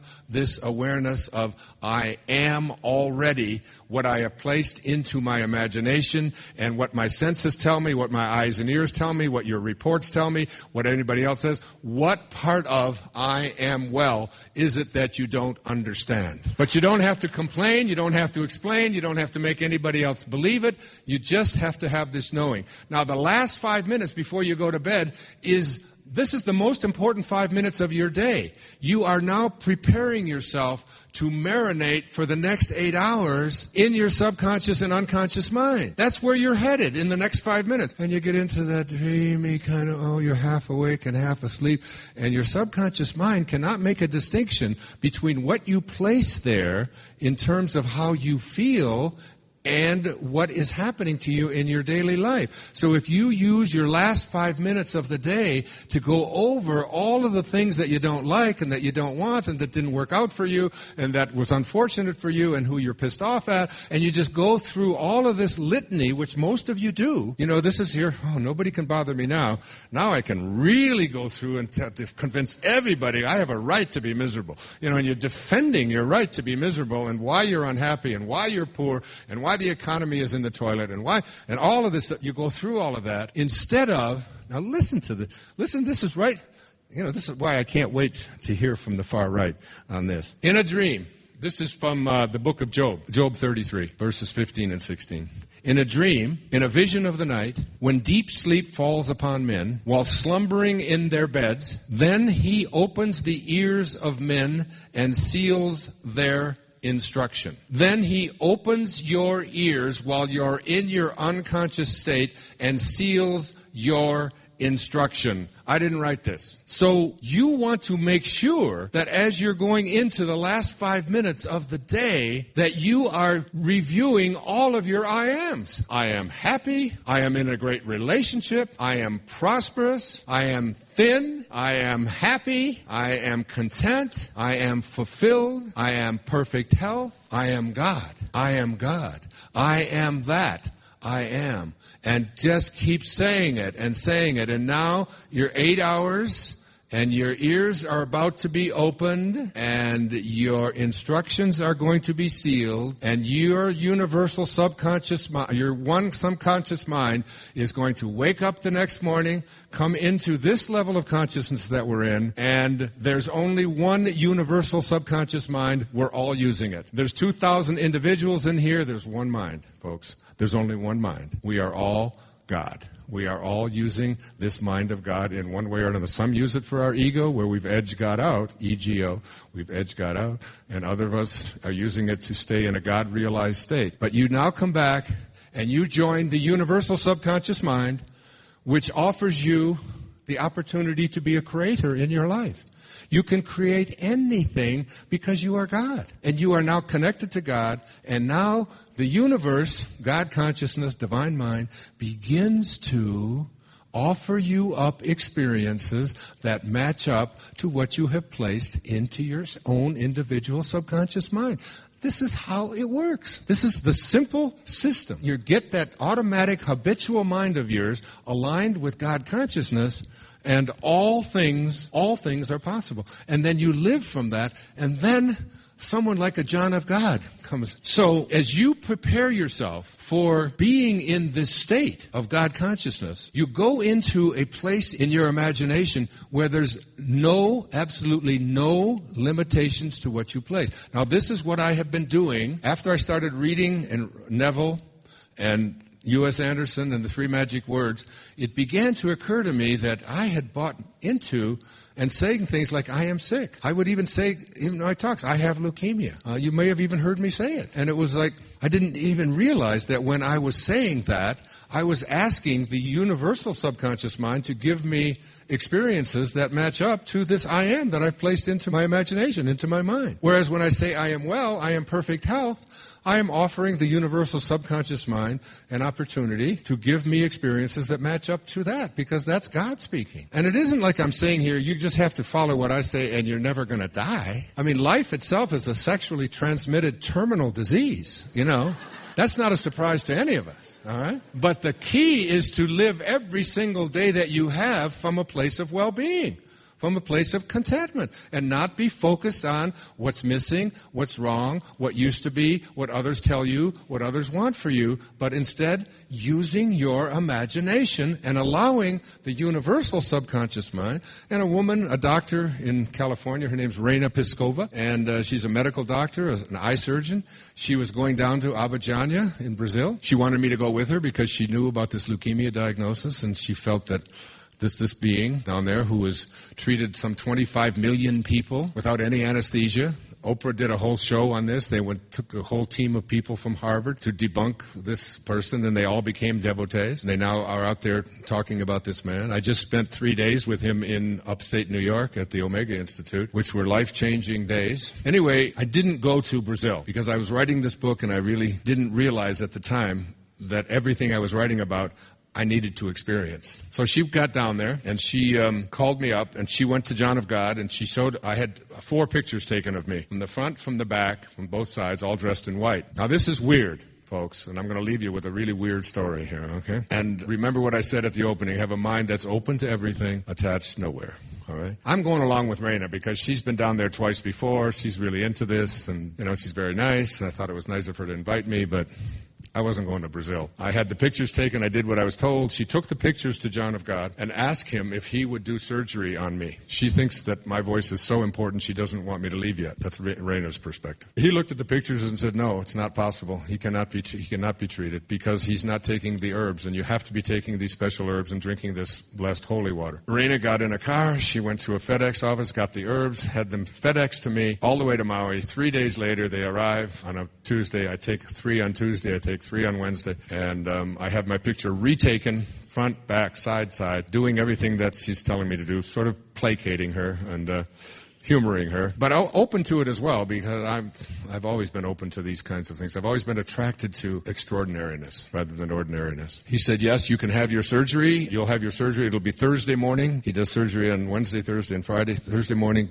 7 a.m. my time, 2 o'clock Brazil time. And she said, so when you get up, she said, you'll have the surgery. I don't know how long it'll be. It's usually just a few moments. And John of God doesn't do this surgery. He has these entities. I know. It's okay. That enter his body. You can, by the way, go on YouTube and check out some of the things that you'll see. It was amazing to see that Harvard surgeon go down there and saying, nothing in my experience allows me to even explain what is happening here. His heart was closed, and all of a sudden it started bleeding underneath his heart, and they couldn't stop the bleeding, and he had no bleeding disorder. And the woman there in Portuguese said to him, John of God just informed me that your heart has been closed, and they have opened it now. This was a medical doctor from Harvard who now talks about healing goes way beyond what medicine has to offer us. So 7 o'clock in the morning comes, and I do the surgery in the middle of the night. She told me anything could happen during the night. You just don't know. She told me to take things off the top shelves because sometimes it's like a volcano or a hurricane or something going in there, or an earthquake. So I got up at 7 o'clock that morning, and she called me. She said, he sat with your picture for 40 minutes. She said, I've never seen him ever do this before. She was him and I and you. This is a guy where maybe 4,000 or 5,000 people a day come through Abadiânia, and he's never charged anybody for this healing. He's an amazing, amazing being. He's a gemologist. He just deals in minerals and so on. He's about my age. He's about 2 years younger than I am. And he knows who these entities are, former doctors, and some say it's even Jesus who's doing this work. So 7 o'clock came, and she called. She said, now, you're going to have to go back to bed. You've had surgery for 40 minutes. She said, this is real surgery. Now, she's a surgeon herself, an eye surgeon. I said, okay, Raina. But when I hung up, I said to my kids, my daughter Serena, my son Sam's with her, I said, I'm going for a walk. And she said, don't go for a walk. She said, it's no different than if you've had your gallbladder removed. She said, you've had very serious surgery. I didn't feel anything. So I said, I'm going for a walk. She said, you are to sleep for 24 hours. And if you don't sleep for those 24 hours, you will be anesthetized and made to go to sleep. I said, right. So I went for a walk. I walked down the stairs, got about 100 yards from my front door, and I collapsed. I couldn't get up. I was just so sick. I finally almost crawled back up to my apartment, came in, and I just said to my daughter, I said, honey, I said, I am so sick. I'm going to bed. And I had slept 8 hours the night before. I was in bed for a week. I ate a little bit of soup. I drank the holy water, the blessed water that had been sent up to me. And I'm shortening this because of the time. So 7 days go by, and Raina said, you will have, are you ready? You will have your sutures removed on the 28th. I know this, but my date, because it was my mother's 91st birthday, the 21st of April. She said on the 28th, on Thursday night, you will have your sutures removed. I said, the only problem is I don't have any sutures. I don't know what she said, no, they're invisible sutures. But they will be, the entities will come into your room during the night and take these sutures out. The nice thing about 71 is you can sound as crazy as a loon up here, and it's just all okay. But it isn't crazy, and I say that only with tongue in cheek, because it's very profound and very powerful. So that night came, and I did everything that I was told to do. I dressed in white. I didn't eat any spiced foods. I didn't have any pepper, no sex, no activity of any kind, no walking, no, it's just resting and so on. Ate the foods I was supposed to, did everything I was supposed to. So 7 o'clock in the morning, and I had just bought a brand new watch that my daughter had insisted that I get. It's called a Panerai, a watch that is guaranteed, like an atomic watch, to never lose or gain a second. All right, I wore that to bed that night. 7 o'clock the next morning, I wake up, 8 hours I'd been in bed, and I woke up. I felt so strange, but I couldn't explain what it was. And I walked out, and I got a phone call from my friend Carrie, and she said, how did it go? I said, well, it's only 7 o'clock. I said, it's only 7 o'clock. I'm not supposed to even know anything before that. She said, no, it's not 7 o'clock. It's 8:30 or it's 8:20. I said, no, you got it wrong. I said, it says right here, it's 7:05 is what. She said, it's 8:25. I'm at the airport. I've got to fly to Honolulu. I'm getting ready to board a plane. During the night, this watch that had never lost or gained a second lost 80 minutes. And I came out, and I was just so groggy, and my son looked at me and he said, what were you doing in there last night? I said, I just went to sleep. He said, no. He said, your eye, it looks like someone has taken and scraped the inside of your eye. The inside of my right eye was all scraped on the inside. And there was just a tiny little pupil dot in there, like I had been doing serious drugs all night. And I said, I don't know. I said, but I just think you guys are so beautiful. I just love you. Did I ever tell you how much I love you? My son's going, whoa, what? From that moment on, about 3 days later in my meditation, I was told, you don't have to run away from yoga any longer. You are healed. You can do yoga. I went and said, instead of going for a walk, just go to yoga. And I went to the yoga studio, and I picked up where I had left off 11 months before. I don't know if any of you know Bikram yoga, but it's a very intense 90-minute heavy-duty workout for someone 71, let alone for anyone. All right? So I was back doing it. I now do it 5 or 6 days a week. My birthday was a few days later. I'd had the experience that I told you about, and I decided I was going to see John of God up at Rhinebeck at Omega in September. And I went there, and there were 1,500 people a day, all dressed in white. It was really, honestly, for 3 days, it was like being in heaven. I think the poet was right, Elizabeth Barrett Browning. Earth's crammed with heaven. This was like heaven. Everybody's dressed in white. Everybody ate vegetarian food. There was a beautiful lake there. I swam across it every day. Everybody just was kind and loving to each other. It was just so peaceful and so beautiful and just so wonderful. And everybody was just, and I was so in love. I mean, I was just so happy with, and it's been that way since this happened. I mean, it was almost as if I just see the world totally different than I've ever seen it before. Every single one of you just looks so beautiful to me. I'm just in that state and always in that. And I've been giving almost everything I get. And the ironic part of it is that more keeps coming and more keeps coming. It's just been this most miraculous, phenomenal journey.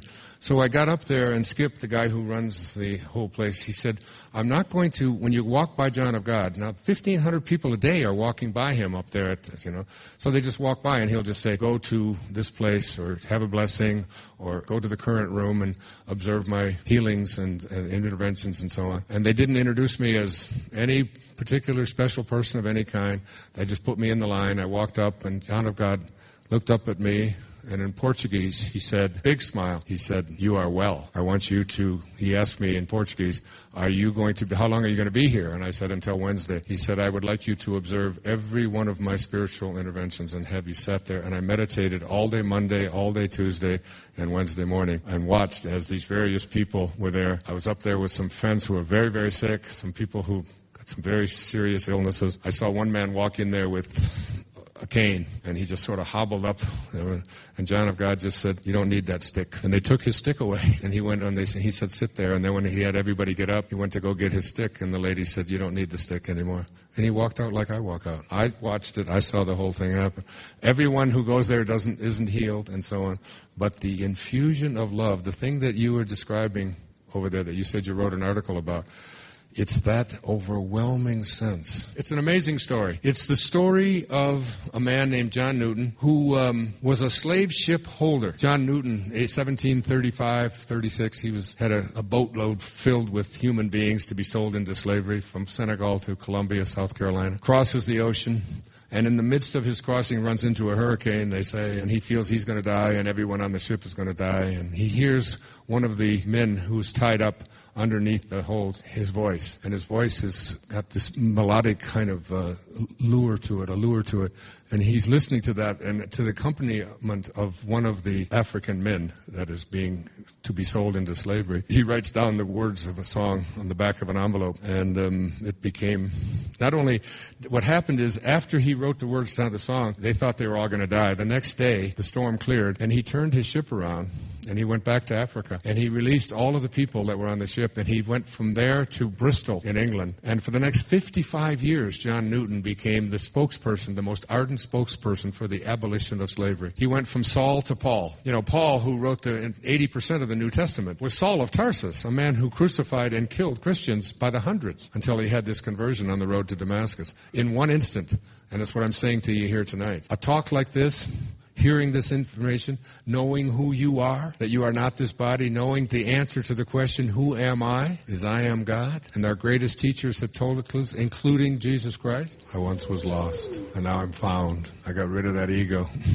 Tagore put it so beautifully. Rabindranath Tagore, the great Indian poet, talking about the ego. He said, "I went out alone on my way to my tryst, but who is this me in the dark? I step aside to avoid his presence, but I escape him not. He makes the dust rise from the earth with his swagger. He adds his loud voice to every word I utter. He is my own little self, my Lord. He knows no shame, but I am ashamed to come to thy door in his company." See, you got a choice, folks, always, as the poet tells us. You can either be a host to God or a hostage to your ego. It's up to you. God bless you. To watch another amazing Wayne Dyer video, check it out right there next to me. I think you'll love it. Continue to believe, and I'll see you there. I have a right to be happy. I have a right to be unhappy. You'll hear people say it all the time. I have a right to be miserable. And they go around defending their right to be miserable. And when you defend your right to be miserable, you attract exactly what you're defending into your life.